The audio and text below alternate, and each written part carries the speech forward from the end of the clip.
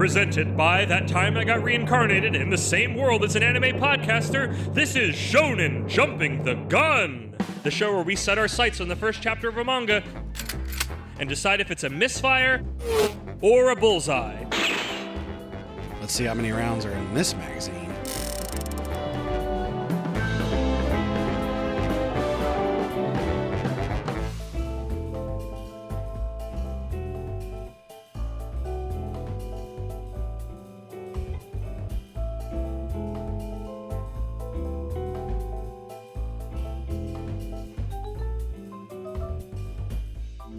Welcome, everybody, to a very special episode of Shonen Jumping the Gun.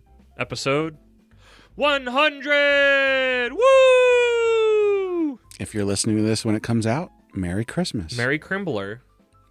Merry Crimbo. And if you're listening to this a week after it comes out, Happy New Year. And if you're listening to this farther in the future, we're glad to have you. It might take a while. We know we're just sitting down to record it, and we know even out of the barest of minimums, this thing's going to be multi-hour. We have a dinner break planned into this. So, welcome everybody to Shonen Jumping the Gun, episode 100. It's been quite a while. 99 episodes. We've been at this for, is it over 2 years? Is it a little under? You have the date right in front of you. I do. October 9th, 2023. So yeah, 2 years. Over 2 years now. That's wild. Now, we didn't start doing week to week. Correct. Until, I forget. I said it in a recent episode. So it was like every other week and then not even that sometimes for a while there. But do you remember why we started doing this? I think, okay, so I did re-listen to our first episode a little bit to see like what we were like. And I think it was, a lot of what brought it on was the fact that we had the studio. I think we had moved everything into the basement at that point. And we were still keeping up. I mean, we still do now, but more we wanted to specifically, record more. We wanted to record more because we didn't have to do a setup and a teardown anymore. Yep. So it just made it easier that we could record stuff. And it was like, oh, we're covering the new stuff in Jump, and that was all what it was supposed to be in the beginning. And then it expanded out from that. Is there something more specific than that I'm misremembering? No, I mean, that was pretty much it, is that you bought a house, and then we were like, let's put the studio up in the basement. Oh, now we have a studio. We should record more. Yeah. I mean, it worked out. I mean, I think it works that 100 episodes later, I still like doing the show. I still think we're finding things. I think there's just there's so much stuff we haven't even touched yet. I think there's so many directions we haven't even walked in amidst all the other weird, silly plans that I've come up with.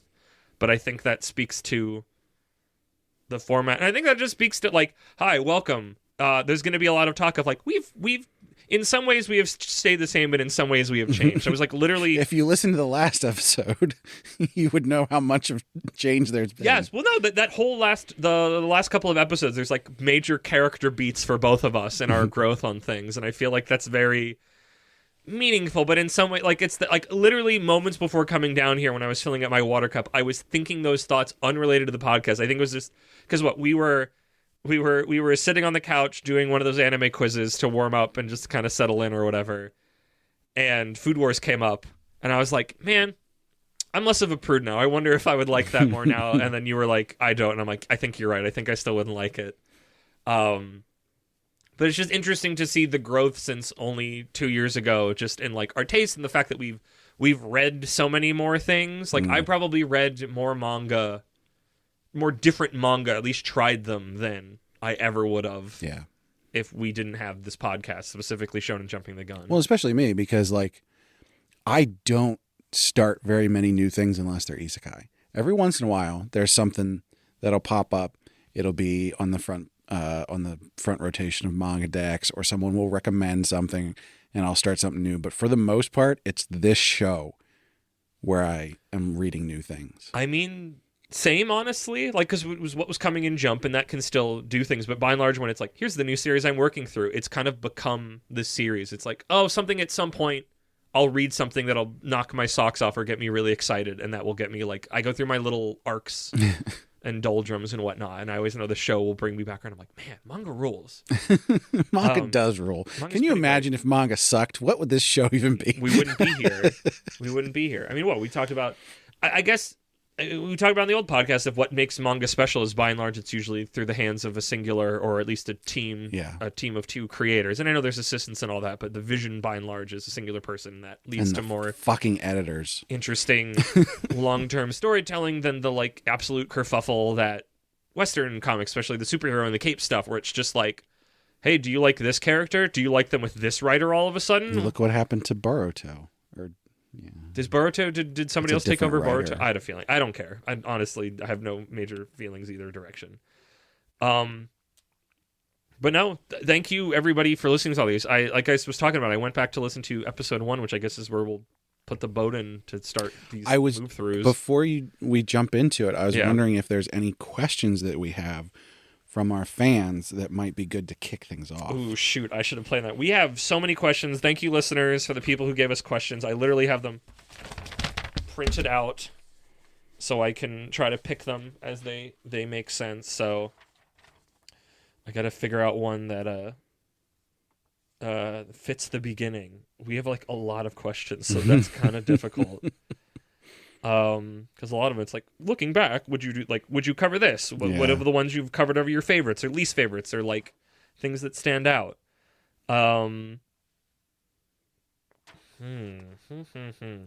guess, I mean, just as like a tidbit, I guess we could do this of, what are your plans for upcoming arcs? The Boys TM arc has been revealed in the works. Are there any other arcs that can be hinted at? I feel like the ones that I'm most excited about are the ones that are just the silliest ones. Yeah. The arc after whatever the heck this arc is. I feel like this became from talking to Lass on Discord, instead of the Heaven Hall arc, this became the bullshit blazing arc. Is this garbage, or was there something in there of all these old canceled Jump series? You will never guess in a million years what the next arc is. Yeah, and I don't honestly, even know what I can say without just giving it away. Right. That can hint even a little bit. In this last year, I think we've figured out how much fun it is to tease things. Yes. And so bleeping stuff has been fun. It's like it brings me joy. We don't really want to like. There's certain things that are sort of easy, and we don't really need to keep hidden. The Boys arc is one. We've obviously talked about that a lot. I think there's like. There's things that we want to do, like the Exorcist Part 2 arc, where we're just sort of going back and looking at these things that we missed in the first version of that arc for whatever reason. We didn't have an Exorcist arc? I guess we haven't actually done a purely Exorcist arc. We've covered a lot of Exorcist manga. Yeah. I have on our arcs list. I do have early Exorcist, so I think going back in time and covering stuff from before, from the 80s, 90s, and 2000s wouldn't be a bad idea. So I guess it didn't really count as an arc the first time, but like that, there's arcs that we've done that we've talked about. Oh, we could have done this, that, and the other series in this arc, but we didn't. So we can do a part 2 of that arc. Yeah, but we never want the arcs to go on for too long. So, you don't want to have like 15 series in a single arc. No, I feel like, because also I get, especially it's different archetypes, I think sometimes are too similar, or like there's some you could go longer, and some it's like the thing that puts them together is too similar. And like I feel like that's the problem. Like, we're never doing another sports arc. I think I can say that fairly confidently. We will cover more sports, I'm sure. It will come up through other arcs. Yeah, but I don't that's think, fair. Yeah, just by virtue of what sports are, and especially like our collective opinions on them, it's just always just like, well, if the series, it's more than any of their ones. I always feel like, well, if the series is good, it'll be good, and if it's not, it won't be. And the particulars of that, unless it's like a really like zany thing, don't always, unless we do like weirder sports arc, but I don't know. I honestly think this year, and by this year I mean the year 2026, so next year for us right now, and maybe you listening, I think we'll have Romance Arc 2. Was Romance Arc our first arc? Was it Sports Arc and then... I think it was Sports and then Romance. That's a good question. I should pull up the list as well. You should pull up the list. Where's the arc names? Yep. Oh, Romance Arc was first. Romance was our first arc. I wonder why. I don't know. Maybe just because there were so many and they weren't really my bag, and it was interesting to poke my head in. I'm very curious. I'm curious to come back to Romance Arc. That's crazy. We didn't start doing actual arcs until episode 35. And it feels like such of what the show is now. Like now it's just I'm doing an arc, and then every so often Jump barges in and makes itself known. I go away. But no, I want to revisit Romance Arc. I feel like I've figured some stuff out about myself that will make that more. I also just I think there was more we could get to that'd be interesting. I need to finish Sweat and Soap. You haven't finished? Of course you haven't. But no, plans for next year. We said the Boys arc. Y'all will never know what's coming after the Boys arc. We already have that planned. What happens after the Boys arc? You won't see it coming.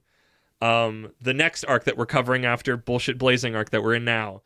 Also, you will not see it coming. If I wasn't so jazzed about the thing that put them all together, I would just fake it and go, well, you guys have to put it together, but it's so important to what I'm going to be doing, what we're doing with it, because it's a little gimmicky. So that's exciting. And just because it's not, I can't tell anything specific about it because we have to go do it. I have had on the list a Touch Grass arc where Brad and I go out to a used bookstore that I have a bunch of credits at and just pick 5 manga off the shelves that look interesting. Just physically buy them and then cover those, and that's that one. We'll probably have another Democracy arc because I've also just been over the years taking both between what y'all submit and between I've been for years just taking pictures. If I go to a bookstore and I see a manga that catches my eye, I go, and I take a picture of that. So I'm sure we could just put together a weird amalgam of those. It's fun having people vote on it. That means more engagement, yada yada yada. But I hate the word engagement is now tainted. With, not in that we got our likes up, but it's more interesting because it's if you are the one submitting them, it means you've read them, so you have something to talk about it with, and we can kind of collectively go over it more. And I think that's interesting. So I guess meaningful community. We do this because we have fun and we like to talk to each other about these things. But having a community that talks with us about them when the episodes come out makes it that much more enjoyable. After so many years, literally years of us going, talk to us here. And then after a while we became tsundere and went, don't talk to us. And then, you keep at something long enough. I think it's the dual things of we kept at it and we still had fun with it. I feel like so many, you can see in other creators where it's just they keep at it because they feel like they have to. And it's I wouldn't be prepping to sit down for a many-houred podcast recording if I wasn't excited about it, even if I didn't know the particulars of it. Speaking of, I think it's time to put in. So our first episode was Kagurabachi, which kind of feels awesome. Yeah. I honestly, I don't know that we could have picked a better something better. Because honestly, I think since we started paying attention to Jump, that's the first big one that came out that lived, that feels in the shonen tradition, whatever. I think it's fair to call it part of the current big 3. I don't know what the other 2 are. But I don't know anything anymore. Probably, I guess. Well, One Piece always, but I feel like One Piece is so beyond everything by virtue of I guess I don't really longevity. Count One Piece. Most people seemingly don't, because it's just sort of its own thing. I guess we'll figure out what the other ones are as we go through these. Yeah. But no, Kagurabachi is a series. I honestly, if we weren't doing this, episode 100 would have just been us revisiting Kagurabachi and reading the first chapter. But we've also talked about mag dumping it. So I'm thinking maybe sometime next year, just randomly, we will essentially do a combo one where we'll cover the first chapter and then we'll just mag dump it and it will be all one episode. Have you kept up with it? No, I've been half of me has been waiting on doing the mag dump to get to refresh and go, because it was one that I'm enjoying this, but I didn't like reading it week by week. Mm-hmm. And part of me was going, well, I know this will get an anime. I'll just watch the anime. As of today, there's 106 chapters. Wow. So yeah, maybe and depending on how I feel after the mag chapter dump. 94. Yes, you are. Hey, we're stopping here. I want some credit. I was trying to catch up before. Okay, I didn't know you were catching. I didn't know you were working on that one. Okay. I caught up on a bunch of stuff in the last 2 days. Okay, no, this is credit where credit's due.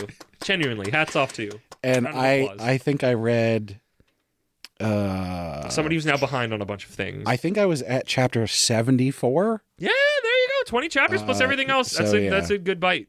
I'm behind. I can't talk now because I'm behind on a lot of stuff. But no, I feel like Kagurabachi was the perfect one. I think it's funny to think back. I didn't check when we stopped doing it, but at some point I got tired of us going, does this live in the magazine or not, and how it'll do, because I was just it's not an interesting conversation anymore. And I'm glad we dropped that. I'm glad the podcast You Again, listened to it. What did we say? Hit. We both said hit, which I would say is true. Hey, we call our first shot. Our first shot. Never got it right again after that. Honestly, it's interesting how much the first episode was like, oh, we've already figured it out, and it's like we have so much more to go at the same time. Yeah. But I think it also helped that we had been podcasting for like 2 or 3 years before then, just not in this format. But I think we've honed this format in more to make interesting conversation. Remember back when we used to time it, so we tried to keep it short? Remember when we tried to keep it under half an hour? It's funny. It's really funny. One of the recent episodes was only like 32 minutes long. I know, and you were like upset. Oh, it's so short. In the episode, I could see you frowning, and I'm like, it's fine. I think it was, what was that? The bug guy, Maury King. Yeah. There's a gag manga. That's something we learned. We can't... Gag manga, we have to cover... I think the idea is at some point we'll cover them in like a shotgun blast episode. Yeah, we could do that.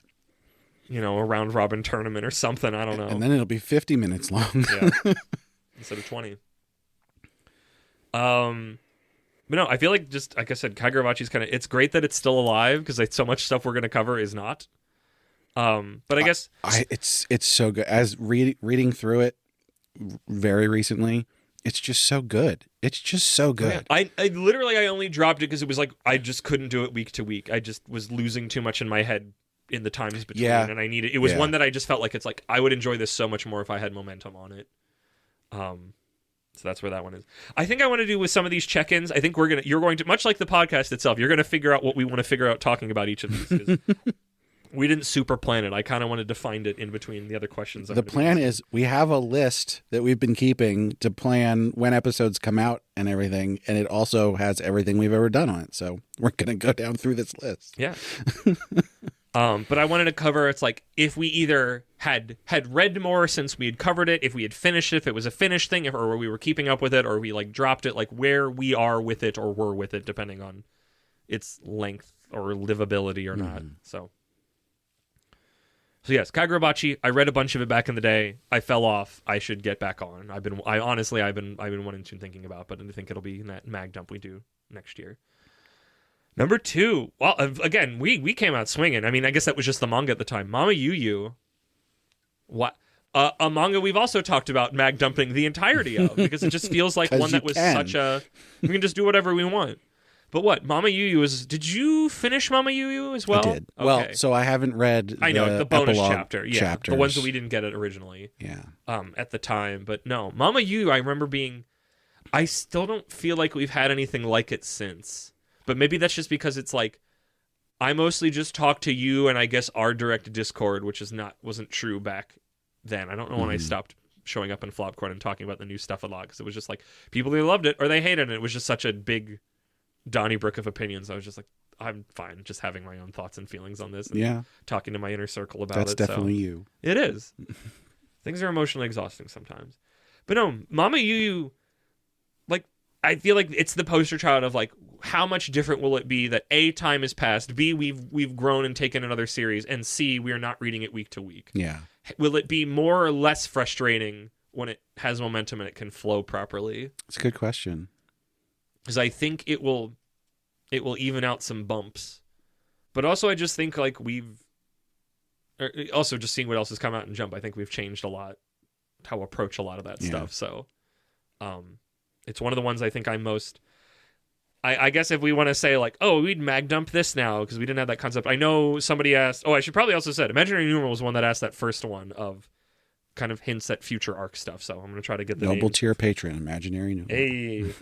I don't know if they or Lass or somebody had asked Lass asked if would earlier series that we would reload. Oh, yeah. Back before we figured out we could do that. And I feel like the mag dump question is also in there. I feel like once we reach that series, we'll go, oh, yeah, we would have reloaded this one. But it is a difficult question because you think back and you go, some of them what was the first chapter like? And did that first chapter leave enough questions in the air that you went, I don't think I can make enough of a judgment call here with one. But also the problem is that we only started reloading when we started covering things that weren't the new things, so there were more chapters to read.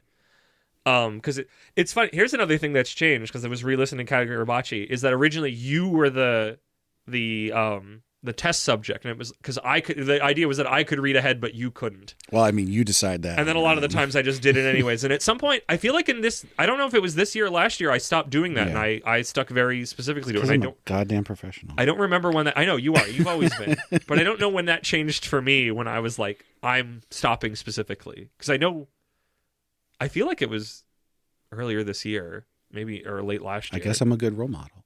Yeah. That's not true. Any major thoughts on Mama Yu Yu? No, not really. I mean, outside of what we will one day talk about it. Yeah, I enjoyed Mama Yu Yu. I wish it hadn't gotten canceled when it did. I understand it to some degree, but I still want to know what the author is doing now. Yeah. I would want them to, because it seemed like they had such it was a really good freshman outing that could have been more than. Fuck, I had another thought on it. I completely lost it. We'll move on, and if it gets me, I'll remember it then. Next up, Two on Ice. A kind of pretty good, but then kind of messy sports one that we read something, I think this year, that was similar to it, right? Where it was like kind of a couple. Someone hurts. Yeah, maybe. I think someone, it wasn't me, but someone somewhere was like, oh, this reminds me of Two on Ice with, yeah. But there was, it was the dance sport one. Oh, okay. Yeah. Because it was kind of a coupled one, but we're Shika-Hai. like, this works a lot better because the one wasn't a cyber stalker of the other one, even if it came from an innocent place. Right. That was always just sort of looming over the relationship, but it was like, oh, this is why he knows her moves really well, and it's like, yeah, but also, I think Two on Ice was one of the first ones where I was like, I think I could read this and enjoy it, and then I never just...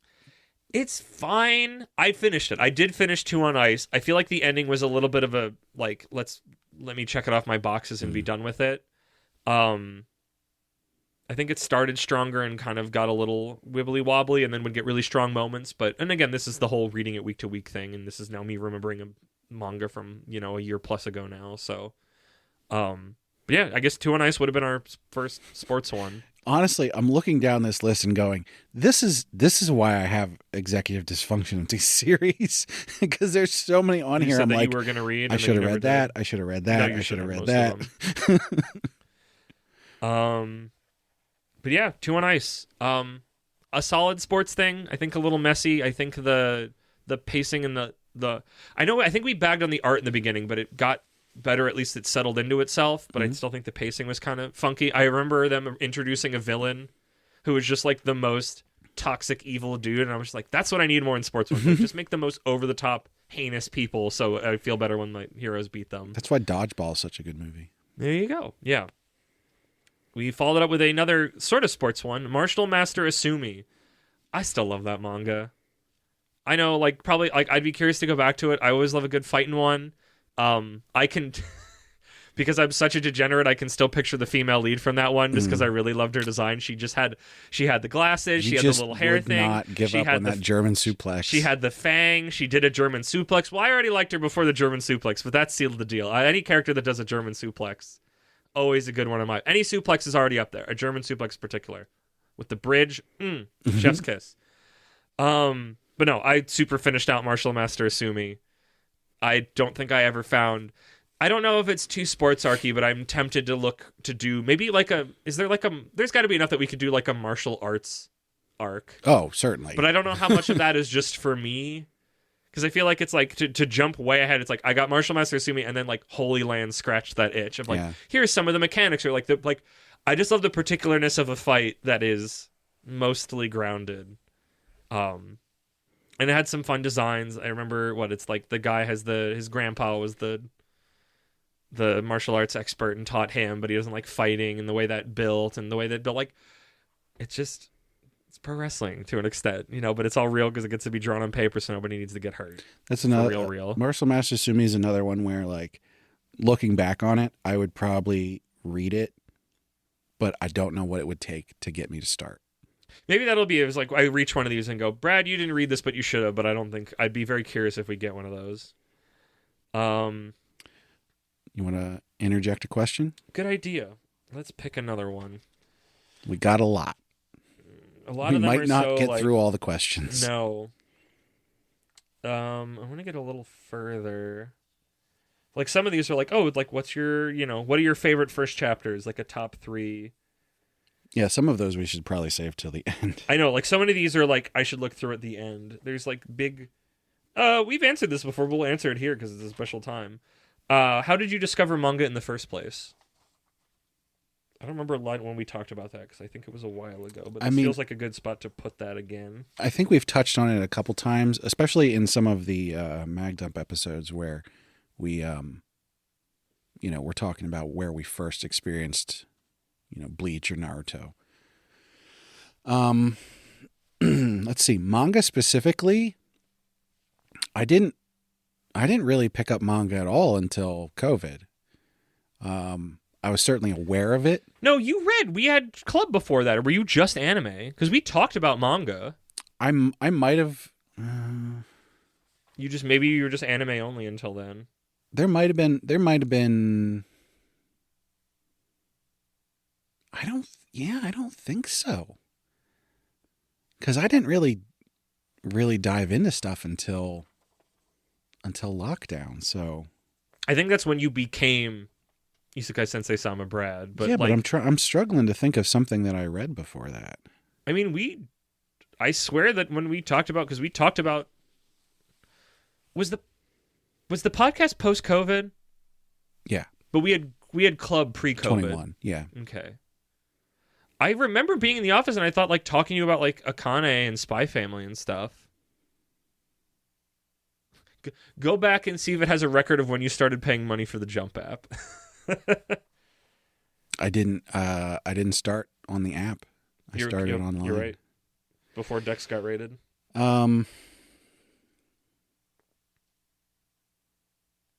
Even so, it wouldn't have been like, it wasn't in my youth, that I was reading manga. Yeah. I know you've talked about coming to it later in life.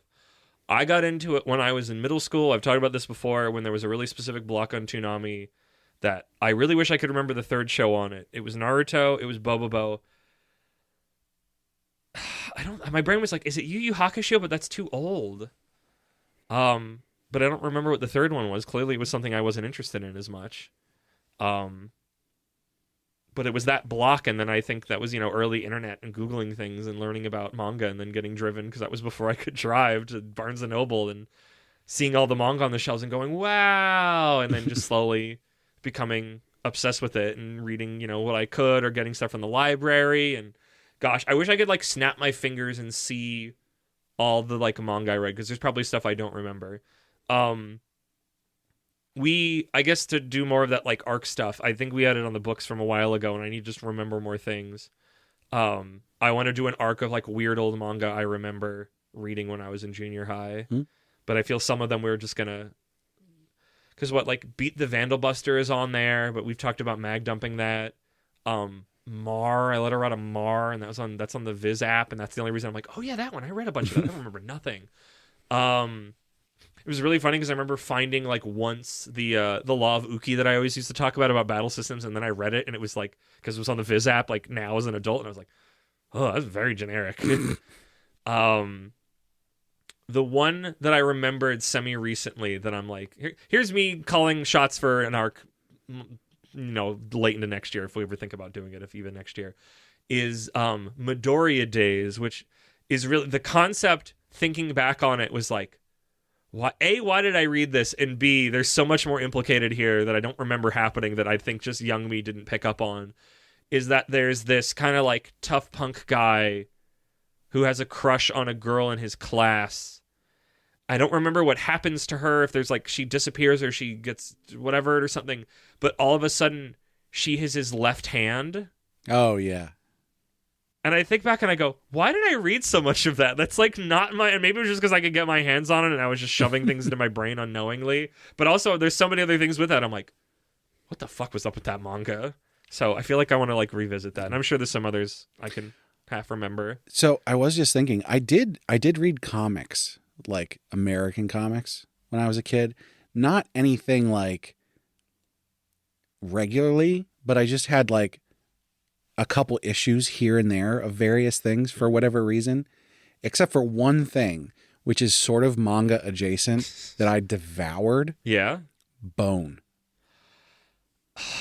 I tried reading. Did I talk to you about Bone? Yeah. Didn't I? Yeah. I tried. I've tried multiple times, and I don't know if I just had to get to it earlier in life. I've just been very like underwhelmed by it, and it's a bummer because I have a friend who loves it more than anything, and I'm just like, and people are like, it's great, and I'm just like, it's fine, like, and it's always it's the conversation we have here. Is it? Did you get to the dragon?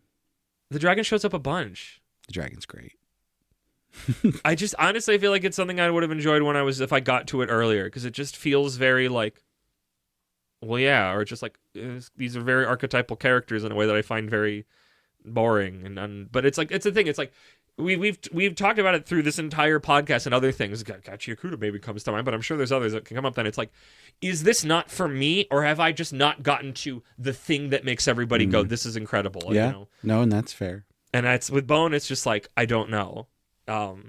It's so hard to tell with everything because that limit is different for everybody. But also, I feel like there are certain stories that are like, oh, it's fine, or it's like it's okay, or it's a good, and then it's like it hits a certain spot, and it's like, because sometimes series just take time to find their legs. What? How many old shows? How many series' strongest season is the first season? Very few. It's like they have to get through the first season, which could be fine until it's like, oh, season 2, season 3. I feel like Simpsons comes to mind, but there's others like, now you're cooking. Yeah. Now there's something going on there. So. Not the way movies work, but definitely the way TV shows. No, because a movie has to be a complete thing right out of the gate.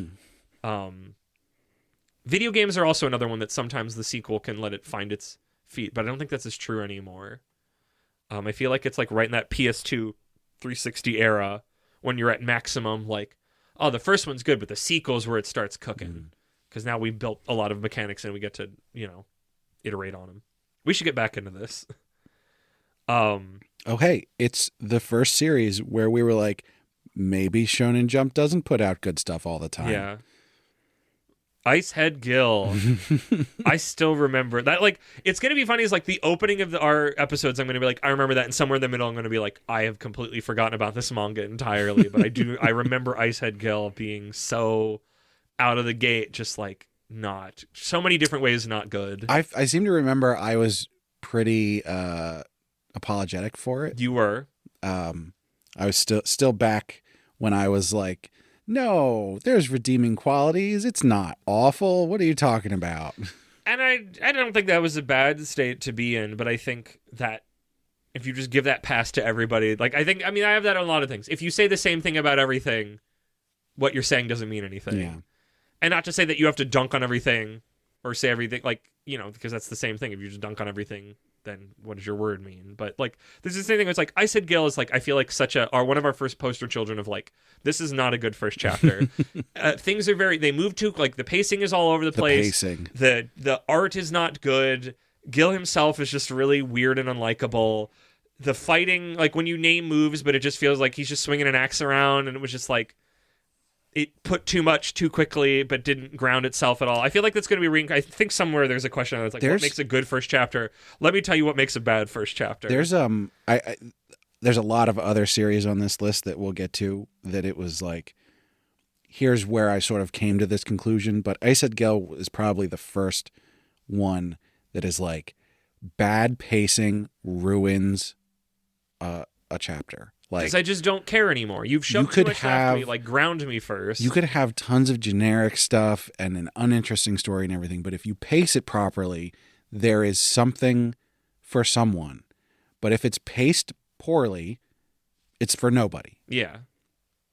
Yeah. Icehead Gill. Yeah, we're gonna get more stinkers. Did you read more Icehead Gill? I don't think so. Actually, I could probably look here. Oh my goodness. I know I read, was that before they tracked what we read though? Let's see. I know I read a few more chapters to give it a shot, but I don't bottom of this list. Icehead Gill, chapter 1. Nope. Didn't read more of that. Or I didn't remember. But yeah, Icehead Gill. Not good. Not good. Next up, a series near and dear to both of our hearts. Yeah. Greens. Such a shame. Yeah. I'll never forgive the Japanese. Maybe it's just because it's a sports series. Like, I think about it more as the one we liked more than I think about the characters or what happened in it. And I don't know what that means. but it means something. And maybe it's just like, it's the ceilings we talked about. It's like, oh, a gag manga only has a certain ceiling. A sports series can only have a certain ceiling of. I think the thing that was so great about Green Greens was how honest everything was. For the most part, yeah. And that it took its time. Yeah. Which, I feel like we've gotten... Is it the only good sports manga in Jump we covered as it was coming out? Keep that question in mind. We'll answer it later. Yeah, I don't know. I guess Martial Master is too. Because what? Two on Ice is solid. It's fine. It's not like you should check it out. Martial Master Sumi I love. Go check it out. Green Greens we remember being great, and I'm sure it's still good. I don't know. We both read all of it. Yeah. So, yeah. I don't know. I feel like that short. coming down again. Yeah, I would say so. I feel like it was gearing up more and building its cast slowly and properly. So, what could have been? What should have been? There you go. Nue's Exorcist, the manga that's still in the magazine that I always have to go. Going? I always have to go, Brad, what's that manga called that's still in the manga? And you go, Hema 10, and I go, no. The one where the girl likes you. It's currently on chapter... Yeah, tell me the chapter count. 127. Wow. Good, I guess good for it. Why? We should reload it so we can figure out what the fuck. No. I want to figure out what the fuck. You know exactly what the fuck. But I haven't fully... I'm curious. Sometimes I've like... Because, hey, other times when we've had everybody shit talk things, we read... which we'll get to later, we read Beast Children. Admittedly, Beast Children, the wheels come off later, and it just kind of turns into a slurry. But that first chapter was pretty solid. Everybody shit-talked it. But maybe it was because they were talking about all of it, not just the first chapter, which is our purview. I don't want to talk about Nue's Exorcist. Okay, we'll move on. That's fine. Dogs Red. Back when I was like, oh, we're just covering all the new manga that comes out in the magazine, or that comes out on the Jump app, because that was some Jump Plus stuff. I'm still reading Dogs Red. If I'm not caught up, I'm literally only a chapter behind. Yeah. 60 chapters out right now. Wild. Time flies. It doesn't come out that often. It comes out every other week, it feels like. It's fairly consistent, I feel like. I mean, outside of, probably special occasions. Every other week looks about right. Honestly, I feel like that's fine if all manga did that, honestly. Dogs Red is one of those ones that I wanted to read more of, and then I just never picked it back up. Honestly, I'd still say Dogs Red, good. How much of this is based on... I would say it's what? I always come back to, it's the guy that wrote Golden Kamui. Golden Kamui is probably one of my favorite manga of all time. Probably when we go to that bookstore, I will see if there's volumes of it and buy it, because I'm about to have a manga bookcase that is waiting for me at my parents' house that I'm going to pick up at Christmas. To put my manga on, because otherwise it's like, I have nowhere to put this. I don't want to buy it right now. I just love the way he tells stories. I love the way he draws his characters. It's one that I feel like I'd get more out of if I read it with continuity, all together with momentum to keep track of people better. But just moment to moment, I'm always compelled by things.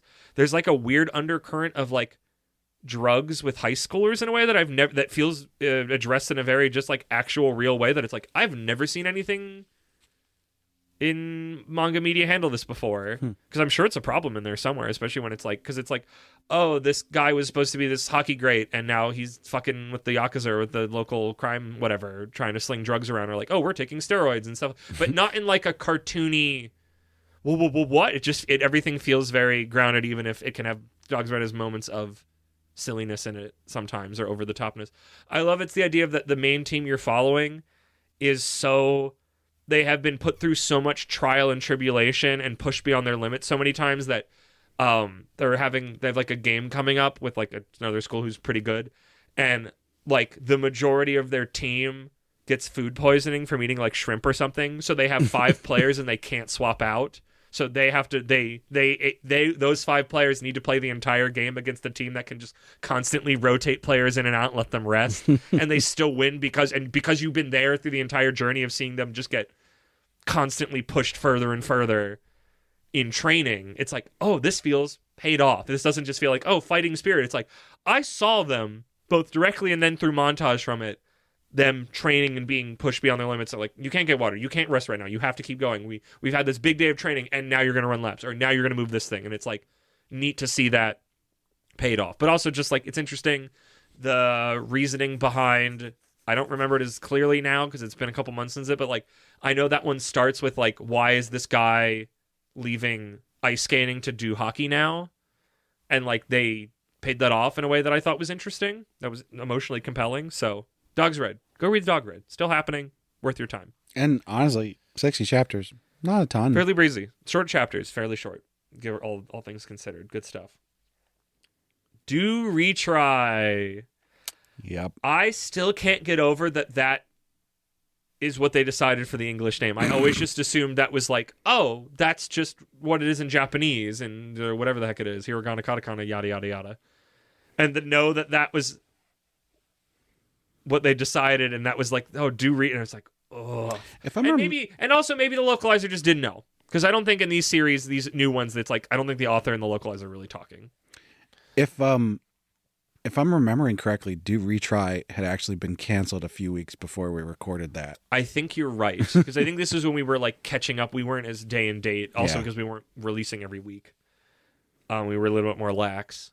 And I think when we started going week by week, we were picking up stuff as it came out. Yeah.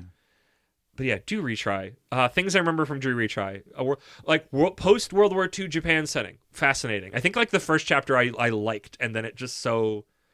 I think one of our questions is like, what's a good first chapter that just tanks afterwards? I feel like Do Retry was that, but I think so much of that was like, I've never seen post-world Japan in a manga like this that wasn't so about it, and even still not that much. Like, it's not a time period they think about a lot. If I'm remembering, I don't think I disliked the first chapter of Do Retry, but it definitely didn't grab me in any way.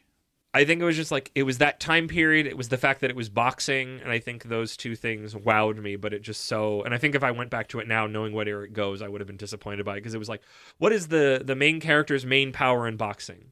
He gets punched a lot. It's literally it. That's literally it. There's a fight that he wins just because he keeps getting back up and nothing else. And it's like, I know it's the Shonen Jump fighting spirit, but you need something else. Cause every fight is just, I get back up is not interesting storytelling.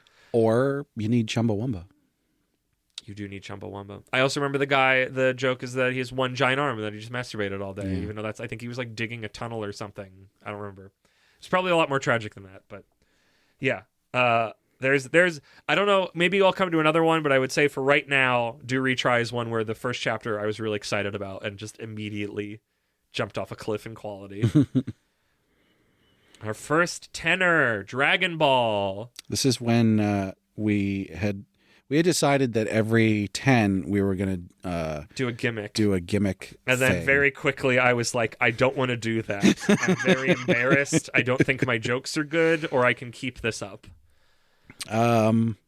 We did it a couple times though. We did it 2 times? Did we do it 3 times? No, we did it twice. We did it 2 times and then I started making 10s pillars, and then we started doing arcs, and then I stopped paying. What did we do for Dragon Ball? You talked to Truxon. I was away, so you talked to Truxon. Oh, that's right. I had a guest. Yeah, that was our first guest. That was our first guest. But like, it's fucking Dragon Ball. I'm tempted to say that like, I don't know if we would do like, oh, that's what it was. I don't remember where I was that somebody was talking about this, but like, I feel like we could do an arc of series that an artist did. No, I was talking about this, but I just don't know if it was on pod. After their big hit thing in Jump. So what is it like the samurai one from Naruto guy, Burn the Witch by Type Kubo. I guess I don't remember what exactly was it. Sandland that Koriyama did after. Yes, and there's got to be 2 more that I'm not thinking of. Technically, we'd read Hunter x Hunter because Yu Yu Hakusho was very successful in Hunter x Hunter, but that's cheating. But it would be... Actually, you know what? I'm putting it in there. We'll never cover it otherwise. Or maybe we'll just do Yu Yu Hakusho because I've read all of Hunter x Hunter for the most part, and I've never really read any Yu Yu Hakusho. Whatever. Time for another question? But it's Dragon Ball. Sure. I feel like I should have given you the questions. Maybe. Do you want them? We could do that. You're better at picking them. I do, but I do. I'm feeling this. Have you ever eaten pistachio bread? Did we get pistachio bread? I wanted to save that for when we recovered Yakitate Japan. Oh yeah, that would have been perfect. Did we get pistachio bread from that? We need to go back to that bread place. Yeah, I don't think so. Unless I ate it there, probably no. I have an interesting and horrifying story about pistachios. Would you like me to tell it? Sure. So when my son was very young, I want to say 2, 3, something in there, somewhere in that range. We were at a friend's house, just hanging out, as we did every once in a while, and our friend had some pistachios that they were eating. And being a child with teeth, they were given some to eat to my son. And then at some point he starts crying and swelling up. And that's how we discovered he's got a tree nut allergy. Oh, all nut, not pistachio. I mean, after that, it's like, well, there you go. So, no, I don't think I've eaten pistachio bread. Imaginary Numeral says, everyone I've talked to online have said no when I asked them about it.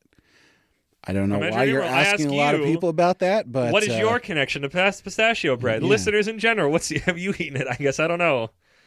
Now I feel like... I mean, also, just I was thinking about we need to go back to that Asian bakery again. No, because that was real good. Cool. One of the things we got was the sweet potato. Yeah, that's what it was. That was pretty good. Yeah. The purple sweet potato. But yeah, Dragon Ball. I did not remember... Wait a minute. Because it was a guest one. Next up is the irregular of the Royal Academy of Magic. Our first actual guest episode. When Shawork said it was right after that one. Did B bring that, or were we just covering it? Yes. Why was B on? Was B on? Did we have B on for something else? For the next one that we're going to talk about. But why did we have them on for that? Just so we felt like it? That's a good question. Because I would have assumed they would have shown up for like a baseball thing. Well, that comes later. Exactly. Maybe I just wanted to have them on. Yeah, we just wanted to do a guest to be episode. Here. Yeah. But this is our first time. So the Astro Baby had just come out, and we were like, we want to do an episode, and B was like really into it. Yeah, and maybe that's what it was. And then we were like, do you want to bring a series as well? And B was like, I brought this one because of Isekai. And we were like, you don't have to do. Okay, because that's what's like, I didn't remember if you brought it or they brought it. No, so I had read it, though. So I remember a character popping out from behind some boxes, and that's all I remember of Irregular, not Astro Baby. It's not bad. I enjoy it. That's why I'm curious how much I can remember of any of the... Because it's like, this is a very, like... premonition Issa 9 before we did Issa 9. Yeah. So I'm excited to see when that starts, because I feel like that's our only numerical consistent, because there's just so many to do, and they're fun little... I think I can see where it started. Well, there you go. Yep. Yeah, we start that fairly soon. But yeah, I don't remember anything about that one. I don't care. Astro Baby, I have finished. Astro Baby, I like a lot. Astro Baby is a series that I'd love to reread from start to finish at one point. I'm literally wearing my custom printed Astro Baby shirt right now. I made sure to wear that for recording. That felt special. I finished it. You finished it? How'd you like it? It was really good. I don't think it I went thought where the it was ending going. was weird. Oh, it's very strange. But it was in a way that I'm like, you know what? Sure. Yeah. In this weird way that an alien understood love in that moment. But it was like, I feel like, because that was one where it's like, it was even more than week to week because it wasn't a weekly manga. Yeah. It was like, I feel like I'm losing some things in the middle that I would retain better if I read it all together. If you told somebody, and this is light spoilers, so maybe jump ahead if you haven't read it. If you told someone that this manga would end with a alien-induced orgy, they would not believe you. In a way, the way that it wasn't gratuitous. Yeah. Yeah. But wild. I would say of things that we covered that were new, so disregarding Dragon Ball, I think so far Astro Baby is the best thing. At least for first chapters. Yeah. I know. I loved that first chapter. I read it a bunch of times. I mean, Kagurabachi's definitely up there. Yeah. And Green Greens is great, but like Astro Baby, right out of the gate, we were like, oh my God. This is great. I love it. I think that was the first... I don't think it fully reached that. That was definitely the first meme answer that we gave. Right? I don't think I've given another one of those, honestly. But just it was doing so many things that I just really liked about it. Yeah. And I was just super excited about it. And I don't think it got to those heights, but I think it's still really good. Yeah. But I think excitement can never... I don't know. Why did it it felt like they ended it earlier than they needed to. Yeah, I think I always just feel like there's going to be more middle to things, to stories, and I just, because I'm coming at it from like, oh, these shonen ones that go forever, but maybe they just don't need to, and it's just what my brain thinks. But like that's what I said. It's like I think I would like it even more when I read it all together, because it did feel like when it started wrapping up that it did what it needed to do. But yeah, if we want to talk about favorite first chapters, that is definitely up there. I know I want to find the third, because I know this is one of them. Do you know what the second one is? The third one I haven't figured out yet. I'll figure it out while we're reading. It's very special. I will give you an arc. It's from an arc. I've got to remember what it's fucking called. Give me a second, but I know what it is. No, I don't know what you're talking about. It's from the sci-fi arc. It was like one of our favorite first chapters, but it was cheating because it seemed like it was from a anthology series. Oh, okay. Yeah. Do you remember what it is, or are we just going to get there when we get there? I mean, we don't want to. We don't want to spoil things. You're right. So, but also my third favorite first chapter, I don't know. I'm going to hopefully find it as we go through these. Yeah. Episode 13, Shadow Eliminators. I think we went back for Shadow Eliminators. Yeah. Other stuff had happened. We were still trying to like catch up to things that had already come out. Because we didn't know we could exit the manga really. We had outside. The Irregular we kind of did. Like that was the first thing. And then the next one is where we really like, I'm starting to make up reasons for us to leave, and then we just never did those again because we just started leaving, whatever. Man, Shadow Eliminators is like an episode I go back to that it's like us dunking. Like like I said, I've said in a recent episode, every so often it's just nice to have a double dunk episode. So we shouldn't have them all the time. They should be a special sometimes treat. Yeah. But sometimes it's just nice to get that out of my body with a friend. Shadow Eliminators set up the best reoccurring callback, which is, well, at least they didn't end on the name of the series. Man, like there is another one. There's another thing that we can say of things that make bad first chapters. Shadow Eliminators, too many proper nouns out of the gate. Yeah. Not enough character building. So much garbage bullshit right out of the gate. Like just I think it was one of bad the first thing that we're going to talk about. I think this is one of the first times we actively talk about Exorcist fatigue. Yeah. Every 2 years ago. Every bad thing that we're going to talk about as we go down this list just all leads up to Gonron Egg. Oh man, Gonron Egg. But yeah, Shadow Eliminators. Next up, our first, at least my directed first proper outing from the magazine and the app, Star Strike It Rich, which was supposed to be like for my birthday or something, because it was like, oh, women MMA. Some of it was the app it was on, but some of it was just like, I was just disappointed because I just didn't like the art style of it. Yeah. They just were weird and it was strange. I think about it now because I think there's like the girl who's like a teenager and she seems all sweet, but she's like an Uber killer. She's like a super soldier. And I think it's like, this is too absurd in a way that it's not what I wanted. So maybe there's still somewhere out there the female, slightly exaggerated reality MMA thing that I want, or like Fight Club. It's the thing that I want for Mama Yu. I think that was the thing of Mama Yu, is that there's that one, the girl who's the demon or hero from another universe who's an idol, but idols fight in fight pits. And I'm like, that's so cool. Follow that. And she was the best. I don't remember her name, but she was the best. So that leads into a question I've got here from Cake Dwarf. Hey. Noble patron Cake Dwarf. Our marquee. Do you consider covering webtoons sometimes? Things that aren't in Shonen Jump? I'm not against the concept. That you know more about than I do because of heroin addiction. Well, I definitely wouldn't want to do a romance series for that. But there's tons and tons and tons of Webtoons arc stuff. We could definitely do I feel like because it was like I would have to do more digging to be able to pick out singular things to put them in other things, but it's like whenever I want to figure something out, I go, well, just make an arc of it. That's what romance arc was. It's like I haven't read a lot of romance manga. Let's just read a bunch of them all together. Yeah. And I feel like that's a good thing for Webtoon too, even though that's like a wider plate, but still something that joins them together is just there are a variety of, I guess you could say webtoon, the Korean, the manhwa. Yeah, they're not all Korean though, because there's other stuff on Webtoons, isn't there? Or am I thinking of something else? Yeah, Webtoons has it's not all Korean, but like that's sort of where that the scrolling style stuff originated. Because Shag and Scoob is on Webtoon if memory serves. But I would I read a couple series that are that format. And so I have some experience with that beyond just the the heroin addiction We could series. slide an Isekai in there? Oh, easily. Okay, There's then so many isekai. Humans for the future. We will have a Webtoons arc at some point. Not anytime soon.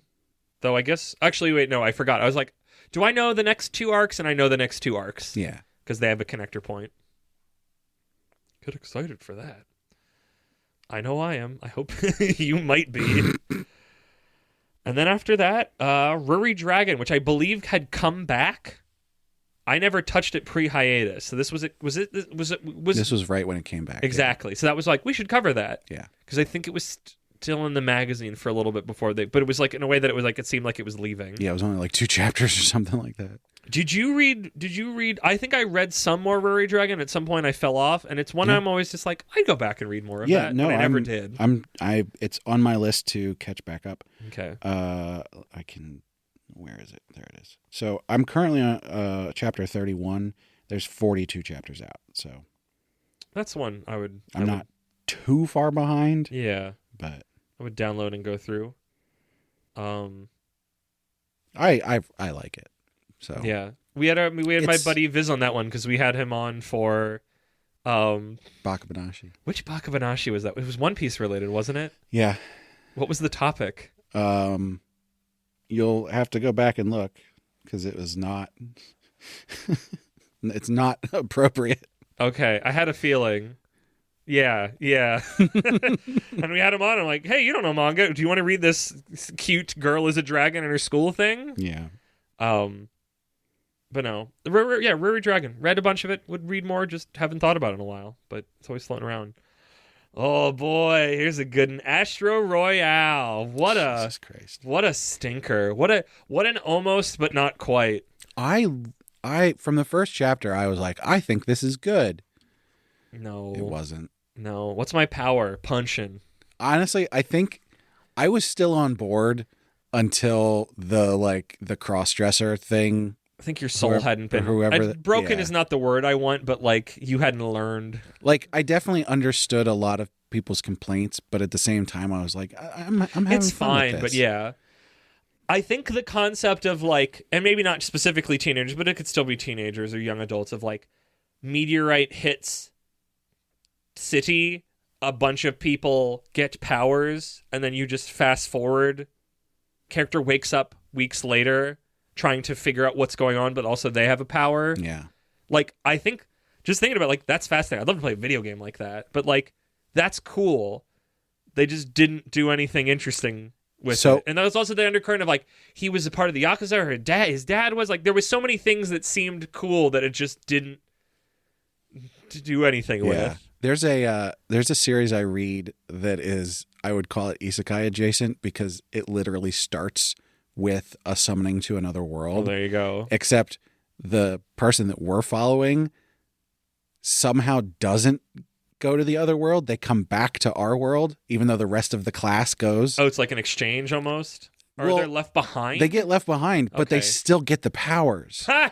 Okay, that's And so they're in our world with these weird powers, and they've got like the RPG board that comes up, and they're leveling up and everything. But like then they're trying to go, oh, I need to keep this hidden, but I need to help people because I'm so powerful and all that. So it's something there. You can do stuff with that. Yeah, I guess I think this is like, if differentiating some of the other ones we said that we didn't like, is that like author presents a cool concept in chapter 1 and just does not do anything interesting or play it out well enough to be worthwhile. And what? Because it was a big deal when Astro Royale came around, because it was the author of Tokyo Revengers going, hey, this is a big no name. Yeah. Come to Jump and then write this. And then he did, and it was kind of mid. I've got a question that goes along with this series. Yeah. Sort of. Yeah. You'll understand once I say it. I have a feeling. From Spubby, who just joined our Discord. Thank you, Spubby. I love saying your name. Who has recommended stuff for us before. What manga have you read with the biggest drop in quality from chapter 1 to the rest of the series? I mean, what I'd say, do retry a little bit. Quality. Yeah, I would say do retry. Some of it is always that, like, a first chapter can be good, but also sometimes the first chapter is new car smell and you get excited. Yeah.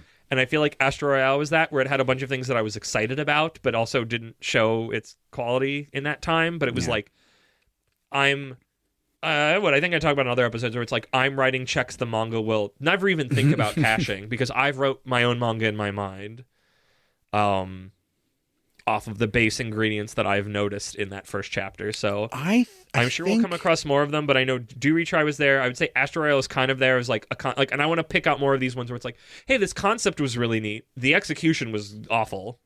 I think Astro Royale was the first one where I really got disappointed. Yeah, like let down. You slogged in there. I was going to say we would never cover Tokyo Revengers. You've never taken in any Tokyo Revengers, have you? Nope. I'm vaguely aware of what it's about. Maybe Boys Arc? Does that have something to do with this question? What? Jump in quality or No, fall I'm in just quality? thinking about it. Because it feels important. And it's like, I watched a bunch of the anime and fell off. But if you haven't taken it in, it feels like kind of important enough to read. But it's like, it's a connection of, this is something else that author had done, but this is something they did beforehand. Hey, there's one. I mean, is that the same author as Astro Royale? Yeah. That's what That's the connection he that wrote I Tokyo needed you to Revengers. tell Sorry. me. Yeah, I thought I said that earlier. He wrote Tokyo Revengers, and then he came to... Okay, you weren't paying attention. A classic. We both do this all the time. But yeah, he wrote Tokyo Revengers. It was very successful. Sometimes there's a time to pray. Sometimes there's just a time to space out and not pay attention. I'm sorry. Could you say that again? I was spacing out. But then he came to Jump, and it was a big deal. Like that's why Astro Royale lived as long as it did, because it had the name recognition, so people were buying the manga, even though it wasn't very good. Right. So I feel like from that, either we put it in reverse, and that this is the thing the author did after their big hit, but we already read that, so we're going to read the big hit instead, or I put it in Boys Arc. I don't know yet. I didn't read it. I don't know if first chapter activates the boys or not yet. I know, right? And then Marriage Toxin. Oh, what? I think because it had dropped on Jump Plus, we had covered this. Yeah. This is the assassin. Oh, you don't even remember? I'm trying to remember. Is his house the master of poisons, or is that a different person? But he wants to get a girlfriend. This is one I feel like... Well, his sister is going to be forced into marriage because he doesn't want to get married. Yes. Because their grandmother's evil. And so he's like, well, then I'll figure out how to get married instead, because his sister is a lesbian. Yes. And that would suck. And there's a weird... somebody he meets... I don't remember if they were a crossdresser or trans, or if it was ever talked about. I don't remember. I think there's something later on with that this is Marriage Toxin one I wanted to keep reading, and I just haven't picked it back up yet. Yeah. Still coming out. I think so, yeah. I don't think it's done yet. This is one I feel like I've changed enough and settled certain things in my life that I can... Oh my goodness. I don't think I will, because there's just so many freaking things to read all the time, and now that I've learned about the manga and graphic novels at my local library, that's been drawing a lot of my reading time. But honestly, I feel like the things that I had bumps with Marriage Toxin personally, those aren't in my life anymore, and I feel like I come back to it and read it and be more interested in it. Or maybe not, who knows. But I feel like this is maybe one I could have reloaded. I don't want to say this is my... Yeah, no, I could see that. I don't think this is one that I would put my... This might be the first one. Because some of the reload is that I never read more of it, so I don't really know. I might have read a couple more chapters, but even still, I could have read more of that to figure it out more. And then a special little one for us, Psych House. Psych House. If only you were in a different magazine. Yeah, but even it's got such Sunday newspaper vibes. Yeah, no, that's great. I love that. Yeah. It's so cute and wholesome. Yes. It does not belong in Shonen Jump. And the world showed us that. And it sold very poorly and all that stuff. And then... because this is before we were releasing weekly, because I was like, I remember us doing more, and it's like, oh yeah, we didn't do more back in the day. Because we went right from Psych House to Double House, because it was June, right? Yeah. So it was Pride Month. Pride Month. But I was like, oh, we did more than that. But it's like, no, we only did 2 for Pride Month because... We only did 2 weeks. We only did 2. We did every other week back then before we swapped to weekly for some insane reason. Well, it's because we had a 20 in the middle. Yeah, because that's why I was like really confused. I'm like, what is Bleach doing in there? So yeah, Double House. I remember enjoying, but I don't remember a lot about it. I feel like it's one if I didn't read more. Maybe it wasn't very long. Maybe I did read all of it. Maybe it was only like a miniseries. I don't remember. But it was like a woman getting away from her relationship. I think it was 2 volumes. No. It was short. Or either that or we just didn't get all of it. But I don't remember. Yeah, I don't remember for Double House, no. But it was started Pride Month because it was somebody had suggested it. We found it through Googling of just like I think it's a woman getting out of her family in a relationship, or just maybe her family, and meets like a trans woman lives in her building. And like them becoming friends, and I don't remember if it became more or not. I don't remember if I read more or not. I'm glad we covered that. I enjoyed that first chapter. I would cover more queer manga, I say, with some of the ones I've seen being. So, Lass of the Red Rose asks, where did it go? I was just looking. Loading question. Have you considered doing an all shoujo arc? And if so, what are you interested in covering during it? Yes. And the answer is I don't know. I don't know enough about shoujo, but I know we've talked about that for literally years, that it's like, we should do a shoujo arc. So, you know what? I have the opportunity to change my mind because I always do. Maybe that's what comes after in 2 arcs' time. I don't want to say it out loud because I don't know how well you're going to edit this thing, because it's going to be 1 billion hours. So I'm trying to like fill dead air and not say things that need bleeped.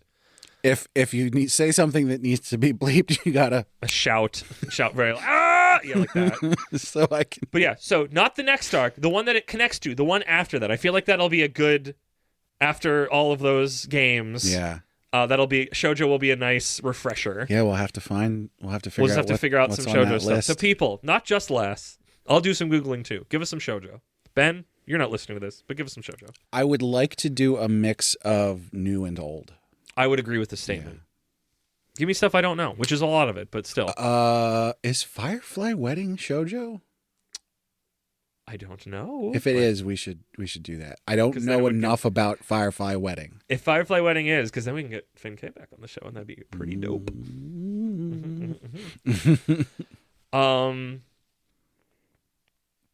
But yeah, we've talked about shoujo. I think I just need to do it because I think it's just because it's not in my wheelhouse. But like that's precisely why we need to do it. In the same way that we did Romance Arc last year or 2 years ago, whatever. So I hope everybody listened to the Bleach episode.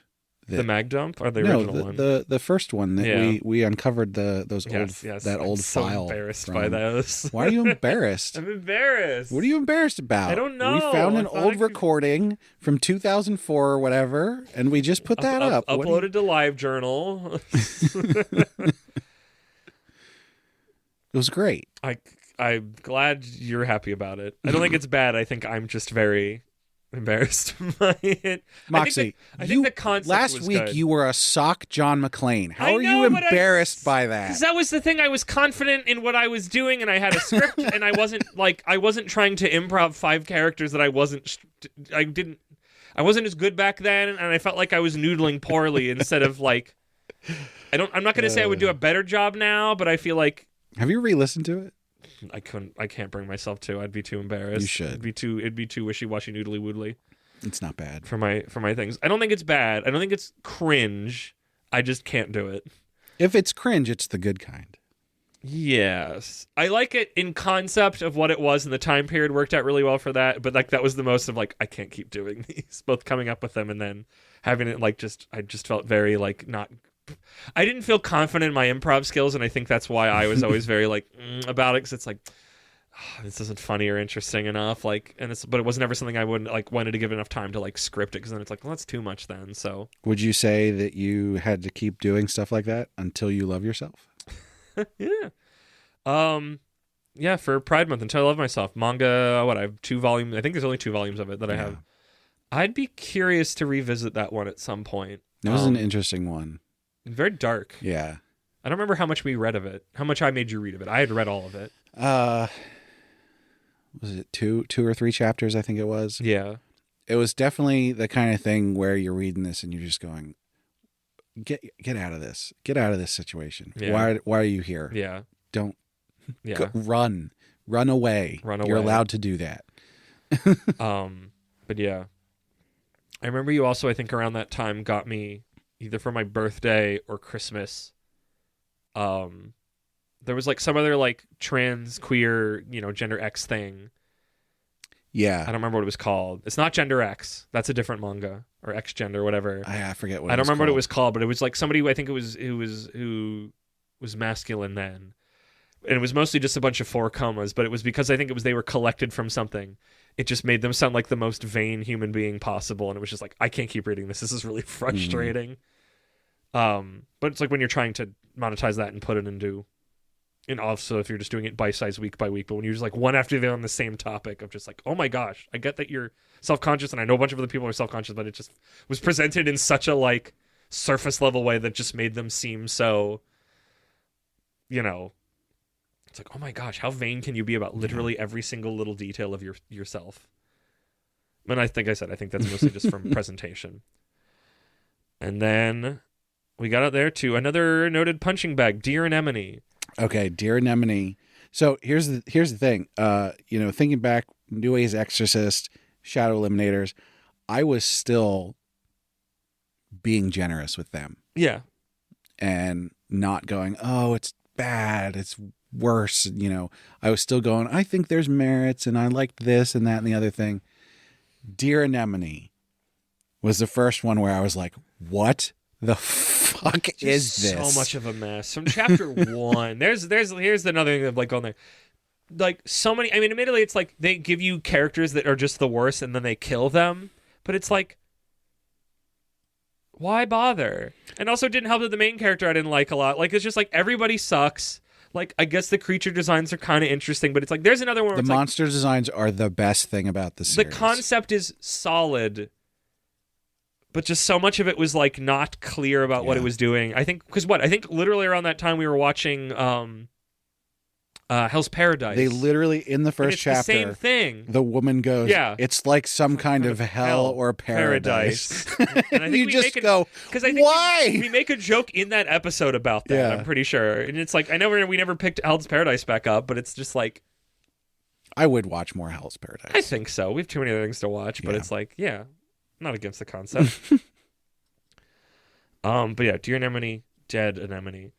And then Hema 10, still in the magazine, right? Still going on. This is the first one that when I look at our list here, I go, wait a minute. That was that early? Yeah, right? Like how many chapters of Hema 10 are out now? Again, one that I feel like if I read now, I wouldn't come down as harshly as I did back then. Yeah. Through personal growth. So still something I have no interest in reading. It's not for me. I'm on chapter 33. Okay, how many though? Is it 100 something? Closer? 72. Wow. You know what? Good for Hema 10. Yeah. I hope Hema 10's doing well. I wonder what it's doing right now because I'm really far behind. Very curious. Somebody tell me what's going on in Hema 10. Is anybody? No, don't. I'm gonna. Tell me. Don't tell Brad. Don't tell.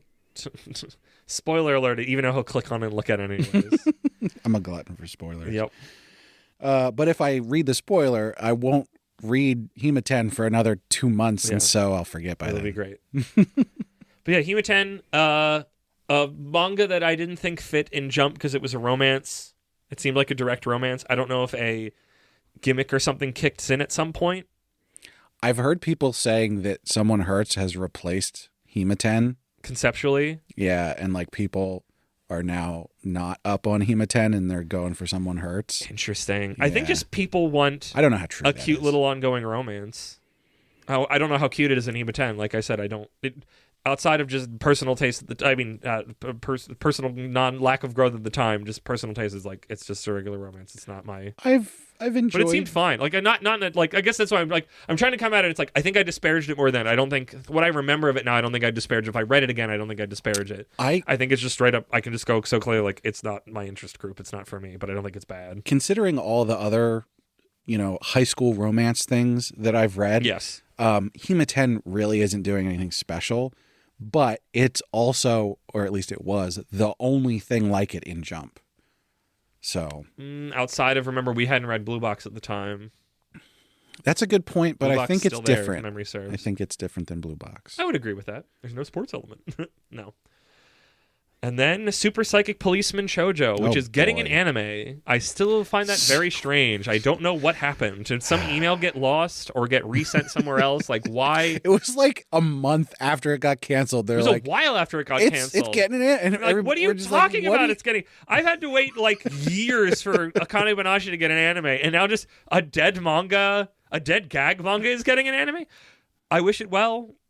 I hope it's got the fucking 3-minute thing that those Roboco ones did, where it felt like it's bump got of it. speed. No, it can't, because There's too much stuff happening. It's not the thing that I think I've established for comedy and gag, and the difference between them is that in a gag series, you're looking for a laugh on every single page, and Shoujo doesn't do that. Shoujo, I think, has gag elements, but it is more a straight up comedy. I think it's more gag than otherwise, but I agree with your statement. I think it just spends more time doing other things in between its gags. But I think it has enough gags of just ridiculous things. Don't tell me a non-gag. I mean, even just a comedy manga. Don't tell me it's not a gag manga when he uses a wrecking ball to play Cat's Cradle. I was just thinking that I think I would that's a describe gag manga it bit. as a wacky comedy. There you go. But not necessarily a gag. I know that, like, Shoujo, I feel like we have certain anime manga that we keep coming back to, we covered that is like our sticking points about certain topics, and I feel like Shoujo is yours for gag manga. Definitely.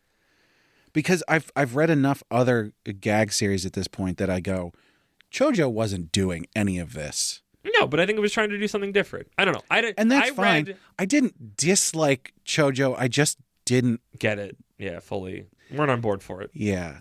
I think I read about like a dozen chapters of it, and that was when I had like a big purge of like, why am I reading these things that don't directly bring me joy, because it just makes reading work, and that's not what reading should be. I'm still planning on finishing it. You're so stupid and naive. Maybe. Okay, not stupid. You are naive. You are not stupid. You are smart. You are my friend. What? I wasn't listening. Could you repeat that again, but louder? on tape? Oh, wait, that was already on tape. Next up, episode 25, Kyokuto Necromance. It was a necromance. It was a supernatural. What's the word that I want? It was an Exorcist series. It was. It was kind of cool. It was another goddamn Exorcist series. I remember enjoying the first chapter. Here's, I think, another one where I think the quality fell off, or it just sort of became... I mean, I know people kind of said it was bland for a moment from the beginning. I thought it was neat. I liked the art. There wasn't really anything in Jump that looked like it. And it had like a little like spookiness, eeriness, greediness, grimminess to it that I liked. But obviously, like, I read a bit. That was another one that didn't survive that purge. I never finished it. So I was just like, this isn't doing enough for me week by week to feel like something. So, I mean, I read the whole thing. You read all of it? Yeah. Wow. The thing with Kyokuto Necromance is, like, up until the last 5-6 chapters or so, it was like, okay, I get it. We can keep moving forward with this. I wasn't hooked on it or anything, but it was interesting enough. Yeah. And then, god damn, did it jump the shark. Yeah, you were talking about that. Holy shit. It just felt like it wasn't... I would have had to do too much other reading just to get there to have a couple-minute conversation with you about it. The ending was so ridiculous. Sometimes it's... If I read more things to the end and having like a categorization of like, authors do these 3-4 things when their series is getting cut early. Yeah. Here's the general paths they take. You look like you want to ask a question. I'm just looking over the questions and seeing if there's anything, because I'm trying to pick like things that are questions that are relevant. But to so many of them are either they're at the end or we need to be thinking about them as we go, which is why I've been doing like bad first chapters, good first chapters, like our favorites and whatnot. Speaking of favorites, Brad, it's another gag manga you talk about all the time. A year and a half later, Yokai Buster Murakami. A manga I feel like I need to read just so I can actively talk to you about it. So fucking good. I love it. You love the pieces It's hilarious. I remember really loving the first chapter. Murakami is the best straight man. Well, no, that's the other way. He has a flat affect, but currying is the straight man. Yeah. Who is living in the world of exorcism, but is always completely blown away by everything, by how calm and straightforward Murakami is about everything. It's so good. It's so fucking good. Maybe just when I tried chapter 2, and again, that was around the time of the purge, I just wasn't in the mood for that, and that's why I didn't like it. And that's like when it got canceled. But I I remember being very wowed by chapter. Like I remember also finding chapter 1 really funny and really consistent with its rat-a-tat-tat humor. I don't begrudge anyone from not liking it. I don't think it's for everybody. I don't think it could have lived for a super long time. No, I think we both said that from our first chapter. It had lived longer than it did. Yes. But yeah, I just feel like I should read it because, like I said, I remember loving the first chapter. So there's a really good first chapter of a gag manga. Like that's where I feel like first chapters we've talked about struggle a lot because a gag manga needs to set up its basis so it can leave that. Yes. Or like you need time for like a gag needs to become reoccurring. The first time Roboco talks about her knees, it's like, but then after that, it's like it's the knee bit. Like it becomes like an old friend after a while, and it's a funny bit. So, are there any other Japanese media forms that have had a great impact on you? I mean, anime, duh. We watch a lot of it. I love anime. I know it's on there. I've never really like watched a series, but I love Sentai Tokusatsu stuff. I love the flashy outfits. I love the posing. Me and posing in flashy outfits is like, yes, I love that. I want like a Sentai team in pro wrestling. So that's bad. One of the ones that Imaginary specifically called out. I know, that's why I was thinking about it. I was just thinking because we were talking about Murakami about Manzai. Yep. And Manzai. I haven't actually taken in a lot of pure Manzai, but whenever it shows up in other things, be it shows up a lot in a manga, in an anime, whatever it is, I love it. It's got to be my favorite form of like, not my favorite form of comedy necessarily, but performance between like a duo between people. Like I just love the way it just flips whatever situation on its head. Yeah, somebody's freaking out about it. I'm sorry, I have to finish this Sentai thought. There's like a indie pro wrestling league that a dude puts on in Canada called Mystery Wrestling that you never know what you're going to see. And they had a Halloween episode or a Halloween show, and people were dressed up. They had 4 people dressed up as like, I don't know if they were specifically the Power Rangers or just Sentai Rangers, the colored Rangers, and they formed the Megazord of like somebody on somebody else's shoulders, and then one person at the left and one person at the right. And somebody like super kicked them, and they all like bent over like they're like, oh, and then they all stood up like they were impervious to pain. And then each of them hit the guy, the left arm, the right arm, the legs kicked, and then the head guy like jumped down or something. I was like, this is what I want. I want this. I want a Sentai team. I want them to pose like there's too many fucking weebs in pro wrestling. Give me a Ginyu Force. People would be about a Ginyu Force. You come out and you do the big. Even if you were heels, if you were goofy, I would love... No, they should almost have to be heels. Yeah. Like, just be really shitty, but do all the little poses and stuff and mugging and whatnot. Yeah. Like, I would love that. And I know there's too many people in wrestling who would love to do that. So, I mean, to that extent, also, specifically, like, Japanese wrestling, there's one that there's, like, a specific place that did it in a particular way, and then a play that took from that and then did even more is that there was a spot, I think it's still going, called Choco Pro that even very specifically during COVID, because they couldn't run big shows, it was a wrestling school. And it was literally just they would film every week with their students, and it was just their little dojo space, which was mostly just a couple of mats in the windows. And they had no ropes. It wasn't a ring. It was a very small little, Japanese spot. But they would just run these insane shows there, and just the amount of creativity and silliness was incredible. And then on top of that, one of the guys who would work there, who was from British name, is it Chris Brooks? Runs something similar, an even smaller space in a bar called Bakagaijin, which is even more like gonzo, and like people are coming in costumes and just wild, we're jumping off the roof onto things, the people in the small crowd are hitting you with stuff. Like, it's just the most wild, insane stuff. Like, there's nothing like that I know of over in the West. So shout out to that. Shout out to, what's it called? I'm doing the pose. Kabuki. Kabuki is always something I don't think I could watch a full thing, because every so often I get like mini hyper obsessed with it and watch stuff on YouTube, but it's like by virtue of like, I don't know what they're saying. But it's always so strange and weird of all the posing and the music and like seeing them make, like every so often I go, I'm going to find those One Piece Kabuki shows. Somebody has a recording of them somewhere and I never find them. But I want to see them so bad because those trailers, like the costuming on it, everything looks incredible. And it's like, Yeah. I can follow this story because I know One Piece. And it just seems so, like, such neat theater specific to a nation, as somebody who is in theater. But yeah, I don't know. There might be something else. I can't think of anything else. I don't know origami. I don't know. You got anything else, Brad? No, I mean, it's really just anime. Yeah. Japanese snacks and treats. Every once in a while, I'll watch a Japanese game show on YouTube. Those are always fun. My favorite is when Jack Black was on the one, and he had to like get the teen girls to guess whatever the song was, and he's listening to it in his headphones, and he's just like recreating it. What era of Jack Black is this? Oh, this is from like probably mid 2000s. I'd say. Okay, that's a pretty good vintage maybe Jack Black to be on there. When early he's 2010s. Really firing off on all cylinders. Yeah. How did I see that then? I'm sure I've shared it with you before, but we'll watch it. We'll watch that then. Speaking of watching things, let's get back on it. We are another thing. I feel like we're finally reaching things that are alive in the magazine that we covered from the start. Like we're getting into like a big clump of them. I have.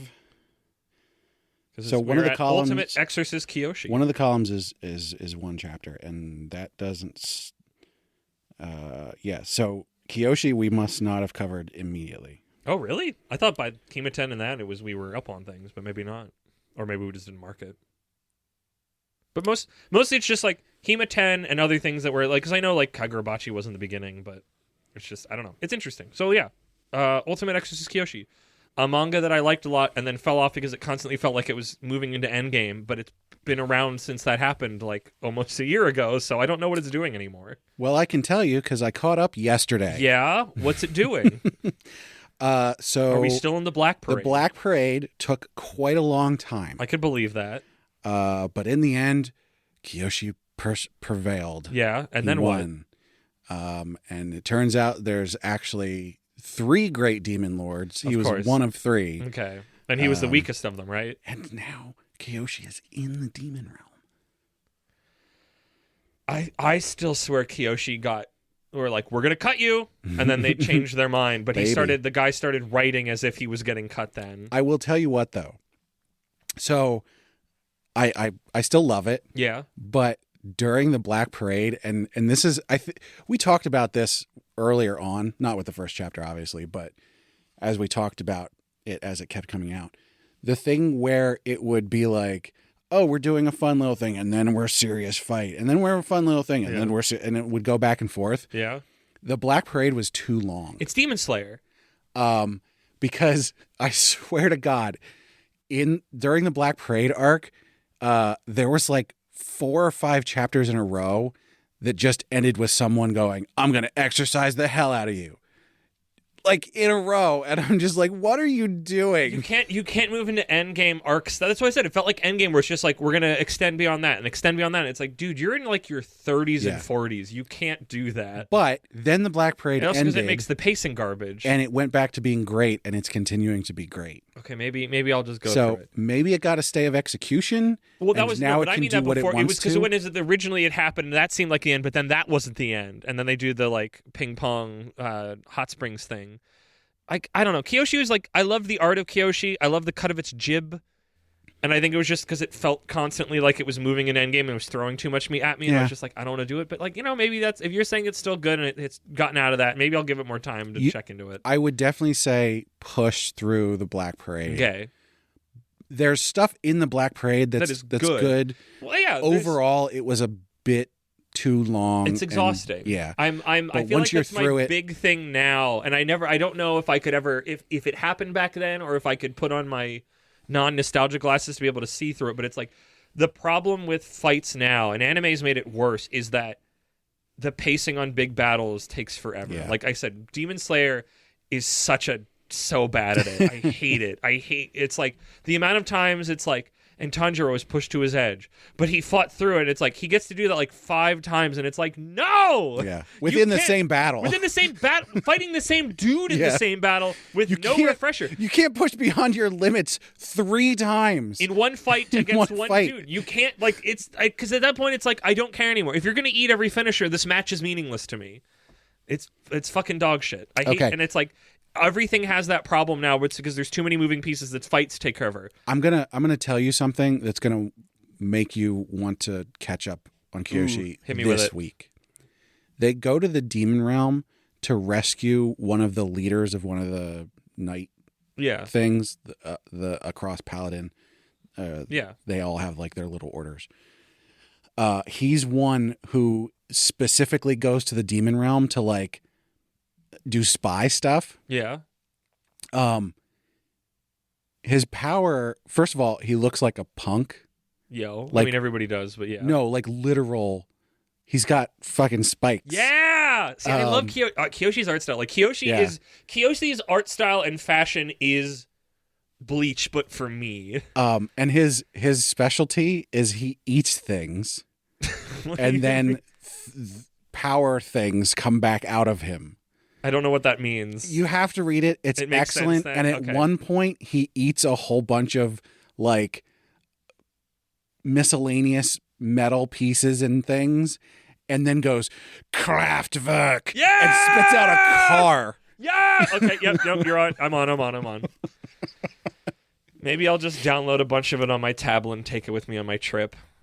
Maybe that's what I got to do with it. Because I would love you've got me back. Next is Kyoshi. I think we're going to become friends again. It's good. It's really good. Yeah. I'm really glad I caught up on I'm glad you did to tell me that, because I never thought it was bad. It was just like, why do I want to read something that seems like it's near death that I'm not enjoying? But it's like when you push through it, because it's like, I know it can be good. It was just and then when it's like, oh, I'm 45 chapters behind. I guess I don't need to worry about it ending. Yeah, exactly. It's like, I'm not going to extend myself to get to an ending that it's like, no. But like, I know it can be good, and I've enjoyed in the past. So. Yeah. I don't remember exactly how far I was behind, but it's currently on chapter 74. Okay, that's not too bad from where I mean, I'd go back a little bit to what I read to remember anything. Yeah. I'd probably like speed run from the start.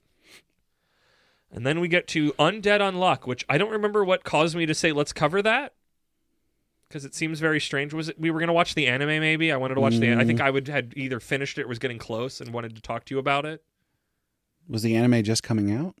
That or I wanted to watch it and I wanted to read the first chapter with you before we watched it. Which admittedly we didn't. We watched the episode and I didn't like the tone of it. But Undead Unluck, a series that I've read all of, a series that we bring up a lot as a tentpole or as a major reference point of a manga that can start off from chapter 1 kind of weird. Again, I will stand by its first chapter. That it was good, but it's not like even if you don't care about that and you get through it and you like it just fine. It's like fine. It's like fine to good. Like it's solid. It's like you're eating some stuff, and then like 3 to 4 volumes in, it's like, oh fuck, you're cooking. And then like a couple volumes after that, it's like, oh my gosh, you might like just the way it puts all of its stuff together. Is just so good. Like it's just so. I know you'll never read it probably, but like probably not. It's honestly one of the best shonens. But it's because I think like it's so interesting because it is such the because that first chapter is so divisive, understandably so, and then also the first couple of like the first arc or two are very just like it's shonen stuff. Or like I feel like it's like it's the secret. It's the secret sauce. It's the secret gem that nobody knows about except the people in the know in Jump, and it got to live out its life. It's like 200 some chapters, I think. And it is my go-to of going, this is the thing you don't know about. Don't watch the anime. Read the manga. Push through. The first chapter makes you uncomfy. It doesn't happen anymore. I promise you. And if the first couple of chapters don't fully grab you, like, give it some more. Like, when it starts... Like, that is the one where that's my example I point to go. Sometimes you just need time to get enough ingredients together so the meal can start cooking. Because you can't, we already say, if you try to put all the ingredients in chapter 1, it fucking sucks. Yeah, and you can't do that. The biggest thing I see every time that happens is 2 of the couple bad things that a first chapter can do. 1, horribly paced. Yeah. 2, too many nouns. Too many proper nouns. Yeah. When you try to put all that stuff in, it just falls apart. You can't do it. You have to dole things out slowly. Yeah. But no. Undead Unluck, one of the best female protagonists. She takes the ball. I don't remember her name right now, which is not a good thing for my point, but I never remember names. Between her and Andy, which I only remember because he's got my government. Sometimes they trade the ball, but by and large, she's the protag. She's the one you finish with. Honestly, I just for what that first chapter is, where he gropes her. Honestly, it is one of the best romances in Jump. You will want to know this couple, by virtue of their situation, can have sex. Genuinely, this is not a sicko take. I stand on what I read. You said honestly earlier. You said now that I'm not a prude, but I think you what you weren't a prude for a while. No, but I think just other things had to click into place. But I think that one won me over. I think I was feeling some things when I read that chapter 1 many, many years ago for the first time, not for this time, but honestly, Undead Unluck. If you have not read it, read it, please. I beg of you. It's the secret gem and Jump not enough people talk about. And it got to have its time. Okay, our start of the Isanines. The first Isanine. What is the full title? I can't read all on my tablet. I got a new skill every time I was exiled and... Yeah. I don't remember the full name. Good. I don't want to talk... It was an I'm glad we started Isanines. I don't remember. I got a new skill every time I was exiled, and after 100 different worlds, I was unmatched. Whatever. It's an Isanine. They kicked me off of Tinder. My profile was too big. Yeah, whatever. No, he's got a love interest from chapter 1. So okay, sure. Good. Oh, that's why. Yeah. I know it's weird that I can just go. I'm glad we do the Isanines because I think it's interesting to delve into, and just like I don't remember, I don't care, or just any number combination of like whatever, and we pass by them. But like I do feel genuine in saying I'm glad we cover them because I think it lets me know the scope of what's out there, even if I hate it most of the time. This one, I really do enjoy this series. It looks beautiful, but that's also because it's a light novel, and the person who's adapting it is just drawing it. So it doesn't always. We know that doesn't mean it's going to look good. That's that's not an assurance. There's a reason we coined workmanlike, both in positive and negative. But it's still coming out. I'm still reading it. So good for you and them. It is good for me. It is. That's why I said that. That's why I said it. I'm agreeing with you. Okay.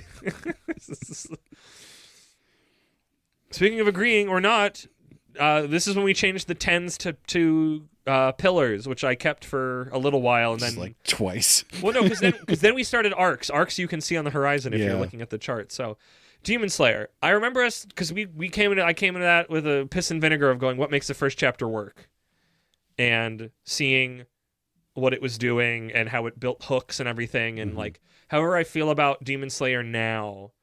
And having never read Demon Slayer, having only watched the anime, I still think that was a solid first chapter. Yeah, and I think it's still the conclusion was, this isn't bad, but also just watch the anime. Oh yeah, I think that was what we took away. Like, I think this is a solid start because it needs to live long enough in the manga to be get an anime in the first place. So, whatever I think of it now, Demon Slayer, a good first chapter, solid first chapter. Because the art is just like, Like, I'm sure it was a good enough read before the anime came out. But then they put the anime out, and it's the most beautiful fucking thing anyone has ever done. So it's going to make it better. The voice actors are great. Yeah. 31. Ichi the Witch. I love Ichi the Witch. I think Ichi the Witch was our first day and date. Whoa. Yeah. That feels special. Kagurabachi being our first episode and Ichi the Witch being our first day and date feels very powerful. Honestly, I got to double check my brain. I think... Is it still up there? What? Your brain? Yes. Okay. I know it's questionable. Outside of One Piece, which is its own little island, even though it's in the magazine, I honestly think Ichi the Witch is my favorite manga running in the magazine right now. I think that's... I don't know that that's true for me, but it's definitely up there. Can you answer that question right now? Because I've answered it now, and I don't... Unless something is coming that will answer that question, which it might.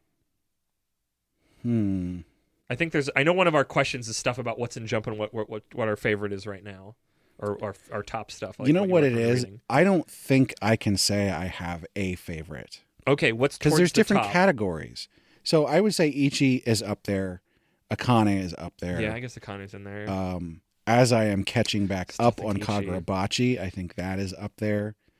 Kyoshi is up there. Yeah. So it's like I have a vague concept of like 5 probably favorites, and they sort of all juggle around and depending on how I can respect that. I don't know. It's like I like Akane. I'm going to get back on Kyoshi. I want to get back on Kagurabachi. I guess I can go over what I'm reading now. Well, part of the problem is that my absolute favorites are not in Shonen Jump proper, so I mean, that's just of what's in Jump that you're reading. yeah. Yeah. What? I'm reading Akane. I'm reading Ichi the Witch, which I think is my favorite. I'm reading Me and Roboco. And yeah, I'm reading One Piece, but I never think about that because I'm reading One Piece somewhere else. I am a degenerate. You are. You're part of the problem. I am part of the problem. I stopped reading Sakamoto Days. I got exhausted with it. I know it's probably fine, but I fell off, and I'm not keeping up with any of the new stuff. I'm going to catch up on that. Yeah, wow. I'm kind of surprised. I'm down to 4. But I think saying that Ichi is your favorite in Shonen Jump is a good opinion to have. It's a safe one, but it's honestly one I feel with my guts. I feel like I'd feel like I'd be embarrassed by myself if I re-listened to our episode on it because I think I wasn't as strong on it. But like what it's done with its cast, what it's done with its world, the way it draws its characters, like it's doing the things that I want. I'm in a new weird world that I haven't seen before. It's approaching ways that I haven't seen before, but in some ways familiar. Like it's the number one with a bullet, the one that I most want to see the anime of, because the way it's going to be able to flesh out background characters and people's performances and the way they're going to be animated, God, they could really ruin it.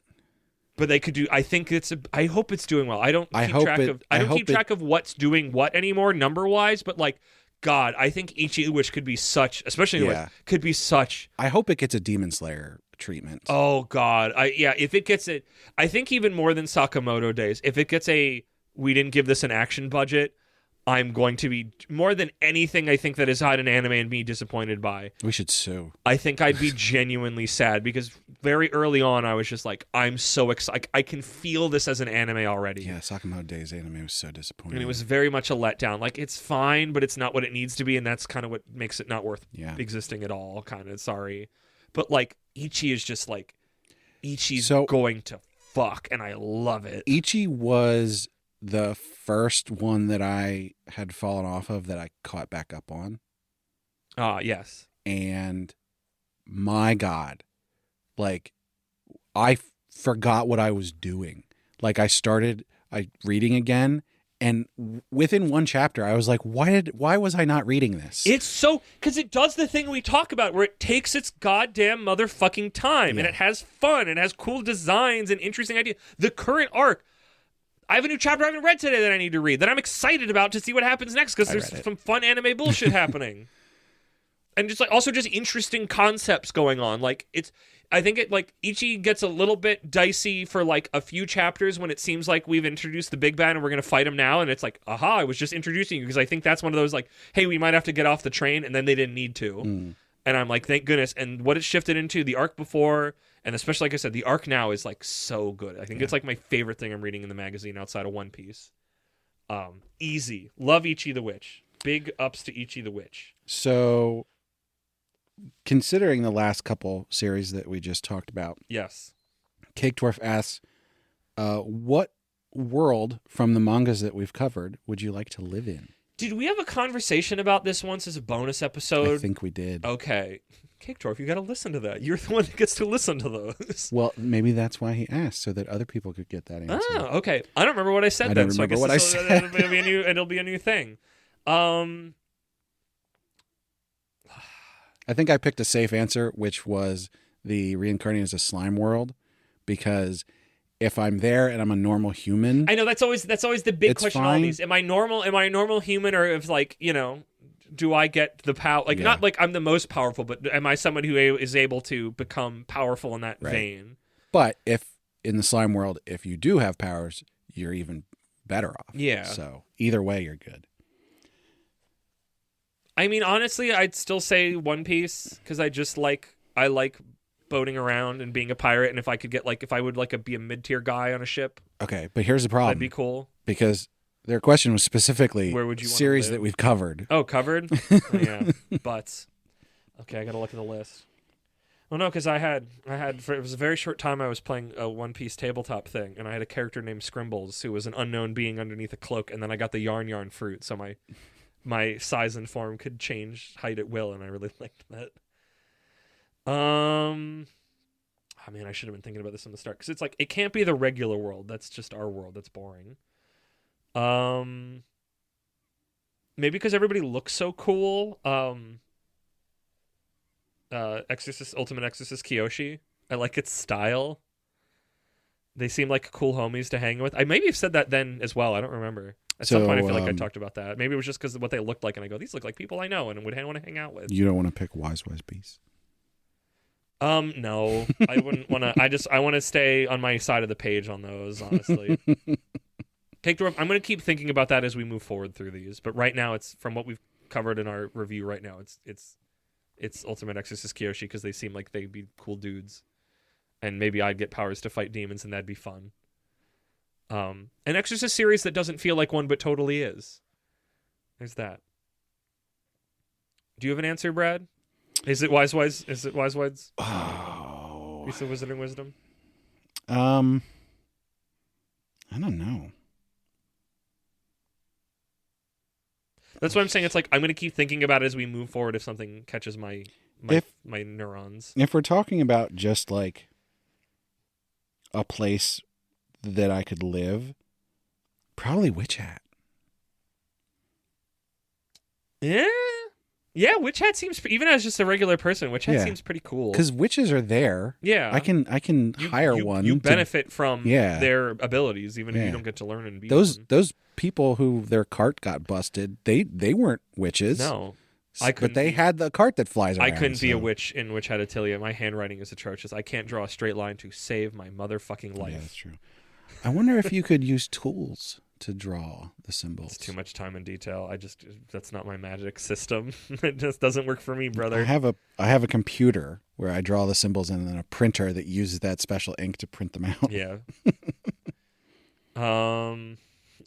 I've just seen something later in the list that I will hopefully remember to say cheekishly. I want to live in that universe. Next up, I believe because the anime was dropping in theaters, we covered Dandadan as a special. And wow, that Dandadan anime is so good. Here's the thing. Oh, what? The Ichi the Witch and the Dandadan episode dropped the same day. Wow. Yeah. So not only did we do day and date for Ichi the Witch, but we also did our first something is happening in the real world and we want to put an episode out about it. It just felt a fitting time to cover it because it's like, so when you miss the initial thing, you're just going like, why? And also this is us on the eaves of arcs. Yeah. Starting up. I don't know when that exactly hits my brain. That's like, we should do arcs instead. Maybe because it was like, I don't know what to cover next. I think you were thinking about it. I was clearly thinking about it for a while with all the other arc ideas we've written down. Dandadan anime. Excellent. So good. I'm glad I have to wait until 2027 because we have too much other anime to watch, especially now that we have to bum rush through Slime to be ready for us to watch it together at a reasonable pace. And then, also, still in the magazine, Shinobi Undercover, a manga that from moment one I really didn't like because I'm just really sick of the nervous character who can't talk to girls, except when they do it right, which we've run into with Kyoshi and later with Dance Sport, and I'm sure other ones I'm not thinking of. The less said, the better. I don't know. Did you ever read more of it? I was keeping up with it for a while. I'm on chapter 23. I'm constantly baffled it's still there, but I guess currently it's like at chapter 63. Wouldn't you want to be a ninja? And I guess the answer is sure. And then, I don't understand how it's still going. And then, oof. Oh, no, because I would have been... Okay, I was thinking about arcs for a while because next up is Hakutaku, which we had B on, and we had B because we were recording something in the sports arc. Oh, yeah, that didn't come out for months. Because I was like, yeah, wasn't B on Hakutaku? And I was like scrolling, and I'm like, oh my gosh, it's like a 12 more in the future before Rookies came out. Hakutaku, there's one where we glazed the fuck out of it because of autism, and it just shit the bed constantly so hard in new ways. If there's one where it's like a big quality drop, not that the first chapter is incredible, but like, what a mess. Like a manga that did I finish it? I did. And the key I read a lot of it. I kept up with it longer than I should have. The key thing was that they had someone to teach them, like they had in fact multiple people as experts on like game development and stuff that they were talking about, and then didn't go into any detail on that stuff at all. It did not seem interested in being a video game one, but the problem was its human stuff was also very not interesting. Or like the moment they introduced the melodrama of like, my brother was a video game designer and he died tragically, and it's like, I'm on chapter 15. Cool your jets. Who do you think you are? Fuck off. So that's how I feel about that. Yeah. Hakutaku, a disappointment. Very. I don't know if you could do a video game. I saw the volume today in Barnes & Noble. What? Yeah. There's no why. Multiple volumes. Why? Yeah, nobody's buying them. Why would they release that physically? Why would you release Haku? It's so not good. It's such a disappointment. Here's more, like, I don't think I've made like a list of it proper. I don't even think I'm talking to you. An arc of manga about people playing video games, which I think is mostly just an excuse me, for me to cover that one of the girl that plays fighting games. I think what about gamers? I need to find 4 other things that are anime that we keep seeing. Oh yeah, gamers. Did I watch? I might have watched the first episode of that. I don't remember. Interesting.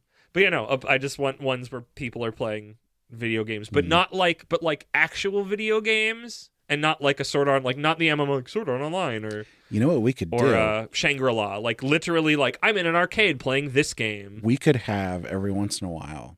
We could stack up a couple arcs and then let the patrons vote on which arc we do next. Ooh. I know I'm putting the cart way too in front of where the horse is at right now, but the next arc coming up, the arc after that, and then the shoujo arc, the arc after that, we could put I like that. Considering how many arcs we have in the can right now. Well, we have in our Not thought in the brains. can. We haven't recorded them yet because I've been busy. In the queue. In the queue. That's the word I was looking for. Because the next one I'm dying to do, and the one after that connects to it specifically. So, and then I guess I'm putting shoujo there because we thought about it. And if I don't, I'll forget about it again. And I think it fits nicely there with what we're covering around it. So, and with that, we enter our first arc, which is the romance arc 1, because we will come back to it. I want to at some point. A Sign of Affection, which I think about when I see it every so often. I'm like, oh wait, I do remember that, because that was the one where he's the girl is deaf. Oh, she's deaf. But he knows sign language. Why does he know sign language? Because he's obsessed with languages. That makes sense. Okay, which is why Ben recommended it. Yes. It's like I feel like so much of romance arc is like it's good. It's not for me. A little too floral for my particular taste in that area. Yeah, I don't want to edit this Google Docs. Yeah, I didn't read more. I didn't read more, and I had zero interest in reading more. I didn't have zero interest. That would be too harsh. Okay, zero interest is not the right way to put it. It was the zero interest coming from like, this is not what I want to read. Yeah. This is not to my taste. It was in no way bad. I didn't think that spoke ill of its quality. I don't think. I'm like looking over it before I say I don't think anything was bad in this arc. I think one thing was bad, maybe 2. We'll get there. But yeah, Sign of Affection. It's fine, not for me. I can say that decisively. Sweat and Soap. So good. I read a lot of it until it just became a regular romance that literally the stink came off of it, and then I wasn't interested anymore because it just became a regular romance. I like regular romance. Yeah, again, not a mark of a bad quality. I think it probably still was doing what it's doing, just not what I'm looking for. Not I think since we did that arc, which is why I want to reapproach it, figuring out either a romantic or demi-romantic, probably leaning more towards the first one, has clarified and solidified my relationship with relationships a lot more. So I think that definitely is at play in all of these, and was then and is more clearly now. Recommended by Maxie B. Oh, you're right. Oh, I forgot. All these recommends that you have to scroll over. It was hidden on the list before. Correct. Marriage Toxin.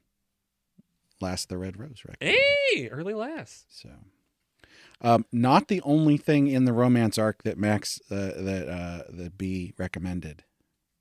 Oh yeah, that one. Yeah, We'll get there. Yeah, we'll get there. I have a crush at work. Is maybe the stinker? I don't remember it. I remember not liking it. Is that the one where we did? Did we do Manga Piece Theater? Was that the first time we did Manga Piece Theater? I think that was the first one. Just because you were like, this could just work like that, and Yeah. then you did it, and I appreciate that got invented.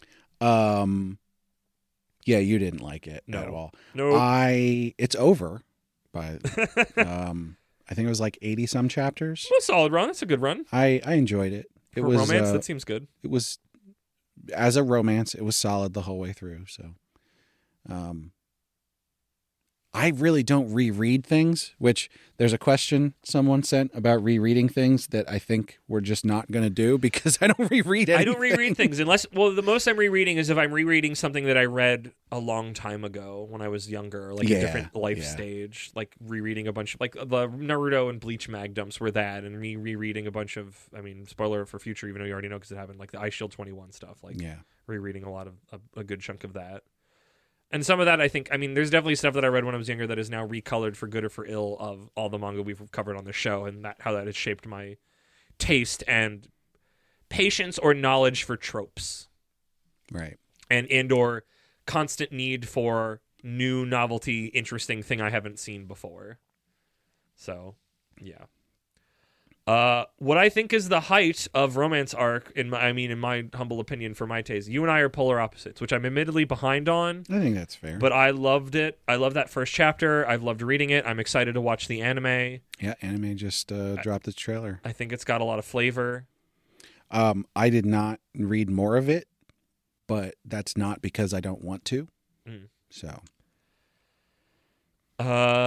next up, an Isenai, the magical revolution of the reincarnated. It cuts off and I can't read Princess and the Genius Young Lady. I vaguely remember it. I think of all the Isenais we've covered, of the ones I didn't like, it's at the top of the heap of ones that I liked more than didn't like, of the not liking heap. This was definitely one where, like, the first chapter or did not two have or romance whatever, in it. Was not a really very good it feels, indicator. Have we reloaded some... Because, no, we've only reloaded stuff that neither of us knew. Yeah. Right? So that's why it feels weird of, like... Because then it would just be, I'd be reading it if you knew it or vice versa, so... But new chapter just came out recently, I read. It's in a definitely weird sort of place right now. I don't know if it's ending or not, but, like, there was a big thing that happened, and I don't know. Having an identity crisis or something, I don't know. And then 40, when we had, I guess I still was trying to keep Pillars somehow. Boys Over Flowers, I remember really enjoying, and I remember you really hating, but then I just stopped reading it at some point, and I don't remember why. Hate it. You just, the amount you didn't like it, I remember, was surprising to me at the time. Yeah. Like, you had a lot of dislike aura coming off of you, and I think I think that was just so strange for how much I was like, wow, I didn't think I'd like this, but I really like this. But I don't remember what made me stop reading. Maybe I just kind of falling out of reading manga at that time, and that kind of got caught up in the crossfire. No, I was definitely not on board with it. I wouldn't call it hate, but I definitely wasn't on board. I wouldn't call it hate, but the older art style, which I'm just not into. You just do not like those. And then the whole, like, bullying thing that was going on just upset me. So I feel like that combination makes sense for it. I don't know if I'd go back to it or not. Like, there's just too much manga on my list, but it's just like, why did I stop reading it? It just seemed like interesting interpersonal stuff. I liked the old art, honestly. Boys Over Flowers. Boys Over Flowers. Where did that come from? Probably I was just listening to the B-52s recently, and that's what I was thinking about. A very spicy end to the romance arc, Nana and Keiru, which B gave me. Thanks, B. That's what we needed. I don't know if it exists. I still feel like I could find another manga that dips into kink that's maybe a little less, it's the word that I want. A little less underage, a little less lewd. I was going to say, I think you actually want it to be more adult. Yes. But not like in that way. Yeah, exactly. But maybe in that I think there's something there. Honestly, I still think that. I mean, I bought that first big volume. I don't think I finished it. I think it got a little too much for me, and it got a little too much for me of what I wanted out of it. Hey, you're not a prude anymore. Maybe you should read it again. No, I don't think it's gonna help.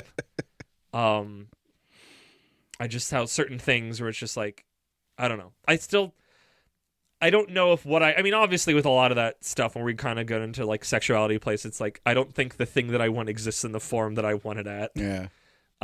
Such as existence.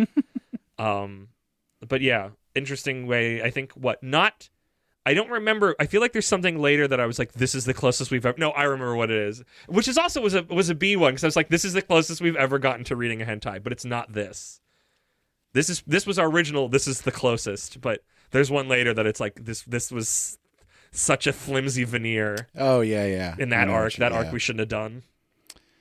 And then we get distracted before our next arc, as Roman arc says, with Sidcraft, which we had.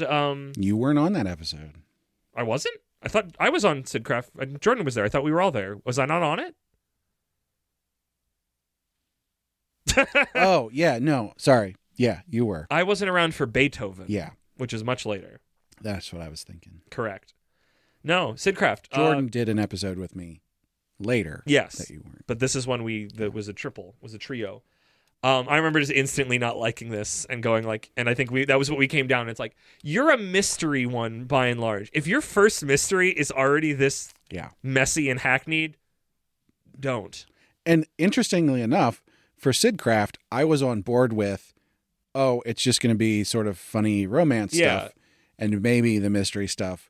So mysteries could be better. Did you read more of it then? And then Someone Hurts, which was the one that Jordan was on, where I was like, it's not funny, but I don't care about I don't care about the romance side of it. Some people do though. So it's interesting how I sort of flipped on that. Yeah, I mean sometimes it's just the flavor of the relationship, but yeah, like Sidcraft, I only remember his big hat and going, "This will die soon," and then it did. I was right. I'm gonna finish it. Good for you. But who knows? Who knows? Maybe the next 2 weeks. Maybe the heat death of the universe. And then we start. That's not fair. Our second arc, motherfucker. Read Golden Kamuy, motherfucker. That's 50 quadrillion years from now. Yeah, you're not gonna read it then. You're gonna get put into your robo body. And you're still not gonna read. Do you know how much stuff I can read when I'm in my robo body? Yeah, you can shovel more shit in your brain and not remember a lick of it. I'm gonna read the entirety of every manga ever instantly. Yeah, it'll probably take a couple minutes. Okay. And then we enter the sports arc, which I feel like broke sports for me, honestly. We had iShield 21, which was me coming back to a manga that I had read in its entirety, a long manga. I had read its entirety, a good chunk of it when I was a teenager, and then a good chunk of it when I was a young middle adult. Was it iShield 21 that you were so disappointed that I was just like, it's good, I just don't care? I think all of them had that. Well, no, it was probably that one, because it's what? iShield, I'm just going to lump them together because it was sports. iShield 21 was like, this is my darling, and you were like, it was fine. We'll go through them. Blue Lock, we were both like, what the fuck is this? Because it was like, I could not tell if... I feel like Blue Lock is one I would have reloaded. If we had reloading, I think I would have reloaded Blue Lock. I think I read ahead, but I think us reading ahead, locking in to read a volume and then talking about it, maybe I had already read ahead at that point, because I know this is definitely a spot, because these were like, I'm getting these from the library, so I just read ahead because I had them. Yeah, that's interesting. This is before I'm like consistently not reading ahead. Reload until then. Okay, well, you answered the question. I'll no, I know it's on there. That's why I've been thinking about it. So, Lass asked, where is it? Were there any earlier series you covered before you introduced Reload that you would have liked to reload? Yes, we already talked about it. Marriage Toxin. I think Marriage Toxin was probably the first one. Blue Lock, by virtue of being really popular and us being like, how does it feel about the things it's talking about? Because it really feels like it kind of likes them, of being a huge asshole. Yeah. And I wasn't sure, and obviously maybe that's just my own fucking reading comprehension skills or whatever, but it was just like, I don't know. Blue Lock would have been one where I'd be like, let's read 3 chapters. Yeah. I think I did that, and I still didn't get a firm answer. And I have a feeling that it wouldn't have helped. I know it, with hindsight, having read them, I know it wouldn't have helped, but we wouldn't have known it at the time. I also just helped, but I just don't give a fuck about soccer. Sorry. The footy. And then Slam Dunk, which, like, I'm still sad I didn't like. I read a bunch of this year, a couple months ago, because it was at the library. I read a bunch of what that guy wrote next, which is Vagabond. And I also, I liked it. I'm really glad I didn't get you Vagabond for Christmas, because I was looking at it. Okay, it's good you didn't, because I'd already read the first, 3 super volumes of it, and then the library didn't have any more, and I'm like, I'm liking it, but I'm not liking it enough to try to buy or find the rest of them that aren't in the library. But that was another one. It's like, because that was one that was such a poster child of, because I didn't need to stop and I could keep flowing, I just kept flowing, because it was like, this is at a reasonable level, but it's like,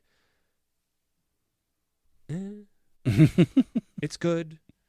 I liked it. I clearly read 9, I guess would have been 9 volumes of it, so that's not nothing, but Slam Dunk I was definitely like, I can see this. I think there's something here. I just... See, Slam Dunk is one where it's like, But now, like, with the Vagabond in my brain, with that as an evidence point, I would go, would I have liked Slam Dunk more if I could have just lazy rivered my way through it consistently and not having to stop and have a bunch of thoughts about it out of the gate? So, I don't know. And then Rookies, which we had B on, which was baseball. That was the one they brought. I loved Rookies until the localization, the fan translation I was reading turned, and then I dropped it like a hot potato. But that time I had before it, I don't remember if I got to the first baseball game or not. But I was having a grand old time with that thing. Isn't it like 5 volumes in or something? I think I was about 5 or 6 volumes. I don't know if I got to that game or got through it, but like I said, just the localization, the fan translation was stellar, and then all of a sudden that left, and what was there was just really bad, and I was just like, I can't do it, and it was such a stomach blow or whatever. Rookies, still no English official translation. Nope. So weird. Nope. Who owns the rights to that? I don't know. Shonen Jump is a Shonen Jump. It's a Jump one. Why? Because of sports. Why would you go back? I don't know. Because you have to pay somebody, and would it make money? And the answer is always no.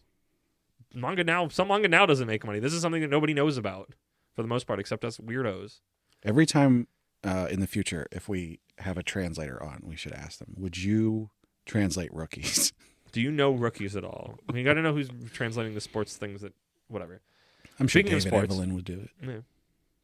And then Beast Children, which we read after hearing it was dog shit, and we liked the first chapter, and then I kept reading it, and I fell off just because it kind of became a gray slurry.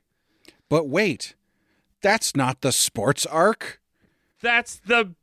Brad, I don't remember when you did that. I think we were just sitting on the couch. I don't remember what made you think of that, but I think, honestly, it's the finest arc concept we've ever had. Stupid. It's the best. All of our arcs should be like that. It was so good. The Beast arc. Manga that have the word beast in the title. So stupid. We have another of those arcs planned. I think we even picked everything in it. I'm not telling you what the word is. I can only tell you it's not as stupid as beast. And a little bit that makes me sad. But I love these arcs. I think after we had 2 arcs where it's like these were 2, because they were all the same genre, they were a little too samey to an extent. The Beast arc was, even though the Beast arc was just secret furry romance arc. Why the hell where did that even come from? I don't know. Sometimes these things just pop into my head. That's what makes it great. Like, that's why I was just like, as soon as you said it, I said, fuck yes. So yes, Beast Children was not the end of sports arc. It was the secret start of Beast arc. But that's why I always love... there's another arc this year. There's an arc I've planned for next year that has a bridge one. I guess there's one coming up, but there's another one that's the bridge is really stupid, and I'm so excited about it. I don't remember who came up with that one, if it was me or you, but I'm really excited about it. I think I did with that one because it was stupid. But then before we started the Beast arc proper, yes, we got distracted. We were going to spend all of January. JoJo January, and then I said I don't want to do that. We did one. We did JoJo. It was like, that was too much work. That was too much work, and it'll be too samey because I looked ahead. But you know what's coming in a couple weeks, motherfuckers? We're doing JoJo January is returning with JoJo Part 2 Battle Tendency. Yeah. I promise you, it's on the Excel file. But you only get one. I learned my lesson. We do one JoJo a year. We'll have to do this podcast for, what, 7 more years? Are they on part 9 or part 10 now? I don't even know anymore. Yeah, we can probably do that. We can 10 years. We'll fold in the weird spin-off one that he didn't write. We might not be doing them weekly by then. We might not be alive by then. No, we'll be alive. One of us. What? You'll be in the robot body. But I would be remiss to not point out that JoJo January is when you took on Moxie. Oh my gosh, you're right, because it was the new year. Yep. Wow, wild stuff. I know, that's why I was like going back and I was like, it's been a year. I wasn't sure if it feels like it's been longer. Yeah. Well, you were using Moxie before that. Not a lot though. Like I had a month or two ago I had my like social media one, but I think I swapped it here before I swapped it there. But like I want to say it settled in. It was like October. That sounds about right. Because I know because I wanted to wait for the new year for it. So there was one where we had a guest on it, and we're like, we didn't tell him about it, even though I'd already been going by just by the timeline of it.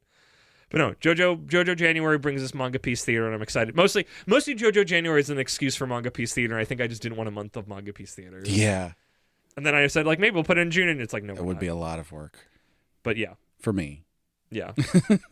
So I need to get on writing that script. We haven't done a Manga Piece Theater in a while. What was the last one we did? 'Cause I don't think it was JoJo. I'm trying to, let me see. Maybe we'll come across it when we get to it. But I swear we did another one. Maybe not. So many of these things feel like long ago, and then at a certain point, they all feel like we did them yesterday. It's kind of wild. Interesting. Maybe we didn't. I really thought we did. Did we? Was it one of those? We'll have to see if we remember. But Maybe it's definitely been a while. It's been a hot second, but I swear we did another one besides JoJo January. It hasn't been a year. And then, fitting with it, we had an Isanine that fit it, of Saint, no, I'm just a passing beast tamer. Some more words I can't read. The Invincible Saint and the Quest for Fluff. I remember enjoying that one. Cute. It was cute. The concept of somebody building a harem of cute fuzzy animals and that being part of the thing, and the fact that she was like going to be able to unlock all these other. Actually, it's a harem series. What? Yeah. It's like, oh, you could be all these super secret classes. It's like, no, I'm going to be the weakest one, the Beast Tamer, but it'll be because I'm super powered. It'll be great. But also just like that is an excuse to get build a furry party of Pokemon that may or may not be sexy boys later. I don't know. Oh. That's a good point, because Zagreus is the demon lord. I think we've seen his original form, but she I think hasn't. you talked about that then when we were reading it. So again, a series that like I didn't have any interest in. The second one she picks up though is Fenrir, and that's definitely not a guy. Like, oh, it's definitely a wolf. He doesn't have his original body, but his original body is a fuck off giant wolf. It's so turn into a fuck off giant wolf man. True. It's never too late for that. Speaking of fuck off giant animal man, wolf men, Beastars. I still have Beastars. I learned my library has it, so I think at one point if I'm in doldrums, I'm just going to read a bunch of Beastars until I fall off a wagon. I still love Beastars. I love the art style. Another series I was looking at Barnes & Noble today going, I already own the first volume of that, and I think I'm keeping that one, but I don't think I'm going to buy the rest. But I love it. Was so wild of like liking the anime and then going to the art style and getting used to it. I'm like, I love this art style. It's so weird, and I just love all my weird neurotic boys and girls and them figuring stuff out. Yeah. If I'm remembering correctly, which I don't always, I definitely wasn't like, oh, I'm going to read more of this, but you were kind of okay on it. Yeah. I mean, obviously I was going to be the one that was more jazzed, but I was surprised you were a little bit more sedate than I was expecting on it, which is fine, you know. It happens from time to time. Episode 50. Weird that I didn't. I think because originally I had a Google Doc that we put some stuff on here that we're not using then. We were going to do a retrospective. And just, I think through timing and stuff, probably much like this year, I was busy with SOC, and then we had to do other things, so I just stopped thinking about it. But it's just interesting that Beastars was 50. We probably shouldn't wait another 100 to do no another one. No, I think we're going to wait 50. If we do it once a year, if we take 2 weeks off at some point, it'll be 50 a year. We could do that. It's stopping us. And then, continuing the Beast arc, we had Sacrificial Princess and the King of Beasts.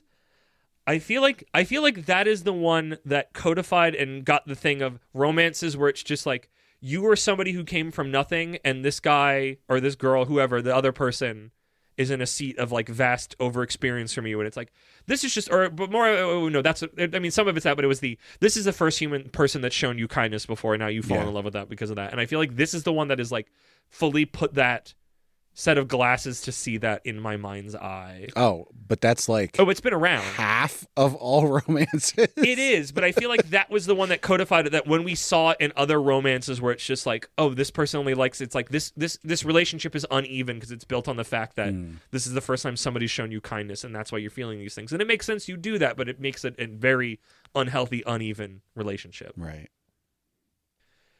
So yeah, that one I remember fine. I think we watched the first episode of the anime just to see how it was, and it was just very much like, it's the first chapter again. And I think it just drove home that whole, like, I think it had some interesting things going on, but it's just not, it wasn't my furry designs. I wasn't into the royalty, all the stuff going on, but I didn't think it was bad. I think there was like some messy stuff with like the rebels and attacking here, and it's like, who's attacking? So, and it was just kind of messy. And the anime translation didn't do anything that was like, I could get into this. Yeah. It was just like, this is just normal. This is just the first chapter.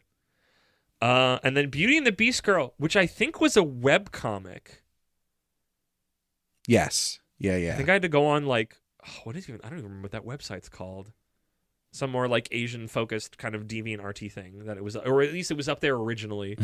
I remember you find, what is it? It's like, she's a Beast girl, and it's like, I'm so ugly, and it's like, no, you're not. Fuck off. But then it's like, oh, she's blind, but she might get her sight back. And like, I think I did read more of it, and then I think I just fell off when it just became something else, or I got bored. I don't know. That's me in romances a lot. It's like, oh, this is getting stale, or this didn't move in a direction I wanted it to. I'm out. I But again, definitely not didn't bad. read any more of it. Not to speak to its quality, just not my tastes. And then That's and then we got distracted, and by distracted I mean Jump had some new chapters. So we had Embers, which was Embers soccer again? yeah. I can remember if it was soccer or rugby.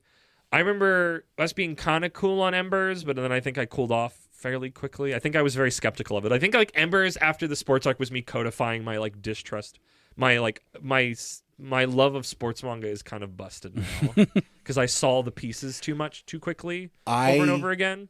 I liked Ember's first chapter to the point that I was like, this could be the sports thing that I like. And one of us was right, and it wasn't you. And I did read more of it. Yeah, so did I think. I for have a little bit. not kept up with it. So it is over now. I remember very little of it. I read up to chapter 5, and there's 20 chapters.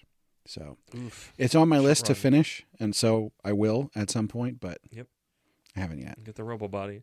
And then after that, which was an episode I was not on because I was away and got to listen to when I got back, which is Star of Beethoven, which is a manga that is canceled that I read all of and generally enjoyed, even though it was very weird and all over the place. Yeah. But man, those monologues from Beethoven did a lot of heavy lifting for what was going on because the main protagonist was not interesting. Yeah. He was fine. I did finish it. Oh, you finished that one? Yeah. Okay, I didn't think you had. That was the first one. That's the people voted on what I needed to catch up on. Oh, I think I was a part of that vote. Order, then, yeah. and Star of Beethoven was the first one. I'm remembering. I feel bad that this is the thing I'm remembering. I'm remembering him having I think it was Star of Beethoven, that he had a female friend who had large tits who was always drawn very strangely. Yeah, it's like she didn't belong in that manga. No, I don't understand she what was the big heck and was stocky. going on. I love the show. Everyone else was fine. Yeah, just her. Like her perspective was weird. Her proportions were wrong. Yeah, it was proportionate. Like, perspective was weird. This? It's like, what is this doing here? But I think about that sometimes. It was. I would say overall, it was a good read. Not necessarily like everybody should read this. It's a good it's a good read. I don't know if I'd call it a good manga, but it's like got some interesting. I think in the hands of a lesser localizer, I think that's the David Evelyn joint because I think it was like shortly after Undead Unluck finished. Because like I said, those monologues carry the shit out of it, and those badly translated would have lost that zest. So. Or maybe I'm saying that just because Beethoven is drawn in a way that reminds me of Andy from Undead Unluck. So yeah. But yeah, I think it definitely had more that it wanted to do. Even at the end, it was sort of like, there's a weird gem thing that is probably what brought him to the future. Yeah, and it never fully gets explained. And it's like the main character goes up, but then like Beethoven's like, fuck that. This is me. I'm back. I'm going to do this. So I think I would have liked to see where it would go, but I also understand why it got canned. It is now reminding me of a sci-fi short story I read from my book of sci-fi short stories I've been working my way through slowly of I don't even remember what it's called, but it's basically somebody, I mean, you don't learn into the end this is what's happening, but you think they've brought back this like great dude like who wrote symphonies in like the 40s or 50s, and it's like the far future, and like they like brought him back from the dead, and he's like kind of confused, but it's like him trying to get to grips with like what music is now. The bit I'm not remembering because he like works on, he's trying to write some big show, and he like finally shows it off, and everybody's really excited to be there, but it seems like nobody's interested in the music, and he's just like, oh, maybe I'm gone, and then he like his memories start to fade, and the ending that makes it the most sci-fi is you learn it's just to try to figure out what he would have written next. They've been experimenting with essentially imprinting somebody's psyche on somebody else to act as like a vessel for a short while. And you learn everybody was there because he was the first one. So it was more of just what happens if we try to bring back people from the past to make new things. Yeah. because I think there's something of like him not wanting to make, or him wanting to make something else, or just being really upset. It's like, people aren't here for your music. You are the lab rat right now, and that's why people are at this concert more than anything. But that idea of like the Beethoven thing, even though I think it was literally Beethoven, but the idea of like an old composer being brought back to the now. And finally, to close out the Beast arc, the jewel of Shonen Jumping the Gun, the jewel of the Beast arc, the wise beasts of wizarding wisdom, the book of furry boys, the furry cute boys. Howdy, did people learn stuff about me? We learned some things. I still haven't read the rest of it because it is on very specific days. Son of a bitch. It's a delicacy that I need to be in a very particular mindset so I can fully appreciate it. I went home after we recorded that episode. I know, motherfucker. We've talked about this many times, both on and off recording. It is something that is a delicacy, and I need to be in a really particular mood to give it its full space. It is not something I can read with other things. I need to have a very open, settled-in mind to read it, and I don't have that a lot. So it is a very rare occurrence that I'm making my way through slowly. So, and maybe one day I'll just reread all of it to just settle it in more. But no, that is a manga I'm happy to own physically, and that will live on my shelf forever and ever. Amen. I devoured it. So that's what I liked about Beastars. Is always there's this looming weird threat of vor, I guess. You really need to get to that chapter. Oh. Yep, I know. And with that, everybody, before we enter Sci-Fi Arc, we're taking an intermission. It's an intermission! Let's all go to the lobby. Oh shit, I haven't been recording this whole time. Lobby, Brad. I was looking at that light and I still got a heart attack when you said that. Let's all go to the lobby to eat ourselves some dinner. See you later.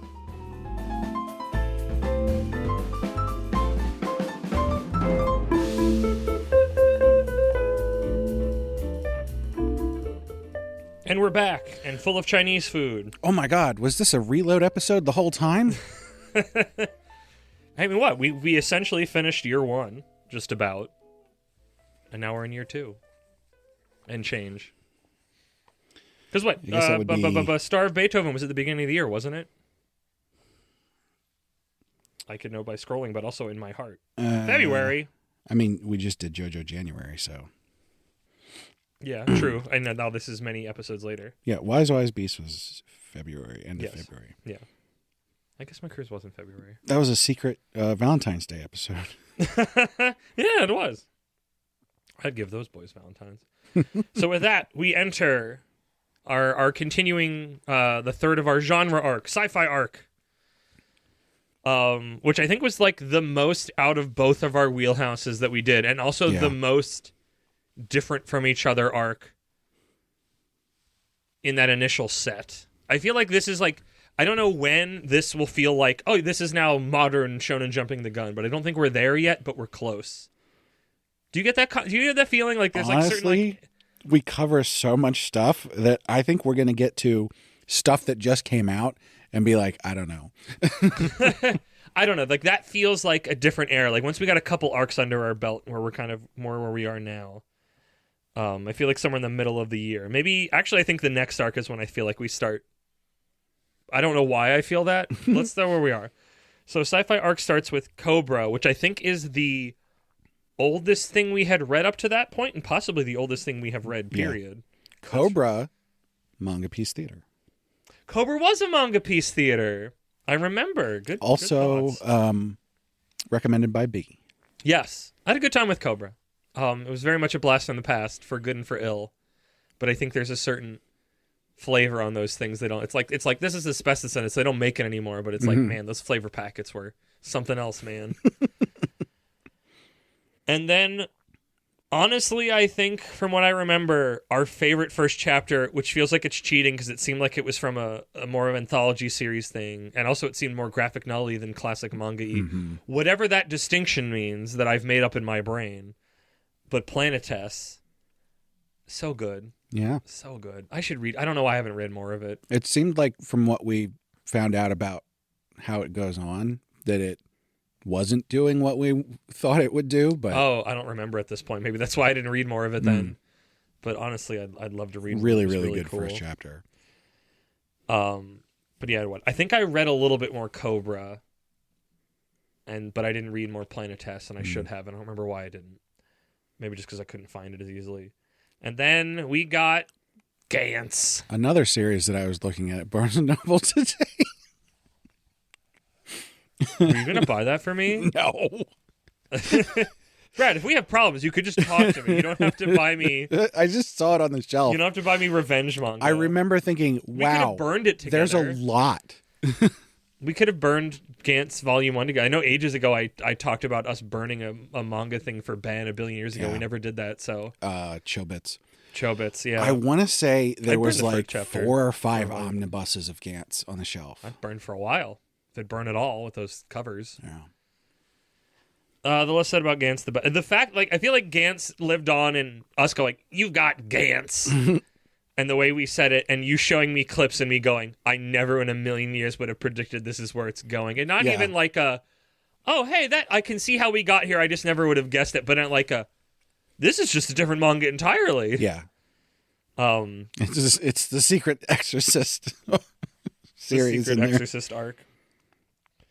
And then we had our Issa Nines with Reborn as a space mercenary. We should. Did I forget something? We should say Planetes was recommended by Thors. Thank you, Thors, for Planetes. That was on. Like, honestly, when we say the top 3 chapters, Planetes, Astro Baby. I don't know if I found my third yet. Something else. Something else that I don't think we've come to. Wise Beast, a Wizard, because it was this one shot. But no, that's even more cheating because that's literally is an anthology series. So yeah, Reborn as a space mercenary. I woke up piloting the strongest starship. I remember you describing things that happened later and they seemed interesting, but I think, did I get you to come around these first 2 chapters where like, is it this one or another one that were just like, no, totally. They're just terrible, so bland. Terrible start. Terrible. Still going on. I read a recent chapter like earlier this week. Hey. I want to say. Hey. Except when I say earlier this week, I mean last week. Last week. Who knows? It's time anymore. And then, okay, I actually, number 1 with a bullet, because I don't think I actually read that much more of it. Space Brothers, we should have reloaded if we knew what reloading was. Yeah. Space Brothers is like they're brothers in space. If anything, because what Space Brothers gave us that we will say that at certain points. Space Dandy gave us that. It did, but Space Brothers is where we codified it. Yeah. They're brothers in space. And I think it also gave me, because I think I referenced it another time, and I'm sure I'll reference one day when we get to a manga, of just like, this is a manga that's shaped like itself. Yeah. Where it's like, there's no hang-ups of the form or anything. This is what it is. Yeah. But also I remember us learning how many hundreds of chapters there were of Space Brothers and just being so like... Yeah. What do you mean this has hundreds of chapters and isn't done yet? This feels like such a specific personal story that would be over in like 12 volumes. Right. What do you mean there's like 700? What the fuck does that mean? What happens? Which I guess with all of our questions, we probably did a bunch of that episode. That's a manga that I would love to reload and go, Yeah. It's not too late. Especially because like it feels like we should have some idea within the first volume of what it's going to do. Not a clue. So I don't think we're going to find anything because I think we learn reloading very shortly after this. But if there was a series that I wanted to reload, it was Space Brothers, because that's the keyest, the truest form of that question is, whether I liked it or not doesn't matter. It's actually going to take us a little while to get to reload, but that's around. I don't think there's anything else coming that's going to take that spot. I have no idea what happens in Space Brothers going forward from that first chapter. As much as I loved that first chapter, not a clue. Yeah. And especially, like I said, like that, and that only got solidified when I learned how many chapters there were, and was just like, what the fuck? Space Brothers, recommended by Gray Potter. Hey. I don't know if they actually listen to our show or not. I don't know either. But shout out. Thanks for the recommendation. Somebody tell them. And then we had, closing out sci-fi arc, we had A Gravity Boys. Yeah. Another series where people learn things about me that they probably don't want to know. Recommended to us by Spubby. Indeed. Thank you, Spubby.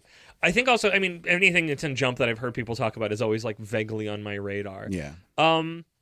We probably would have gotten to A Gravity Boys at some point. Yeah. But I'm glad it was here because it was a good... Sci-fi was like a weird... sci-fi is such a large genre space because it's like, how do you define sci-fi? And the answer is, you feel it. It's vibes. More than anything else, it's vibes. Yeah. I know all of it's vibes, but especially sci-fi is vibes.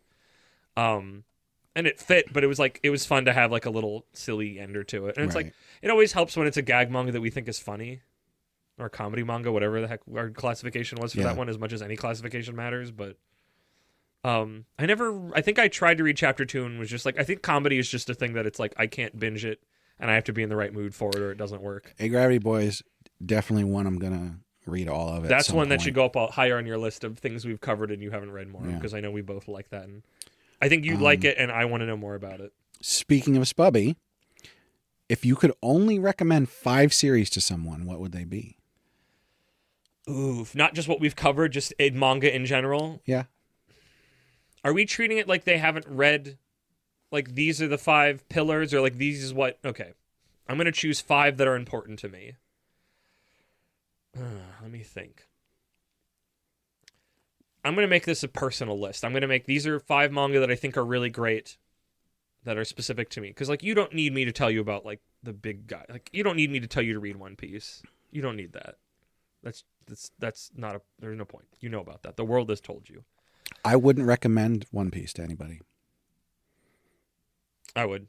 If you are not Already on it. already a One Piece fan, I don't think you should start. I it. guess if I know you, which implies you're at least in your mid to late 20s, if not further along than that, then you don't have time to read all of One Piece. But if you somehow do, if you've become divorced or unemployed or both, maybe now's the time to start reading One Piece. Don't watch it. That's true. Read it.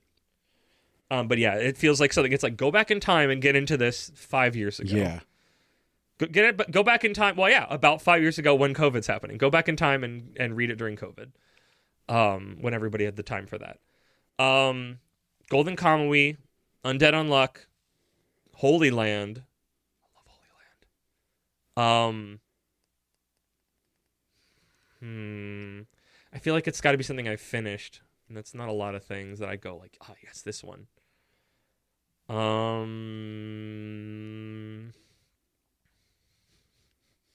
No, not that. I don't know. Pick some while I think about my last 2. I mean, I'm going to go through all of mine if you do that. Yeah, you can do that. Okay. It just gives me some time. I mean, I'm just going to go easy ones because these are like top of my Go for it. top Then. of my pile. Yeah, go for it. Frieren, Yeah. easy. Yep. Akane, Yep. Time I Got Reincarnated as a Slime. Yep. Not necessarily the manga. The anime Your guy. is easier, but it's a good manga too. Yeah. They're basically 1-to-1. What was the other one? Ichi. Yeah. I would Oh, put Ichi, that in really? there. Yeah. Oh, okay. As much as I love Ichi, I don't know why. Maybe just because it's still going. And Spy Family. Spy Family's really good. Spy Family, out of all of those, Spy Family is the easiest to recommend to anybody. Oh yeah, Spy Family is Spy Family is an anime that I've thought about showing my sister who does not know or get any of it. Yeah. What are 2 other manga that I love that I'd be like, I want to. Beastars. We're gonna say Beastars, even if I have not consumed all of it, and I'm sure it goes off the trail. But I love Beastars. I love me some furries. I feel like there's something I'm missing. Because the problem is, it's like not everything on the show is always because it's like if I've already read and have a personal connection to it, it's a really good chance we haven't covered it. Yeah. I'm like, no. Which is why they're like one of the things that I listed we Yeah. covered. Is there an anime I really like that I'm thinking of? I need to like make a list of things that I've read or watched so I can look at it quickly and go, oh yeah, and then re-jog them. I can unzip those zip files. I feel like my list is sort of like a cross section of good manga Yeah. because they're all like different genres. I agree right? with that. So you could recommend those 5 and only those 5, and someone could read those and get a pretty good idea of what all manga are like. I mean, that's the thing of what our 5 was, and that's why I'm like, I'm going to choose ones that I personally champion. Yeah. That maybe need a little bit, are still good and popular, but could use a little bit more help. And that's why I'm like, I'm not going to fucking suggest One Piece and Naruto and, Jujutsu Kaisen, the big popular guys. They don't need that as much. The big boys.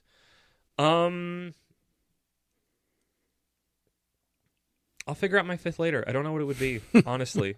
Maybe it is Ichi. I really like Ichi. Because that's the only one of that set that's not done.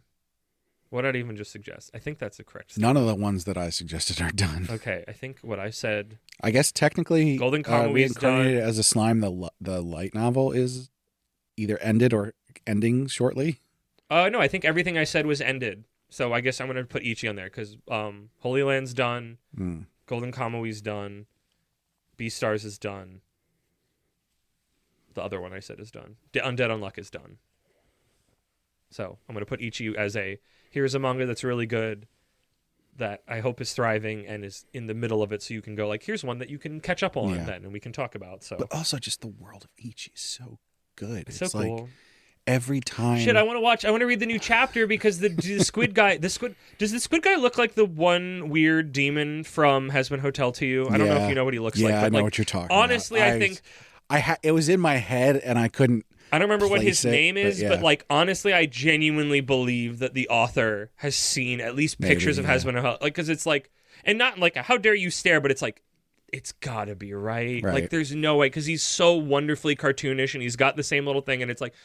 I'd be very surprised if she was like, I've never seen that before, and I don't know what that is. Like, and then you'd show a picture and be like, what? How? How did they steal this thing? It's like, he's been around a lot longer than you have. Sorry, bud. But no, I think that's my 5. I'm sure I'm forgetting something. It's funny. I feel like before we started this podcast, we got through it. I think iShield would have been on there, and I don't think it's there anymore.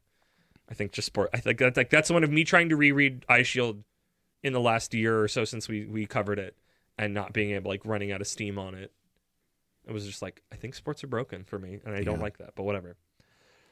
So now we're getting into a period where apparently we just didn't have a name for this arc. We had a couple different names. I don't remember if it was originally Oops All Bangers, but it became I think it was Oops All Bangers, or it became Modern Killers arc. Yeah, something like that. Because they were all like fairly recent running ones. Yeah. So a lot of these I feel like I need to get back to if I'm not already on them. We opened that with Bug Ego, which is honestly an unintentional but really good bridge point from Sci-Fi arcs. I would say Bug Ego is sci-fi related. Yeah. That's in the realm of like sci-fi fantasy kind of thing. Yes. It's sort of like a Twilight Zone. Yeah, that's sci-fi though. Like, but that's what makes it sci-fi to me. It's like, here's your world with a weird concept. Yeah, but there's like very little sci in that fi. But you don't need, that's the weird thing about sci-fi. You don't need that. Yeah. That's the weird thing about sci-fi. That's why it's like Twilight Zone is sci-fi. So everything that happens in it is sci-fi, and that's like, it's just what an interesting little situation. Sci-fan. Maybe we should have other words, but it's too late for that now. I think I'm a chapter or 2 behind on Bug Ego, but by and large I'm keeping up with Bug Ego. Bug Ego is one that I so very much want to read the rest of, and I have never read another chapter of it. Brad, how dare. I don't know why. Even more than anything. No, I do know why. It's because I have ridiculously awful executive dysfunction. But like, I guess like of all the ones we've covered that are really good, because there's some on here that's like I want to get back to and I didn't. Like Bug Ego is so even just the art is so good. Just the ideas inside of it, it's so good. It's Bug Ego. It's so good. Especially when we were talking to Finn, and I was like, I haven't read more Bug Ego. I'm mostly caught up. There's like some of my Jump Plus stuff I fall more behind on, and because I wasn't reading for like a month when I had show stuff, and my brain just didn't have space for manga, which was a bummer. Shiba Inu Rooms. I'm also essentially caught up on it. I'm maybe 1 or 2 chapters behind. I still really like it. It's still really great. I love how it handles emotional little arcs within like each chapter. Each chapter is pretty much its own self-contained thing. I like how they introduce the cast. I like how they introduce all the dogs and the situations. Like, it's just, I think it comes out like every other week, and it's just kind of the perfect little manga for doing that. Like, I love it. It's so perfect. It's this perfect little thing for what it's doing. That's another one I want to read more of. This whole arc it's like, if I wasn't already reading them, I'd be like, how dare. But I'm going to do that to myself shortly. We had a break in that because Nice Prison came out, which I liked, but I know isn't good. Pour out some toilet wine for Nice Prison. It was a mess. It was fueled by my own nostalgia. I understand entirely why it died, and I would never recommend it to anybody. But I enjoyed my time with it. Well, no. If someone really liked Boba Boba Bo, I guess, yeah. should read Nice Prison. They would already know them. But no, I stuck with much like a loved one in the hospital. I stuck up with Nice Prison until the very end. How many chapters does that end with? Oh, that might have been a U19. I feel like it was pretty. I don't think close. Shonen Flops covered it yet. They take a while to cover those now That's true. for whatever reason. They don't have the urgency that we do. No. No, they can let things sit fallow. Because the whole thing is we have to get there before we know anything else. And there's what else is going to happen after. They have to wait until it's dead. But then after it's dead, it's dead. It doesn't decompose anymore. It's locked in time. And then we covered Bugle Call. Oh, no, wait. I skipped one. I skipped one. We covered Dead Account, which I believe I just saw is... Spubby. Is getting an anime? Yeah. Originally, that was when I was going to read more. I think I'm just going to watch the anime. As long as the anime is like solid, like I think that will satisfy the need for it. Because I remember being very impressed by Dead Account. Yeah. I read a bunch of chapters of Dead Account. It's on K Manga, and where did I stop? I definitely read through like the whole first arc. So I was enjoying it. The plan was to continue reading it. So. Oh, wow. There was a manga in this arc that's not in this arc that I super thought was in this arc. I guess not. I super thought Golden Man was in this arc because I'm like, oh, we already learned about reloading back then, but Golden Man is not in this arc, and I don't know why I thought that. But no, Dead Account, I think, was just like, here's a modern Exorcist shonen, and it just seeming, at least from first chapter, it seemed like it did all the things it needed to do really well, so I was excited to see more of that. And now I will see it in anime form. It's good, and I hope the anime... the trailer looked like it was going to be all right. Okay. So... I didn't look at the trailer yet, so I know we got a lot of anime trailers recently for next year and coming up, so... Bugle Call, which is done. Yeah. I'm hoping that means it's done because it finished its story, which it seems like a story that shouldn't be done that quickly, but I guess it is. I read more of it because it started coming out in chapter chunks on the Jump app, and I'm just behind because I'm behind on everything. But that is definitely one, especially now that I know it's finished, I intend to finish. Mm-hmm. I was having a good time with it. I think it's still doing the things that I like. I don't know if it will keep doing them. Because I like him, like, I love the military battles. It's the things that I liked most when I was reading Berserk, was the giant knight battles and everybody in their cool armor and stuff. It was, like, honestly one of my favorite things at that time when I was reading Berserk, more than any of the other things, so. I would read Bugle Call. It's just not super high up on my list. Yep. No, but would recommend. Bugle Call. Good time. Good, cool stuff. And then... But it is higher than... Odor of the Flame. We are back in Shonen Jump of a new release. Odor is still in the magazine. Going. I'm like I said, I used to, in the earlier part, you can say, oh, I know this, that, and the other thing, or at least I have a vague sense of it because I used to haunt the flop chord, but I don't anymore. I haven't for a long time, so it's like, well, I'm not reading Odor, and nobody's talking about Odor in where I'm at, so I just have no idea what's going there, but I don't have enough interest to find out. And I just think Ben is still reading it? Maybe, because of all the Viking stuff. I know he's got some complaints. I feel like Odor is a better version of Icehead Gill at the very least, but it's still... I still remember the first chapter going into the second one being very messy and slippery. I would definitely read Odor before Icehead Gill. Yeah. But Bugle Call is above Odor for me. Yes. Right now, anyway. But that said, I would read more Odor. I'm not against Odor. I'm whatever about it. It was like, I know the art is strong. The strong art is what I remember most being standing out about it, but not much past that. And then we have, I don't remember why we did this arc. I think I had the idea for it for a while, and it was mostly just based off of the thing we opened with, and I regret it. Yeah. I regret this arc. We had been talking about it for a while before we got here. Because originally it was supposed to be... Oh, we got to be ready for episode 69. It was 69. That's what it was. It was 69, and that was the seed of it. I think I had still the thought of, like, funny, weird, like, weird horny. And then 69 was like, okay, that's where it goes. And I think originally it was going to be Keijo, the thing you suggested, and I was going to do Killing Bites. But Killing Bites doesn't start doing what it's doing that early. So we didn't do that. So... yeah, there's some stuff in here I regret. We don't regret Keijo. I don't regret. This was what a pleasant surprise. When I read a good chunk of it, and then it didn't. I probably could read more at some point, because the version I was reading was pretty well put together. Honestly, this was the joke, the semi-joke answer I have of what world would you want to live in? I want to live in the world where Keijo's happening. I don't think it's a terrible thing to exist in the world. That'd be a fun thing to watch. I'm not gonna un-out myself. You know, you would listen to those episodes. Or maybe you didn't, in which case don't listen to them. But honestly, no, for what you said and reading more of it, honestly, like Keijo is like way better put together. What I think I was like, because I think I was just so fresh with other first chapters from Jump recently, just in general. It's like the weird, horny butt fight manga had so much more pathos in it than so many other things we read, where it's like, I understand why the way she is and why she's here, and obviously it's silly that this is the structure in the world that's it, but it's like, no, I'm being convinced emotionally what's going on and why I should believe in what's going on, and I'm still just like, wow, like, I wasn't expecting that. I wish more of the arc was that. You now have context for the time I got reincarnated as a slime. Butt sumo. Yes, butt sumo. Yes. But there you go. Which was as weird as I described it. Kegdwarf, I think you were the one that asked what anime world would we live in that one. If I'm just a normal person and I don't get to have powers or be somebody who's kind of strong, even not even like a top guy or whatever, it's just Keijo because it's the normal world that this gets to happen in a way that I can watch.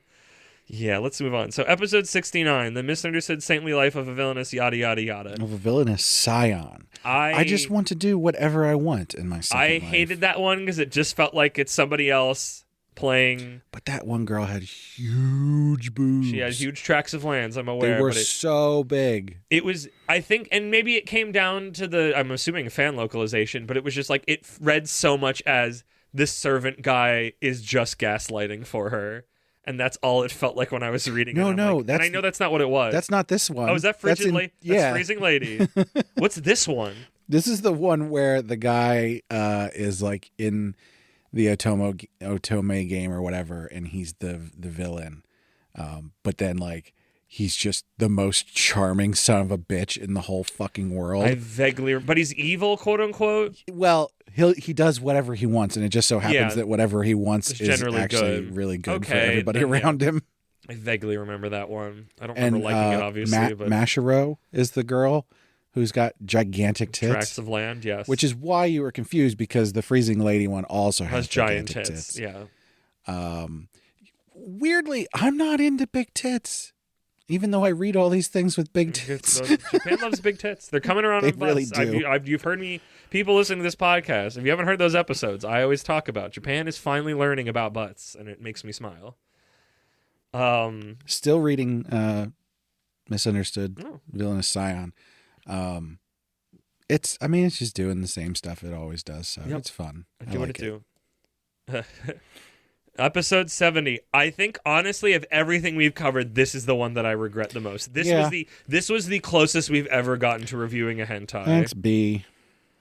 I did it too. I'm not. Don't put the blame entirely on them. I am somewhat culpable, and that's why I am regretful of my choices. It says right here that B recommended. I know, but I followed up on it. I don't want to talk about that one anymore. That was the one that was that one got too close to the sun in a way that I'm just like, that was too close. I think I got caught up in its orbit, and I shouldn't have. I didn't even say it. A future arc. I didn't even say the name of it. Where we just review the first chapter of actual hentai. That's not happening. That's not even a Patreon bonus. I don't want to do that. I didn't even say the name of it. I was so ashamed. Hero Girl X Healer Boy Touch or Die. Yeah, that's the closest we ever got. I don't intend to get that close to the hentai sun again, hopefully. And then there's the case where I followed the Freezing Lady in something, or is it just that? Yeah. The case where I followed the Freezing Lady and she doted on me like crazy. Yeah, no. Though when I hear that, I'm reminded of, I don't know their name. I've never watched them because I think they will sometimes show up or had shown up on Awesome Speed Games Done Quick when they had like remote people, like during the COVID times, and sometimes they have other remote ones. And it's like a VTuber where it looks like a lady with massive tits, but the thing that's talking is the little dog she's holding underneath her tits, and that's the VTuber. And I'm like, I hate that, but that's also clever. Yeah. Like, what a way to be a dude and sneak the tits in. In the latest chapter, her dad shows up and has a fiance candidate for her. Has a what? Fiance candidate. Ah. And so now it's like, oh, but what about Gray? Oh, but she likes Gray. But what this about guy, him? Oh, but actually he's a piece of shit. So this will go well. In fact, there's actually no problem. There's no trouble or conflict. I mean, there is. You got to figure out how to get rid of him. Ooh. And then we did a little experiment. It failed miserably. What? No, it went great. We covered Blue Box as a combination of hitting some of the last things in the magazine we had not read at all, whether on podcast or not. This is also, we experimented with Reload, which I think is one of the finest things. Maybe that's why I think this is around when we start becoming what we are now, because we started doing reloads and thinking about, maybe that's where I got super, like, I'm starting to get jaded, like we're only covering the first chapter, and the ability to look beyond, to just check the first chapter for the podcast and then look beyond to either follow back on or otherwise. Like, that's why I think this is the arc. We're in this space now. This is why I think why this feels more current, even if it was, 6 months ago. Yeah. But no, God, was it only 6 months ago? Yeah, June. It's Jesus June. Christ. I know, but that, like, this year has been so long. This year has been weird. The hell? But no, Blue Box I loved. I think the only reason I stopped reading Blue Box after I was through with it was just like, I don't have space for this. Looking at this list, if I was on a desert island with Blue Box, I'd happily read it. I don't feel so bad about not reading a lot of this stuff, considering how long this list is. There's too much to read. Outside and stuff, all the stuff even that's not even on this list. Ladies and gentlemen, we are currently at episode 72. Yes. We've been doing this for like 4 hours already. I know. That's why I'm trying to keep moving forward. You Maybe want to ask a question and slow 2.5. things down, or no? We probably have a question here. I got a question. We're quickly running into ones that are basically just the same question worded differently. That's fine. Ask a different one. Okay, I'm gonna ask this one now. I'm actually going to say We're close enough that I think if it involves having to think about all of them, then I think episode 72 back. So Lass asks, if you had to pick a favorite episode of Shonen Jumping the Gun, and I'm going to add before episode 72, or 72 before episode 73, which one would it be? Favorite episode? I mean, I know for a while I'd always go back and re-listen to why am I blanking over it right now? It was Shadow Eliminators for a while, and then it became Dear Anemone as just like, I don't think that's like, I don't know. I guess let's make this bigger. Like, what do you think? What makes a good episode for us? Like, I feel like so much of our podcast is much like a manga. It's not any individual chapter. It is the grand tapestry. Maybe that's, I don't know if that's me being too big-headed or not, but like, honestly, I think it's just like, it's that whole thing I talk about. It's like, y'all know what our tastes are, and it's interesting to see moment by moment how we bump into these new manga and how we discuss them and all of that, and the way that, like, the more data points I have to compare to other things, I think that makes it more interesting. Mm-hmm. Like, I'm sure there's stuff like I don't know if we've had one in a while, but it's always ones where I'm like, I think the episode is going to be one thing and then it turns into something else, where I'm like, right. But I feel like I haven't had that in a while, and I don't know what that means. I don't think that's bad necessarily, because I think I know more when I'm going in what it's going to be, or I have at least a game plan, I guess.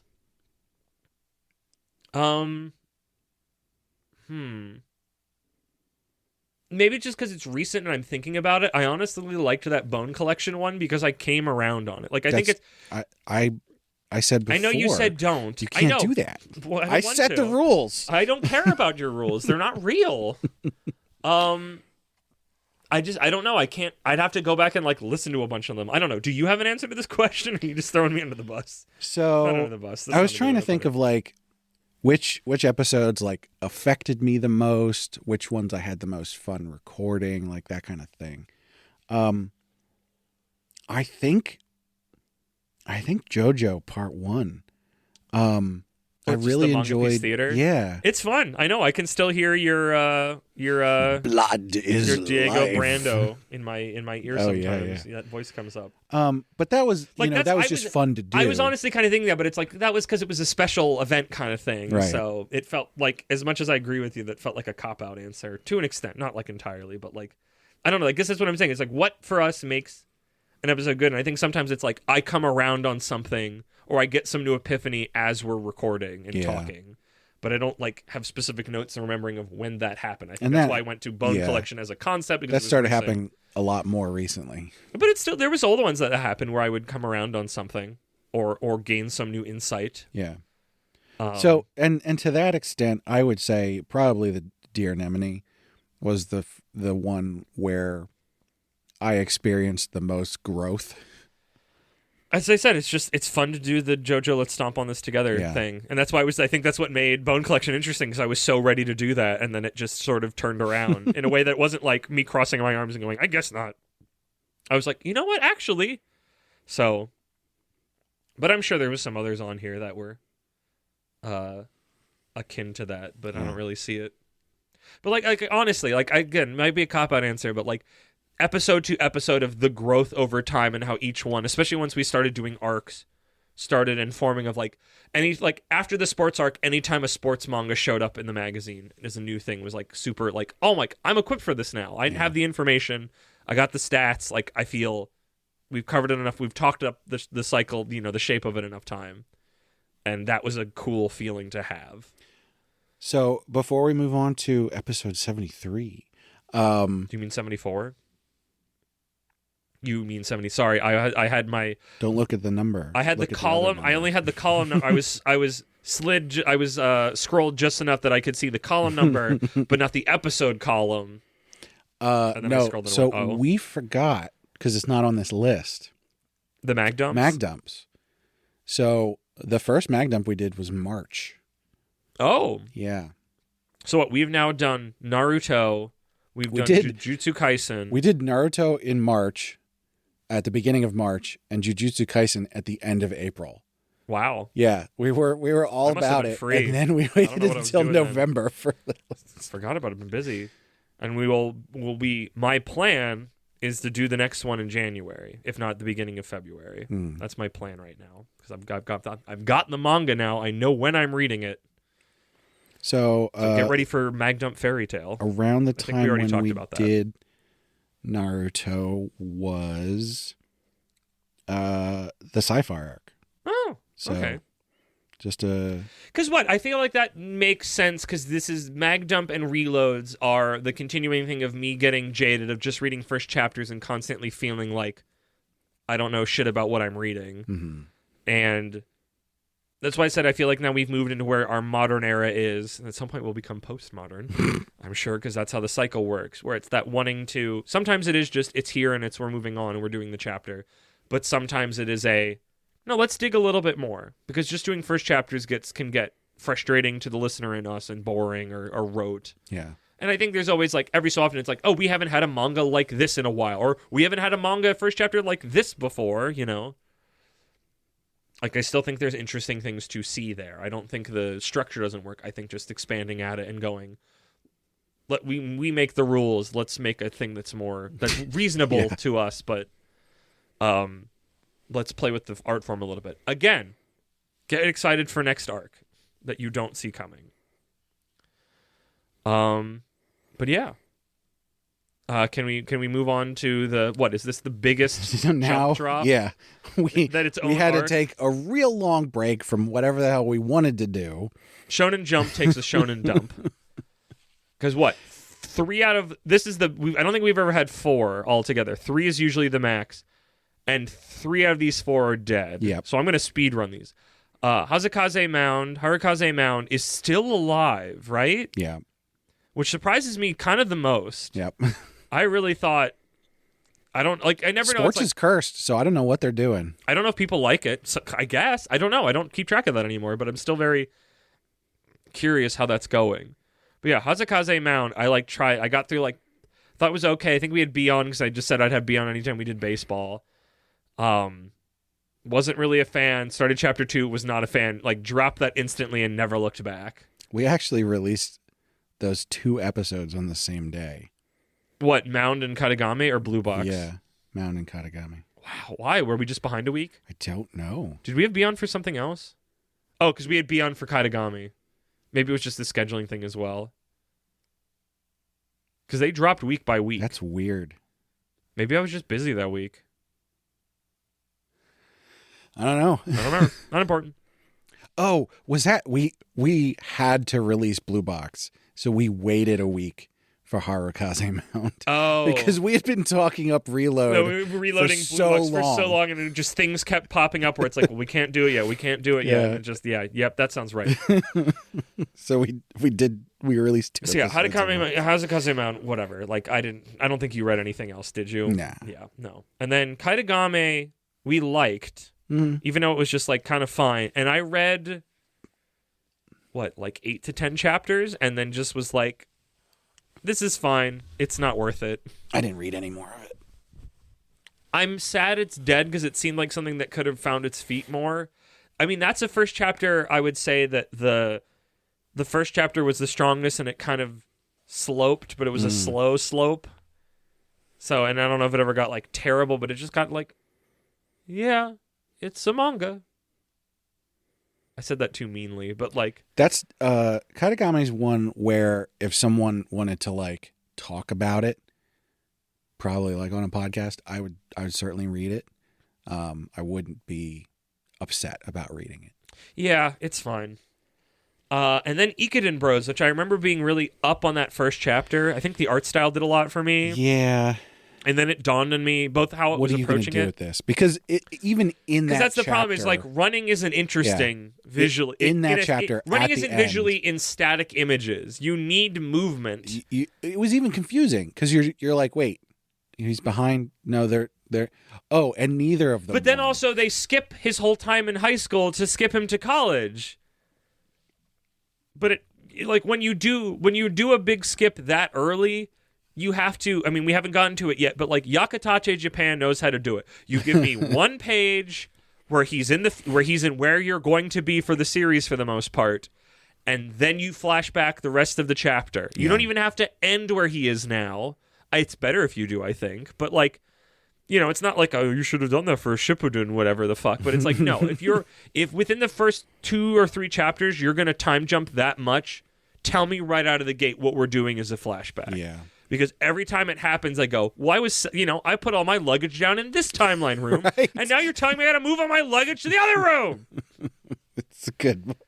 Yeah, I like that. That's what it is. I've unpacked in this room, and now you're telling me all the time you spent here didn't matter as much. It's not even that you put your luggage down. All of the things you were right. I put all of my underwear in the drawer, and now you're telling me I have to take it all back out and put it in my bag and then rock that up a couple flights of steps and then unpack it again. I don't care.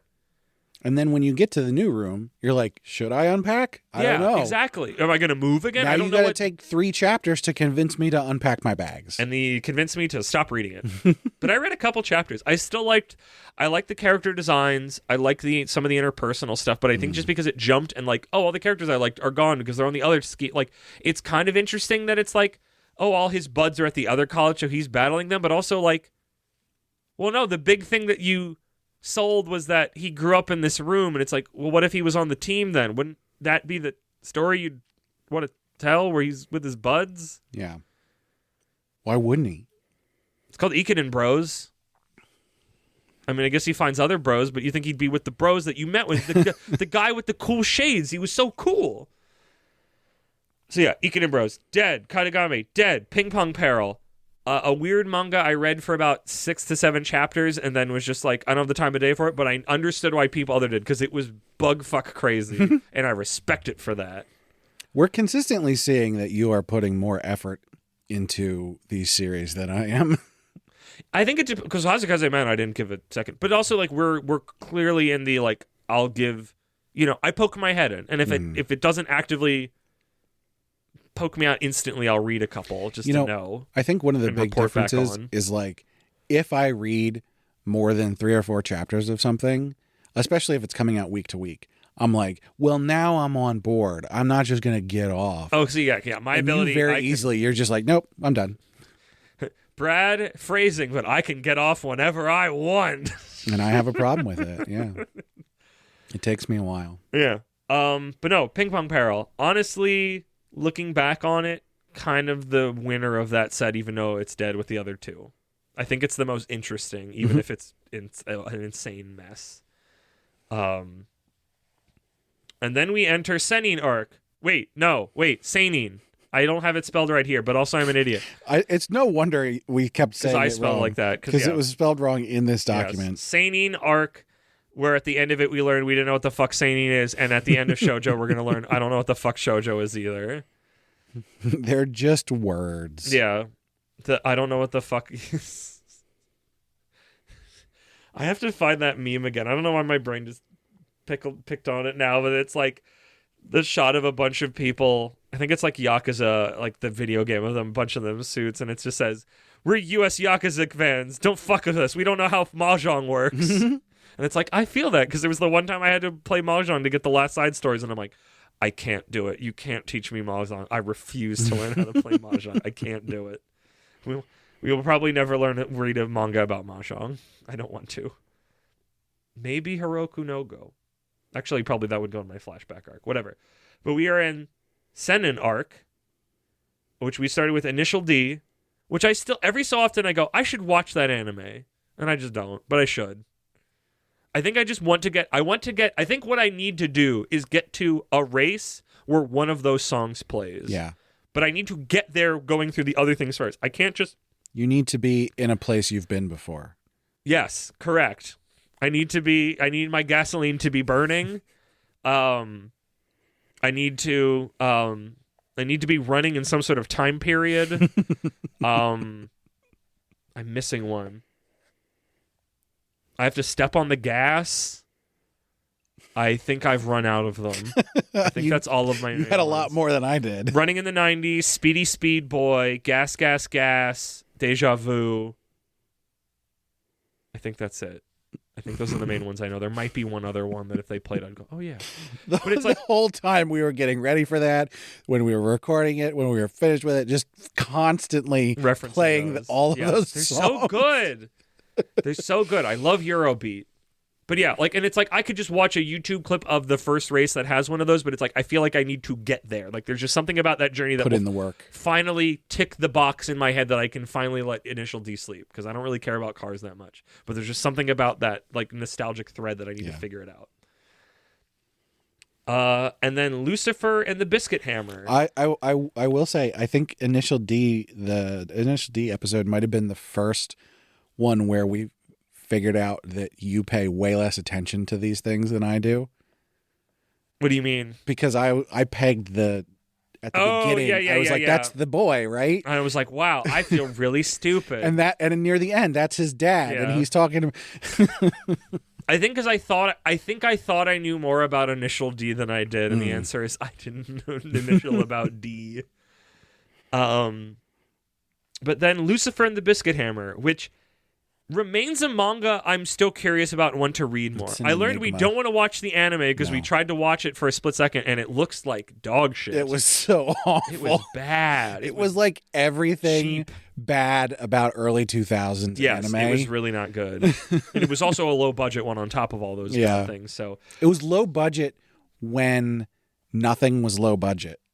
Like that was a time period where even the crap stuff had a big enough budget. Yeah, it just felt maybe it's just our eyes looking back on it, but it's still one every so often where it's like, I think I have like the PDS of it sitting around. I forget about it, but I'm like, I should read more of that because I was just curious where it was going because I don't know. I think we reloaded the right thing in this set, but this one is still one where I'm just like, what happens next? Where does this go? Who's going to show up? So the reload for this set was sort of just like, we just want to check out more of this. But no, honestly, I feel like it fit there because it's like, what is this going to be? And the answer is more of that, but good. Yeah, we did actually get an answer of like, where's this going to go? But we did get a lot more. We got a closer, we got a better idea of where it's going. Yeah. That the first chapter was a good indicator for the most part of it. We didn't get to that. Let's get to the next one. Let's get there first. And then for Issa Nines, we covered Drifters from 79. The artist from... Guys, we're already at 79. Nice, Sue. I already did the 69. I know. I didn't say nice then either. Whatever. Drifters is the Helsing guy, which means I liked the art, and it was fine. I don't remember why. I feel like I came very waffly about it. You heard? I'm Nobunaga. Yeah. Was that where that came from? Yeah. Oh my goodness. That's all that matters that came from that. I mean, haven't you heard I'm Sakamoto? No, I know, but the specifically or as have you heard Nobunaga came from that, and that's what makes it important to me there. That's what we should watch that tonight. What? Haven't you heard Sakamoto? No, I don't want to do that. Drifters is good. I would. Drifters is fine. Another series I saw at Barnes & Noble today. There you go. You correct. I would definitely read more of that at some point. You can do that. I'm not going to. I might. Okay. We'll see. That's fine. And then episode 80, Golden Man, which Golden Man I think is just the manga that is good, that is the most... why am I not reading more Golden Man? Like, it's the one that I'm most... it's hard to find. I guess, because like I said, it's the one that I'm most confused. Like, there's other ones where it's like, oh, I should get back to that, or like, I want to get back. But Golden Man was like, I enjoyed every chapter I read of that dang thing. Like, a good amount. And it's such a weird... It's kind of different and interesting. And it's like, I want to read more of it. And I think you're right. I think it's just... It's not in my spaces that I go. It's not easily accessible, so I just don't think about it. Yeah. And then, to end the arc, I was given from unexpectedly, because I think I originally had Lone Wolf and Cub on this list, and I got rid of it because I tried reading it multiple times, and I was like, no, we're going to hate. Brad's not going to like this. I'm not having a good time, but it's not like, it's too much of a classical piece, but it's not like bad. It was just like, this is not grabbing me, and no one's going to have a fun time with this. So I think I just randomly like Googled like Senin manga and just saw Holy Land, and I'm like, I like punks fighting. And I was gifted one of my favorite manga I've ever read. I ate that thing over a series of months. Yeah. Honestly, I mean, given how everything else has gone, when you were like, I'm going to keep reading Holy Land, and I was like, sure like you are. 10, 15 chapters maybe. And you just went through that. For me, at very breakneck quickly. speed. Yes, I loved, because Holy Land gave me what I wanted, which is just, here is the science and mechanics of a fight, but also it had really good like it had good drama in between it, and the emotions of like, it is both reveling in the violence and going, why am I violencing? Like, why is this my way of interacting with the world? And every time he went through an arc and kind of went through that, he'd still fight, but like how he approached it changed, and how other people approached him changed, and like that sort of like law of the jungle. But I think it was interesting because it's like, it's the interestingness of violence, but not coming from like a macho masculine viewpoint. Even if like a dude that likes fighting, like it got more at like the art of fighting, but also it's like all the social structures around it. But it wasn't just like, oh man, like in the way that like you can tell the mangaka is going like, this guy's the fucking biggest dick fighter, big puncher, strong man. And it's like, it never was about that. So I don't know. I loved Holy Land a lot. Holy Land was like it's like, what a weird, unexpected, like you never, like that's the joy of the show. Even though it's kind of rare, is like you never know when like that one that just comes down from the heavens and speaks to you and like whispers things in your ears that you've been wanting to hear for a long time. I know you, and so reading Holy Land, it made sense to me that you latched onto it. Yeah, but I also know you, and it was crazy to me that you went through it that quickly. Yes, correct. I think it was the right time, and it constantly was like I could sit down and read a bunch of chapters in a singular sitting every day. So, speaking of which, Imaginary asks, has reading manga impacted you in your day-to-day life? I mean, yes. Like manga, I mean, I would say any sort of comic or graphic novel, whatever, but like manga is so much more plentiful and accessible.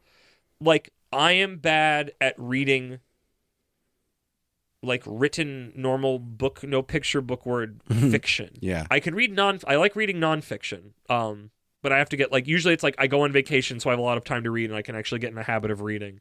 But like when I'm at home, like I go through like arcs of like, oh, I'm doing this in between my other activities, or like I'm able to focus or I'm not able to focus. So it's like fiction books are a lot harder to put down and pick back up weeks, if not months later. Yeah. Nonfiction doesn't suffer as much, but manga and graphic stuff, because it has that visual element and is a little bit, especially with manga because it's chapters, it's more bite-sized. It's easier to pick up, read a couple or read one or two of one or other, and then put it back down and then go do other things. Yeah. And I think that's what draws me to it as well.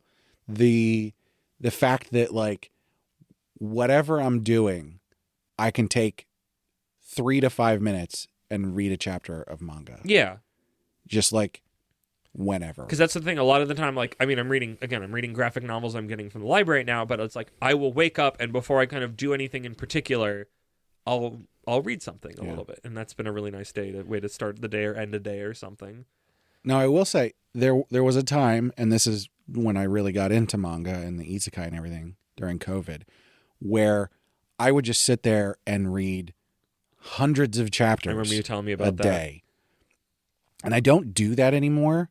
And I find that it's really hard for me to read a bunch of chapters of the same thing unless something really hooks me. Like I mentioned with Kyoshi, I started reading that and I went, oh my God, right. I love this. And I just blew through it. Well, that's my thing. It's like if I'm not, I mean, I guess it's that thing of like, I feel like it's like if I have to read a bunch, it shouldn't feel like work to get through it. But also maybe sometimes it's just, this might be a lull in the mangas and that's why I'm struggling. Or just like, I'm not in a mindset that I can focus right now. So it's always just such a hard toss up. But that's why I always go, it's like, I have that with manga, I have that with video games. It's like, if this is, even if I'm in an off mood, if this is not really grabbing me out of the gate when it's supposed to be at its strongest, it's not meant for me. Or at least it's not meant for me right now. And maybe I'll return to it one day, or maybe I'll just move on. There's so many different things to be trying. Mm-hmm. I'd rather try to find something new that talk to me more than trying to shove something in that's not going to fit. Yeah. See me burning through Holy Land all of a sudden. Which is why I asked the question. Yeah, indeed. Relevancy. I'm trying to make this an entertaining episode where we're just talking about everything we've already talked about. Yes, but it's good. It's good, and especially because we're getting to more recent, so it's like my opinion hasn't changed that much. Yeah. Or other things haven't settled around it. So we finished Senin arc and we moved into Kraftwerks. Wow, we were getting so close to now. This is August 21st. This is the story of a girl. August. Wow, this is August. We had a summertime of arts and crafts. Mm-hmm. We had Yakutate, Japan, which we went out to an actual Asian bakery and got food for after recording or during recording. Did we do that afterwards? We must have, because I think we recorded Yakutate first in that set. I don't know why we wouldn't have. Yeah. I want to say we recorded and then we went and got stuff. And then we recorded more. Huh. I don't think we talked about what we ate. I don't remember, admittedly. I feel like we did, but it must have been in one of the other episodes. Maybe. It makes as much sense as anything. So yeah, Yakutate Japan is still something I think about, because we ended up reloading Shikahai Competitive Dance Club. Right. Which I think was the right choice, but honestly, either of them probably would have worked. Yeah. I still think about that. I think Yakutate had less of a question of like, what is this going to do? True. Because it felt like a game more in this, so much of the dance club one. And we read more and then I read more. I don't remember why I stopped. I think I just, this is what always the problem is did I stop because I wasn't having fun or did I have a manga doldrum and because it wasn't on an app, I just forgot about it? And I think that's the big problem with you. Yes. Is trying to pull apart the reasonings for those things because you have a lot of them. Yes. That's why a lot of disparate ones. This is why I've been enjoying getting graphic novels from the library because there's a physical totem in my house that I can pick up and look at and that I can see when I'm in my room that goes, oh yeah, I should be reading that, and that I can work through it and it's not just some digital files on a weird site that I'm hoping don't crash my tablet. The thing with me, because as we've gone through every single one of these titles, I can remember, at any individual time, I couldn't just go, oh, we covered this, and we covered this, and we covered this. But looking at the list, as soon as I see the name, I can go, oh yeah, this is what happened in this chapter. Yeah. I've got the information in there. I just can't access it easily. The metaphor I've gotten for that is finally giving me comfort in my brain is your brain is full of zip files. Yeah. And you have to find them in the file system and then they take time to unzip, and usually the process of needing to unzip them is that you need some sort of like, I guess that's the finding thing. It's like you need to know what to search in the search engine to find what you've named the file, and then it takes time to unpack them. So the information is in your brain. Yeah. You just need some other related things to help bring it back to the surface and unzip the file. I keep my desktop very clean. Exactly. But I have a very messy archive. Yes, exactly. There you go. That's how you do it. But so in that vein, like as we go through these, I can very easily go, yeah, I just never picked that one up because it didn't grab me. I didn't read more of this because of this thing that happened, or things like that. I don't have a bunch of different reasons why that might have happened. You know? Yeah. That's just how I operate. So, but yeah, that makes it hard for me to sometimes finish things or keep at them without other things involved to help that be a process. It's why I like getting physical manga from the library. I just picked up the first triple volume omnibus of Full Metal Alchemist. So I'm going to try to mosey my way through that and hope I have a better time reading it than I did watching the anime at 2 different attempts. Because I feel like I should like it. So like this will be much like the initial D thing. It's like if I don't get through this and have a big smile, like not like I'm going to keep going because I know the rest of them are at the library. Full Metal Alchemist goes to bed for me forever. Which is, you know, for better or for ill, it'll be asleep, and that's what counts. Or it'll be asleep, or it'll be able to get to the end. But I'll know it'll be settled finally. I've watched the entirety of both anime, Full Metal Alchemist anime. Never read any of it. I've seen the first season of Brotherhood, I think, almost twice now, and every time I fall off, and I never really know why, and that's why I'm hoping the manga will solve that problem. I really like structure. Brotherhood. It was Brotherhood. Like, I don't know. Like, it's the thing I could never put into words. Like, I don't know if I'd watch it now. I'd finally have, because I feel like my ability to be articulate about what's going on inside my brain about how I feel about things has gotten infinitely better than it was back then.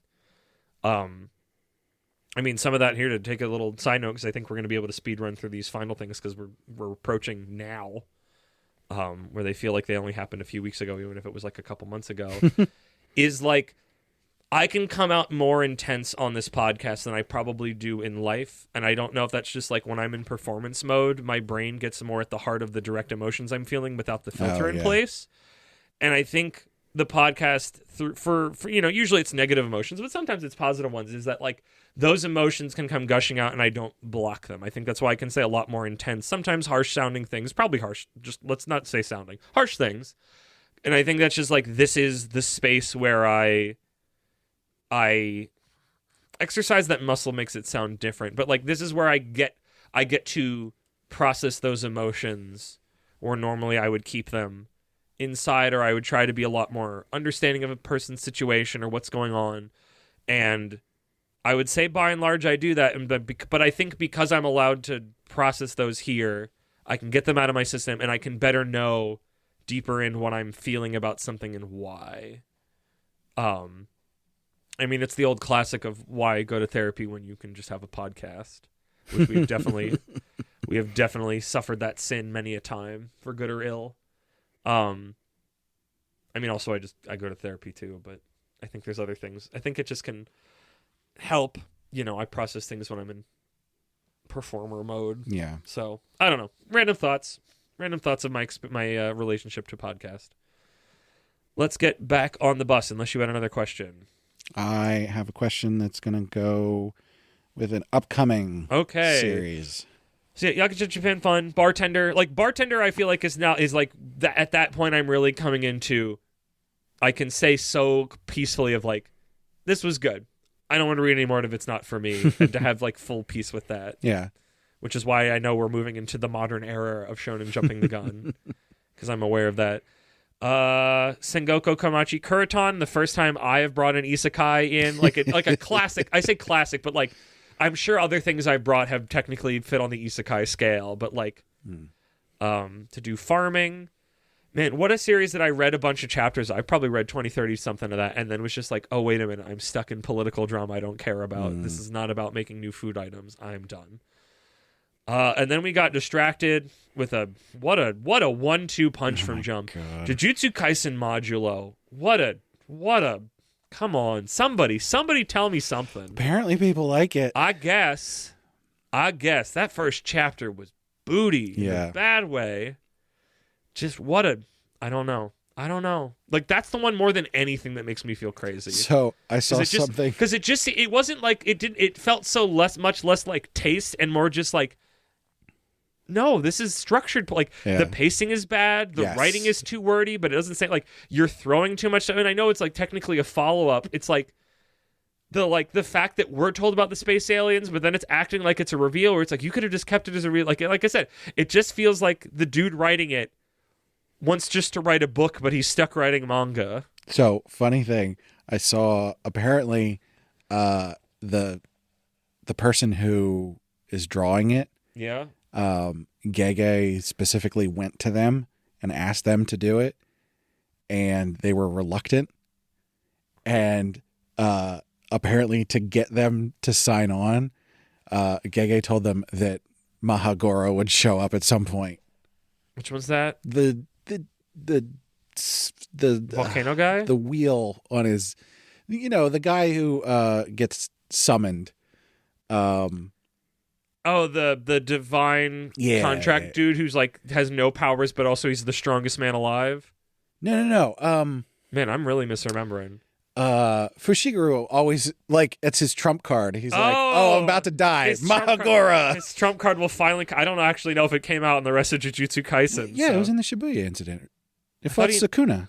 Oh, okay. I don't remember. Wow. I know. What a life I live. The whole big thing. No, I remember. I remember that guy getting he was like, I can take on a spirit, and then he took on the guy I just described, who was Fushiguro's dad. Yeah. Who's the big dick buster who has no powers, but also he's just.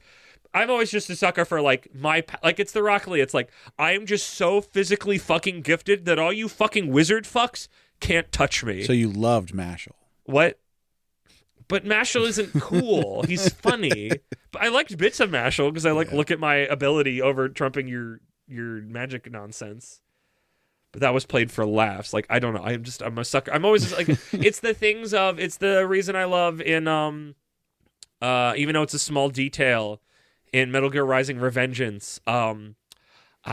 What's his name? Not a machine, son. No, Jetstream Sam. Like everybody you fought in that game is like augmented robo people, and at one point I don't remember, I think you can look at something on the ground of his, and it's like you learn that it's like he's a dude. He is wearing a suit that gives him a slight boost to his abilities, but otherwise he is a flesh and blood man, and he is stronger than you, who has beat all these other things, and that's. I love that. I love the non-magic. I love. It's why it's like to an extent. It's like I love Batman in the Justice League of in a world of supers, the regular homie is holding up. Yeah. Or I'm the demon hunter. I have no powers. I'm just that fucking good.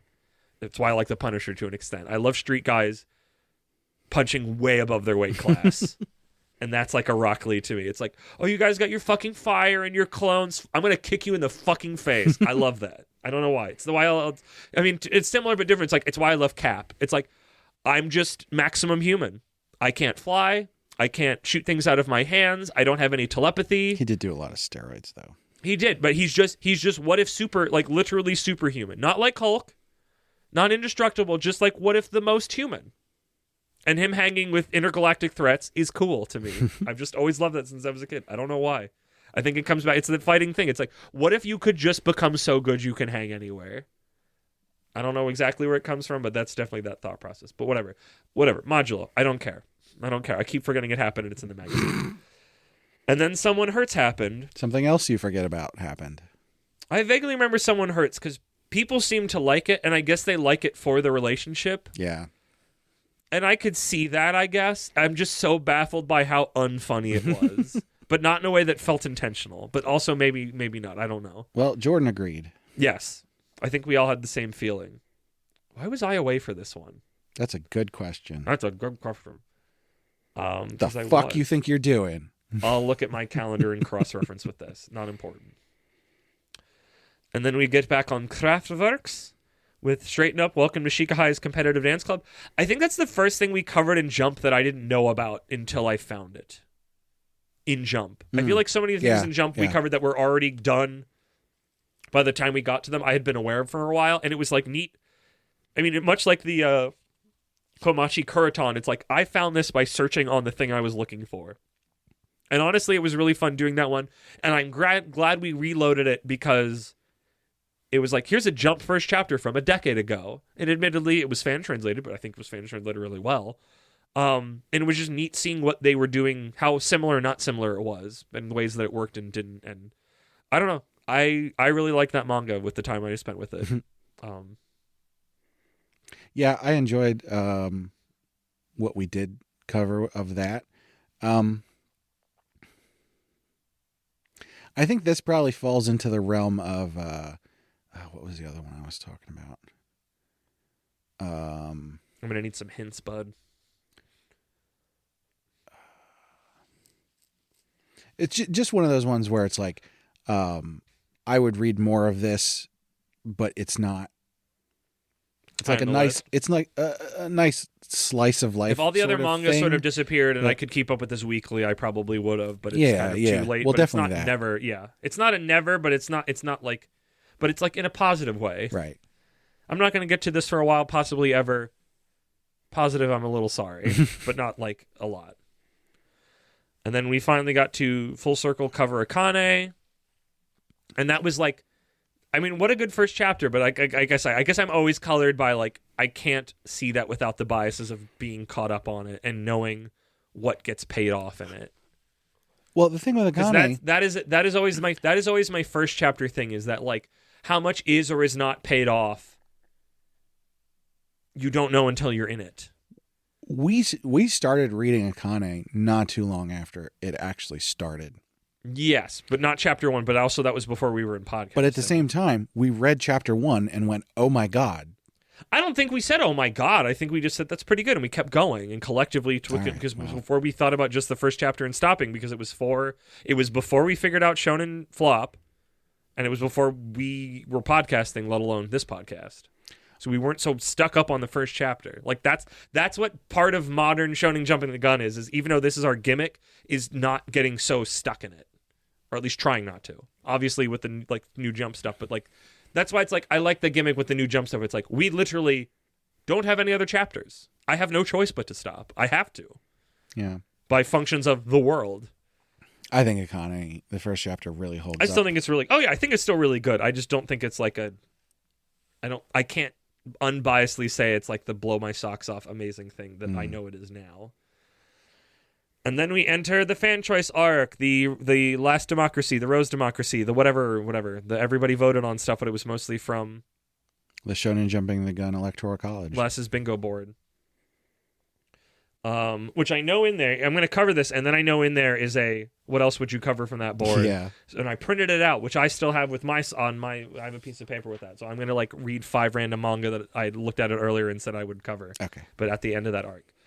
So Shangri-La Frontier. Honestly, I think after everything's said and done, I think Shangri-La Frontier is at the bottom of my list on this one. I think it's the only one that I either didn't read more of or didn't say I would. Considering what happened with Gachiakuta, I think that's fair. Yeah. What? If I had to reorganize, Shangri-La Frontier's at the bottom. Then, this one got split up, so it's harder to see. Pandora Hearts. I don't know. I was going to read more mangas to the library, and I don't think I did. I don't remember. I think that was just because I was starting to pick it up, because I was almost caught up on Gachiakuta, and then I saw it happen, and I just wasn't reading any manga anymore for the time. So I want to read more mangas. I don't remember if I did or not, or I just listened to the episode and thought about it. You know you're on the hook for Pandora Hearts, right? Oh, I know I am. We're gonna do it. Okay. I promise you. We're going to do it. I mean that. So what? Shangri-La Frontier, Magus of the Library, but only because I haven't gotten to it yet.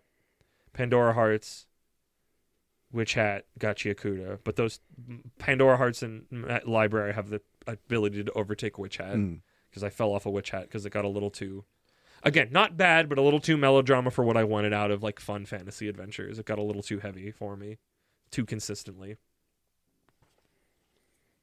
But I think of that arc of just like, it's fun to I think we said we would do this year is just another arc where everybody gets to vote on stuff, because I think that just gives it a lot more agency about, like, I think that like we had a lot of good discussions of everybody in the Discord about that, of the stuff we covered. So, and especially like, I don't know when it'll start, but I'm looking forward to Maybe when I get back from my trip next month. I think that'd probably be a good. That's probably the best time to do it. Is figure out. We need to figure out. Maybe in the meantime, we can figure out where we're consistently finding it, so we're reading the same version if we're able to, and the time scale of X amount of chapters or volumes per time unit. Right. And how to organize when we're going to talk about it. Is it on K-Manga? What? I don't know. I didn't look. I feel like it's Was not. that not where I know. read that? Let me look. I'm killing time looking at things. So, related question.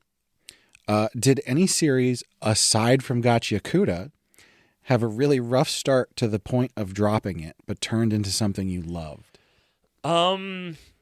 I don't think I have anything that's as power as Gachiakuda. Because the example, because when Gachiakuda came up and I had my whole turn on it for my face turn instead of my heel turn, I cited Undead Unluck as that. But it's like, I liked the first chapter of Undead Unluck. I didn't need to be convinced. Yeah.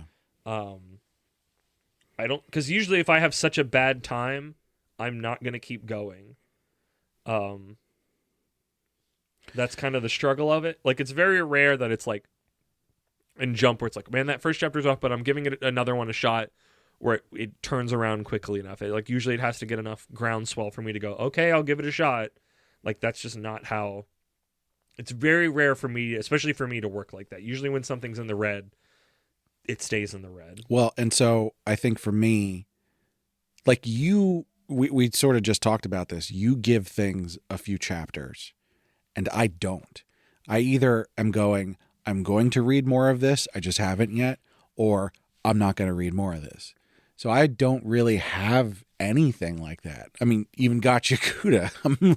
I think just the way as that much people as you talked all like about that. it, yes, I know, but and what got me around was I expressed my opinions, and then people described enough, and it's like multiple humans I trust are saying I should keep at this. Mm-hmm. I'm going to do it. And it was the social, lever, simple mechanism of the situation that got me to go, I'm going to keep going. Because there was bits about it, like I liked the visuals and stuff, so I was like, okay, I'll give this a shot. And I kept going, and I'm excited to get back on the Gachiakuda horse and get caught up on that. Because like I said, that was one of the things that I fell off of when I just wasn't reading for the last month during rehearsals. So, I don't know. I don't usually give, it's mostly just either there's enough social stuff around it of why I'd want to keep going, or just I will usually give Jump at least 2 chapters.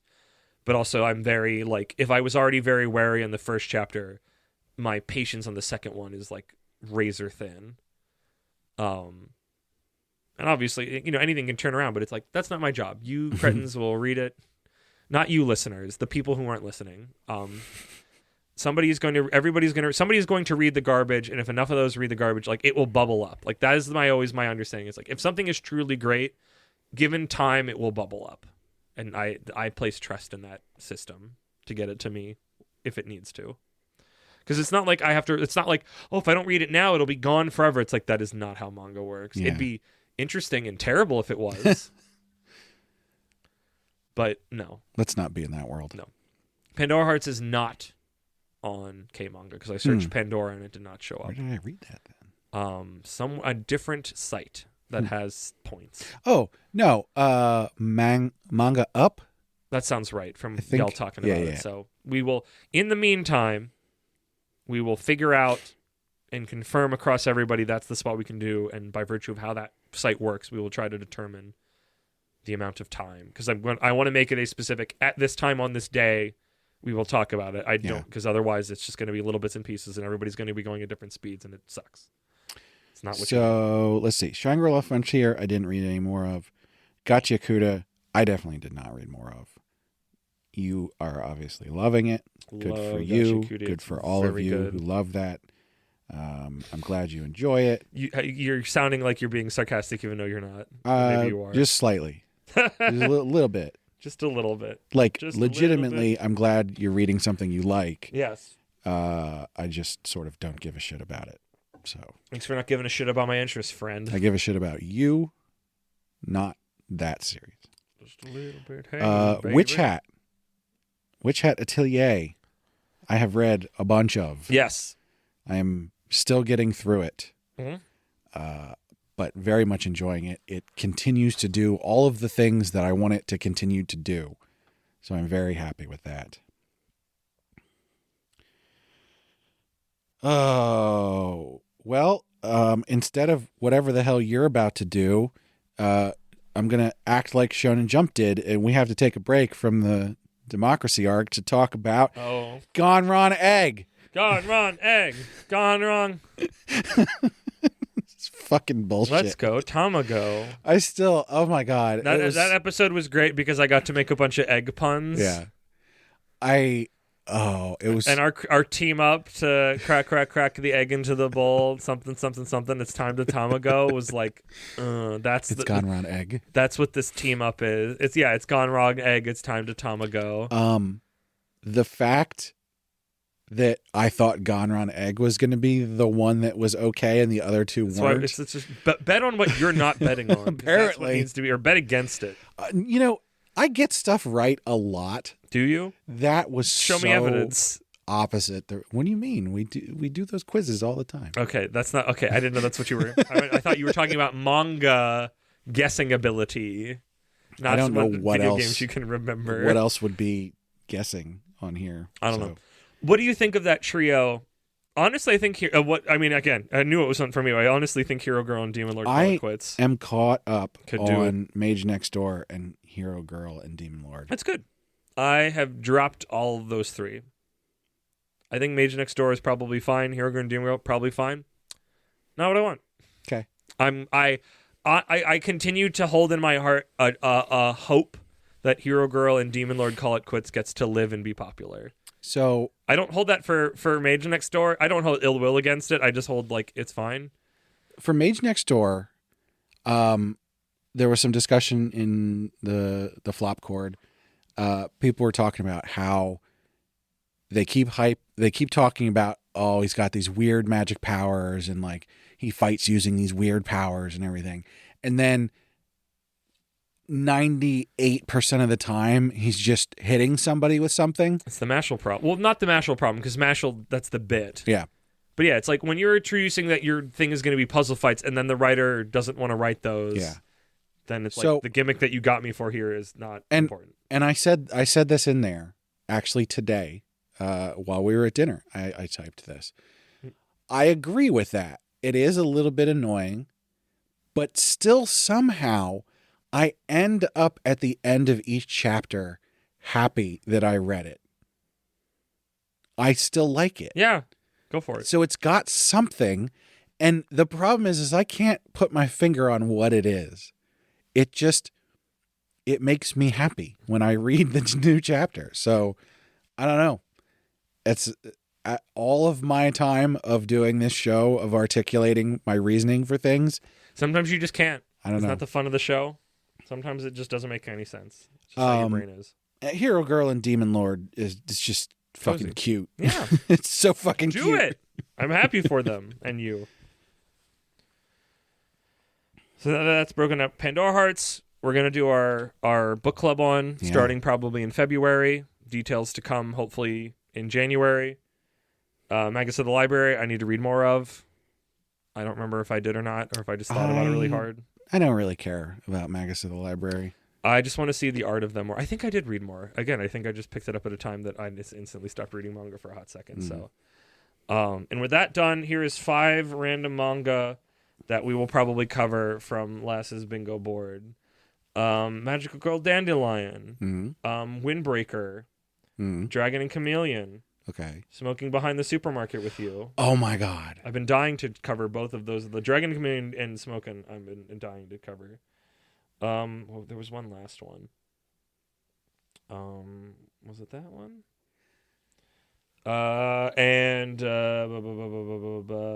Beat the Vandal Buster. Not those exclusively, those 5. Beat the Vandal Buster's on there? Yeah. No promises for time of when. This is not a blood contract that they will be covered. This is not a blood contract that there's other things on there we won't cover. I don't know if I've ever said in the podcast. At some point, when we're not doing anything in particular, I want to mag dump Golden Kamui to force Brad to read more of it and for me to reread it. Oh, good. I don't have to read it until then.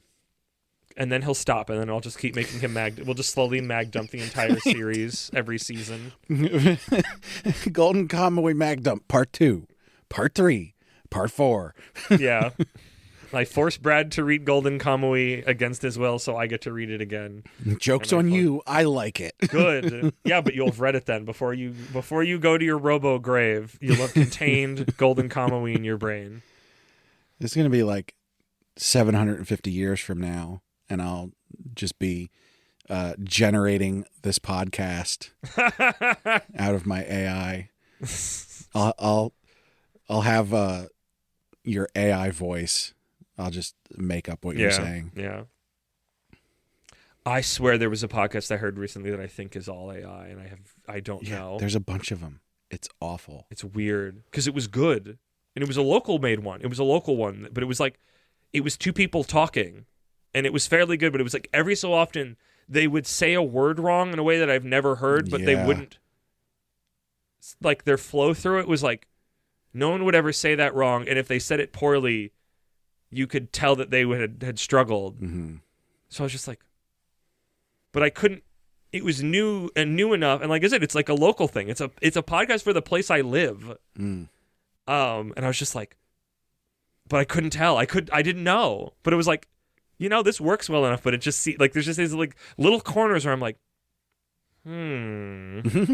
that's odd. But it's like, I just whatever. I hate having to be so skeptical of all those things now. Where it's like it could have just been human error, but it's like both of them did that enough times where I'm like, you'd either take another take or you would have stumbled a little bit more and you wouldn't have just said it really weirdly wrongly and kept going without breaking your stride. So I don't know.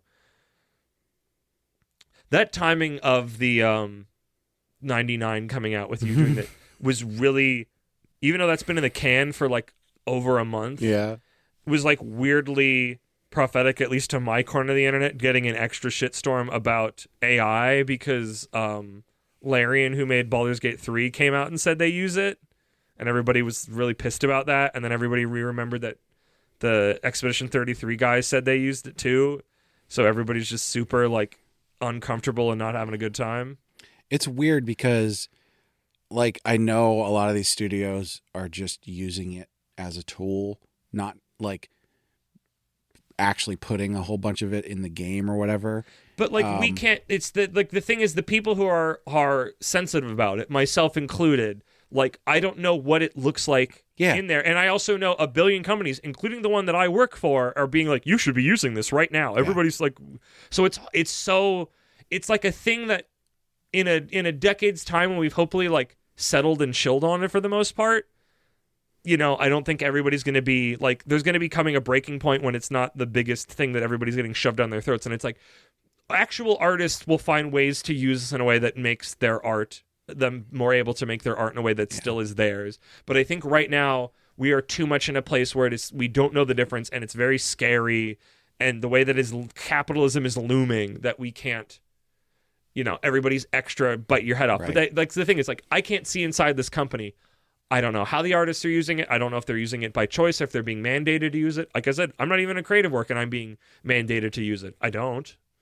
I know my coworker uses it in interesting ways that I respect him, and he seems to get some use out of it in a good way that I go, oh yeah, it's pretty useful. So I think it's funny because as nuanced as my opinion on it is, I don't care that people are freaking out about it. Like I would encourage people to freak out about it. I guess it's the freak out. The sadness of the freak out is more, this is a company everybody liked and championed, and now it's just like, can we not have nice things? Yeah.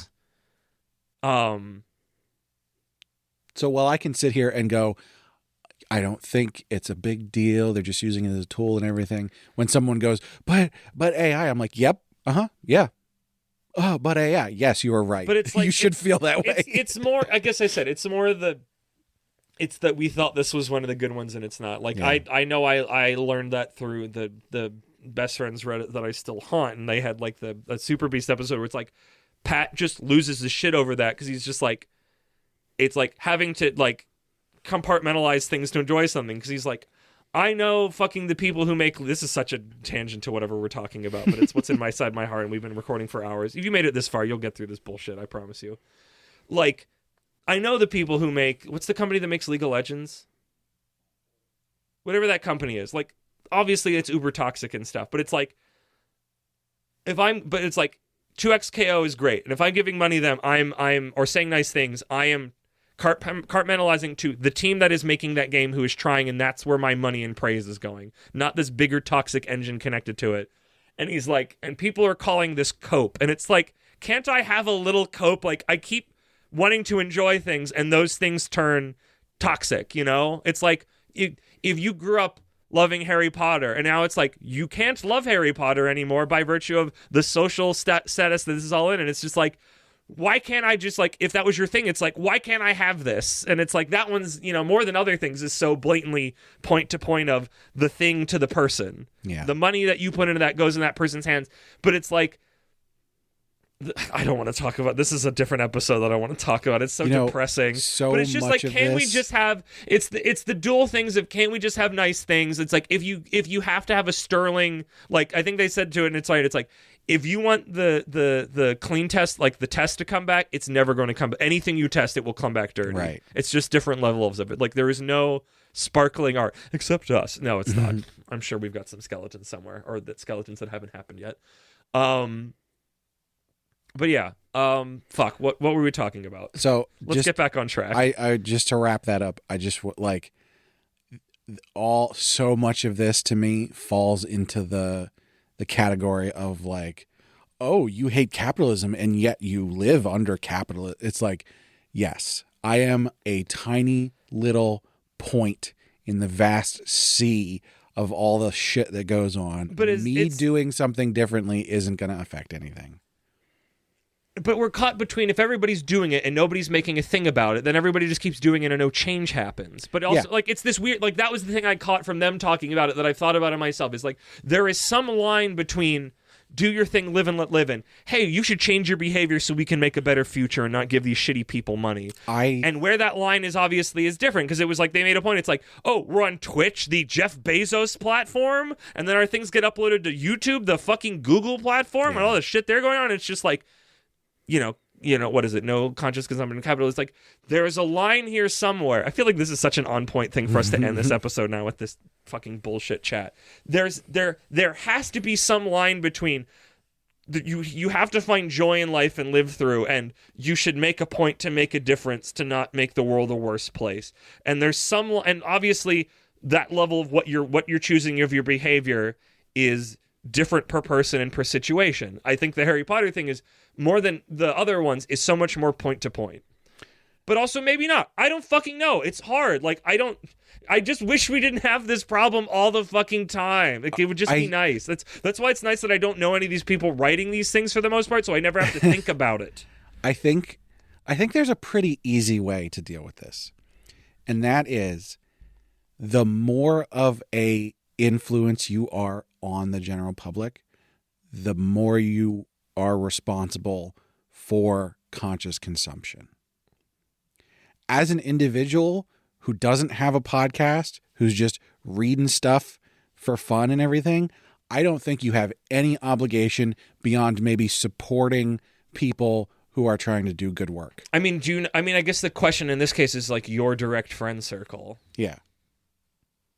There's something to be said there. Yeah, now, that's what I'm trying to get at. For us, I think we have a responsibility to talk about these things, not necessarily whip ourselves. Or to pass judgment directly, but also a little judgment. I always say, because I can never say I don't pass judgment, because I do. Like, that's where this is the battle that I fight inside myself and go, I have beliefs that I have, feelings about, and I can't just go, anybody can do anything, because I don't believe that sense at all. Yeah. But, like, we're small time. So I think our responsibility ends at talking about awareness. It and having a sense of what's going on and being responsible to that end. It's not going to make a difference for us to like Harry Potter. Now, morally, I'm never going to buy anything related to Harry Potter ever again, because that is my own morals. But I don't think that I have a responsibility to do that outside of my own personal beliefs. As much as I would like to convince people of that, as much as I would like J.K. Rowling to probably just drop dead, I would not hold any individual to account for their enjoyment of Harry Potter. Exactly. Like that's what it is. Yeah. It's just like it's the thing I come back to all the time with a lot of my fucking hot takes. It's like a group of people, a faceless group of people I can have opinions about, but a singular human is a singular human with their thoughts and feelings and their situation that I can come to an empathetic understanding of. And maybe that's what it is, because it's always that. It's like you can't make laws to change behavior necessarily. You can make laws to change the behavior of one specific billionaire. Yeah. I didn't word that correctly. Like, it's more of like the best way to get people to change is to make something uncool. Yeah. Like, the more you yell at somebody to not do something, it's not going to help collectively. You know, maybe in small pockets, yeah, but like, and by you know and what's large, not cool? Bigotry. Yeah, there you go. There you go. Okay, let's get done with this.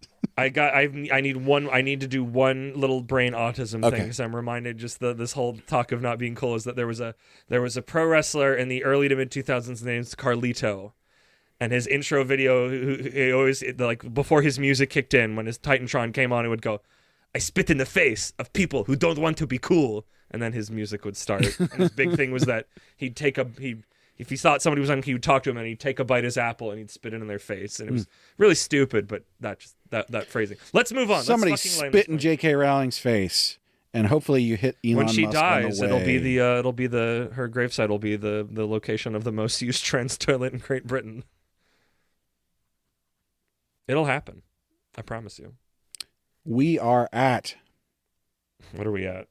the Heaven and Hell arc, which we're currently in the middle of. So I can't talk about what. I can only talk about 3 things inside of that. We can talk about the things that we already talked about. I can tell you the last 3 weeks. I can tell you there's 3 more things after it, of the 3 that you've already heard. So Bone Collection, we had a lot of fun with Finn. Finn's great. Finn was great. I'm excited to have Finn on again. If that one thing that you talked about fits in the shoujo arc, we will have him back. Also, for some reason, episode 99 and 98 are switched in this document. I don't know how that happened. That's strange. Mori King was after Bone Collection. That was the one where you were disappointed it was too short, even though it was 30 minutes, like an insane person. And what? And we ended. We barely even talked about the actual thing, didn't we? Sometimes that happens. And then, episode 99. I hope everyone learned. I hope everyone understands me now. Yes. I know.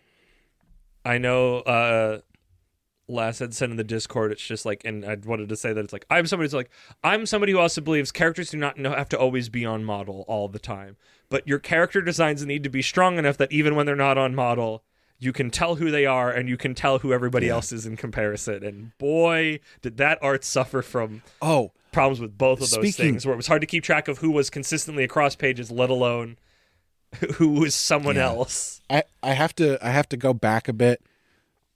I wanted to mention this at the I was thinking about it probably yesterday. I forgot. Kyoshi. There are 2 characters in Kyoshi who look so similar that as I'm reading, like, to catch up, I was just like, wait, which one is that? Who said that? It's the guy who runs the Chinese restaurant. Oh, there's a guy who looks like him? And then the other cross paladin, which is the one who took his place as a cross paladin. Ah, okay. And they both have long blonde hair. Their piercings are different, so you should be able to tell, but there were so many shots where they're like too far away or whatever. Oh, so there's no detail. And I'm just like, I can't tell who this is right now. So one of you wear an armband or a hat or a headband or something, just something. So that's an example of, even if you're on model, sometimes your characters just don't look different enough. That's why I said this suffered from both of them. The characters didn't look different enough even on model. Yeah. And then being off model made keeping track of everybody even that much more difficult. I am genuinely sorry that everyone had to go through that, but it had to be done. It had to be done. It made me want to try to find more sub 5.0 score filth on manga decks a little bit. but I don't know if that's just going to be more not food. We can do it. It's nobody's gonna have a good time with it. Nope. But sometimes that's what you need. Um, Can you hand me the questions? I want to look at what's now that we've reached the end. So yes, we've reached the end. There are 3 more heaven and hell, bullshit blazing, whatever the heck we're calling it, stuff that is technically recorded, but we're doing something special with 2 of them. That'll be fun. And then we have, I guess, also, I think we already said it before. JoJo January is returning. Oh, yeah, I already said that. We're doing Battle Tendency. We're doing Manga Piece Theater Battle Tendency. And then the new arc starts that I'm very excited about. That, again, I mean, what? I know it better than you, Brad. Like, I'm trying to figure out, I may have to scream we need to edit here or bleep something. Like, I'm trying to think if I can give some thing that would help be a very, like, the vaguest of hints. But I think anything I say will either be too obscure or give it away too quickly. It's gonna be nostalgic. Yeah, I would say that's a good way to put it. Yeah. I like that. That's broad enough, but also very clear enough. We might be too old. Maybe it's not going to be nostalgic for our core audience who's younger than us. No, our core audience might be too young. We're just old in general. We're not too old for the nostalgia we're talking about. The nostalgia is very much in season. But yes. Da-da-da-da-da. So we're going to end on maybe a couple questions or maybe just one. But just to say, we haven't gotten through all the questions. There's a bunch of them that are very similar in terms of like basically saying, what's your favorite, or, you know, what's the big thing that you would go back or whatever. So since there's a lot of overlap, we didn't get to every single question, but we're going to find at least one more. I don't know if you had one specifically. Oh wait, actually, I really like this. There's a bunch of imaginaries there on the first page. Yes, there's one from Cake Dwarf I want to ask, but I also want to ask this imaginary numeral one first. What do you value most in a first chapter? An intriguing world and lore, good story, endearing characters, a unique dialogue style, or an entrancing art style? Honestly, at a very basic level, all of those. I feel like we talked about what makes a bad first chapter.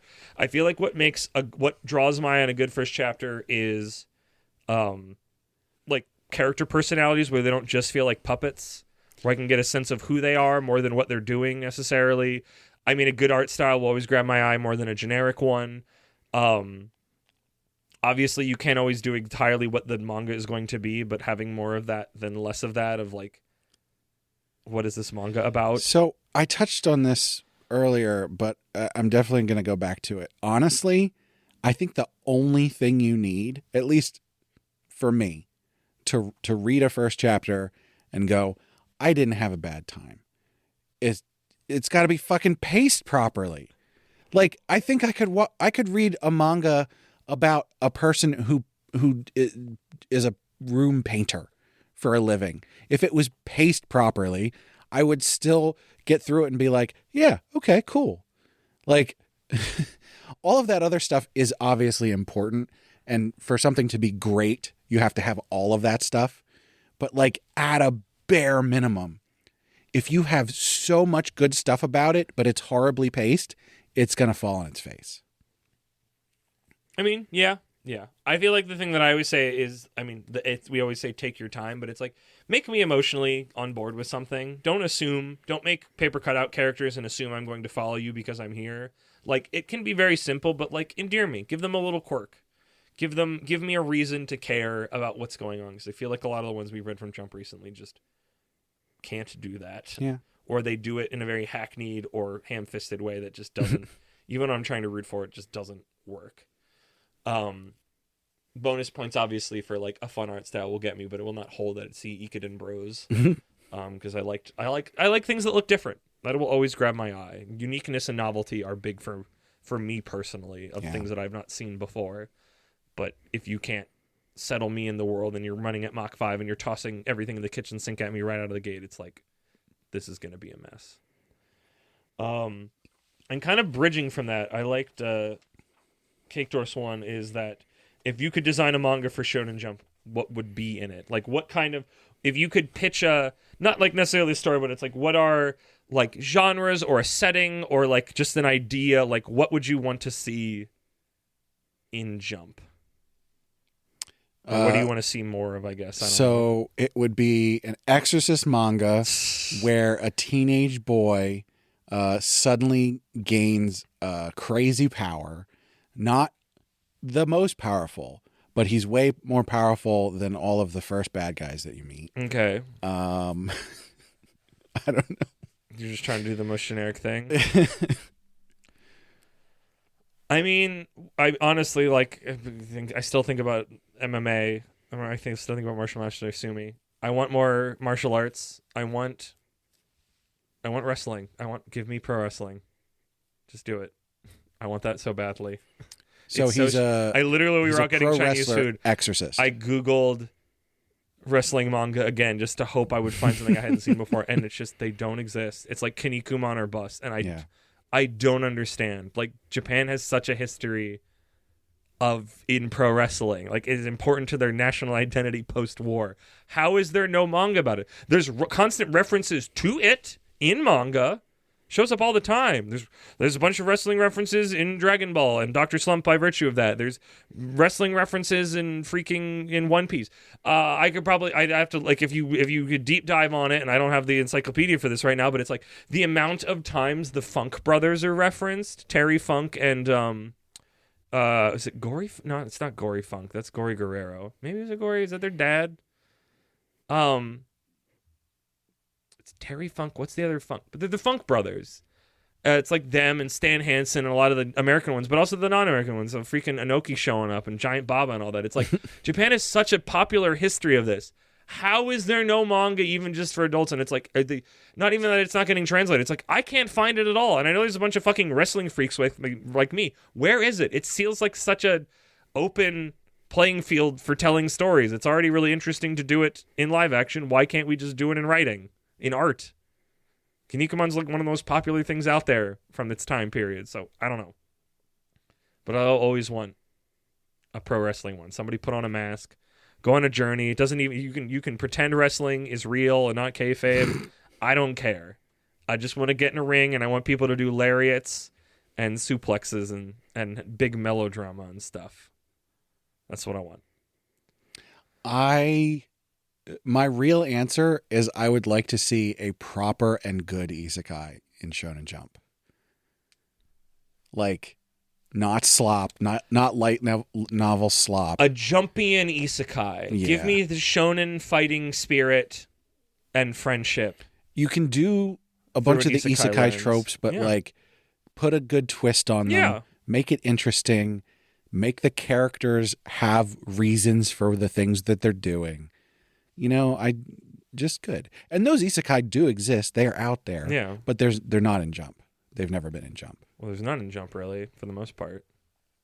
Jump has been very walled garden from that. That's why the hero girl, or the demon, hero girl, demon lord thing was like... It's an outlier. Yeah, it's encroaching. It's not quite there, but there's enough of the tropes in there. I was surprised by it, but I don't hate it. There's another timeline where it's worse or different in enough a way that I'm like, I don't like this. It shouldn't be here. But here it's like, okay, this is interesting. We'll see if that's the start of something. So whatever. Any other questions? I think we're good. I'm running out of voice. Any closing statements? If you're still here with us, that you've listened to all this, or just even listened to the other episodes, like, thank you. Yeah. Like, we enjoy doing it. It's nice to know people are out there listening. If you got to the end of this, you're the best, and you're not on the Discord, what are you doing? What are you doing? Either you're dead and this has just been playing background at the location of your car crash or something, or you're a real one and you're probably on the Discord. But if you're somehow not one of those two things and you've gotten to the end here and you're not dead, get on the Discord. What are you doing? Talk to us. We're going to have more votes for things we're covering. To that end, thank you so much to everybody who is on the Discord, everybody who has been following us since even before we started this show. Yep. But especially this show, we continue to do this because you're there. Yes. Like, we enjoy doing it, and that's important. But if nobody was there, especially chatting on the Discord and stuff, like, and we'd just be shouting into the nothing. So Yeah. it's nice to be heard outside of each other. So yeah, 100. 100, big 100. Here's to big 100 more. Honestly, I think we will reach that. Oh yeah. Like I know sometimes there's the joke of like we're not going to make it, but it's like in 2 years, barring unforeseen life events, I have a feeling we're going to get another 100. I'm not worried about that, and we should probably retrospective at 50, at 150. Yeah, I think we should definitely do this once a year. Yes, and we'll call it at 50. I'm not entirely sure how that will work out. we never did name this. Retrospective is fine. I guess retrospective what I was going to do. I think because my original doc from last year had it called the Bounty Board, but that was more when I was keeping track of what was alive or dead and jump, because that's mostly what we had covered. And we don't care about that anymore. We don't care about that anymore. So, yeah, Shonen jumping the gun, autopsy. I think just retrospective. I think that's just what it is. Yeah. A look back. I think autopsy would be more like Shonen flop. Yeah, true. Yeah. As stated at the beginning of this episode, if you're listening to this when it's coming out, Merry Crimbo. Yeah. And to that end, there's no ad here. So, but again, you should come talk to us. So go on our website, animepodcasterreincarnation.com, and find the social links page. You can find all this stuff up there. I won't go into detail. We've already been here long enough for that. Know, if you're this far in, you've listened to the other. Can you imagine someone who's never it's insane. listened to this podcast before, and they're here right now listening to this? What's wrong with you? Wow. I mean, I hope you come on the Discord. Thank you. Just, but also, just to go, hey, that was me. Hey, assholes. But more specifically than thanking all of our fans in general, we need to very specifically thank our patrons. Yes. So, to start us off, I'm gonna switch things up. Okay. At our commoner tier, I'm gonna build first and foremost, at our commoner tier, we've got Last Man on Earth, Laura Carroll, and Rena. Rena, thank you so much for sticking with us for such a long time. Rena joined September 13th, 2023. Wow, I didn't even know we had a Patreon back then. Yeah. Wow. And we have a noble tier where we've got 2 very special patrons. At our noble tier, you get a special shout out. So, first of all, we've got our marquee, Sir Cake Dwarf.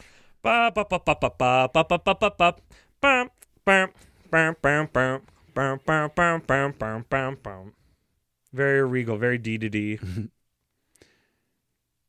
And actually last, definitely not least, we have our Count Imaginary Numeral. I'll play it again. I didn't internalize that one, but it was funky as heck. I don't know if Brad cut that or put it in, but Brad was playing the one you would post in Imaginary, and it is groovy and funky as heck, but I don't think I can memorize it quickly enough to... I don't think I can sing that. It's got big it's got big Marvel too. I'm gonna take you for a ride. What up? It's that funky MIDI sax. And that like You can't see me because this is an auditory podcast, but I'm bopping my head with this. It's rad as heck. So hopefully some of that made it in there. But thank you so much to all our patrons. We could totally do it without you, but we really, really appreciate it. Yes. Thank you, patrons. Thank you, everybody. There's nothing quite like someone giving you a couple dollars every month to motivate you. Yes, it's really nice because that's a very much money where your mouth situation is, and I appreciate that you of the hard times of money out there that you decide to give some of your hard-earned money bucks to us. Yeah. Some schmucks talking about manga every week, but no, honestly, like. Thank you, everybody. It's been a lot of fun making this podcast. Like just the amount of like odds and ends plans that I already have and have had for a while, and just having a place to put them and explore these ideas, both in like, hey, this would be funny or this would be cool to do, and then learning other things and going in those directions and seeing what you guys tell us. Like, it's like I said, it's fun. We've been doing this for this specific podcast for 2 years, but overall, like 3, 4, 5 years now, maybe 4 or 5 years. December 2021. Okay, so 4 years. Yeah.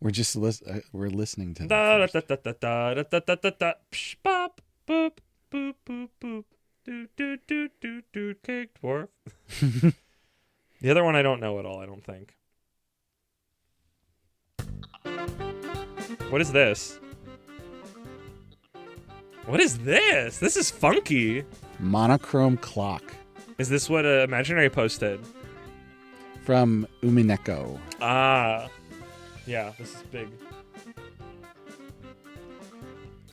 I don't think I can sing this, but this is, Imaginary. Shouting out to you. This is funky as heck. I love this. Okay. Where were we? What were we talking about? We gotta land the plane. We gotta thank our patrons by virtue of the thing that we just did. Right. So I said, yeah, Merry Christmas. No ads here. No ads. I forgot how it sounds. Hit my music.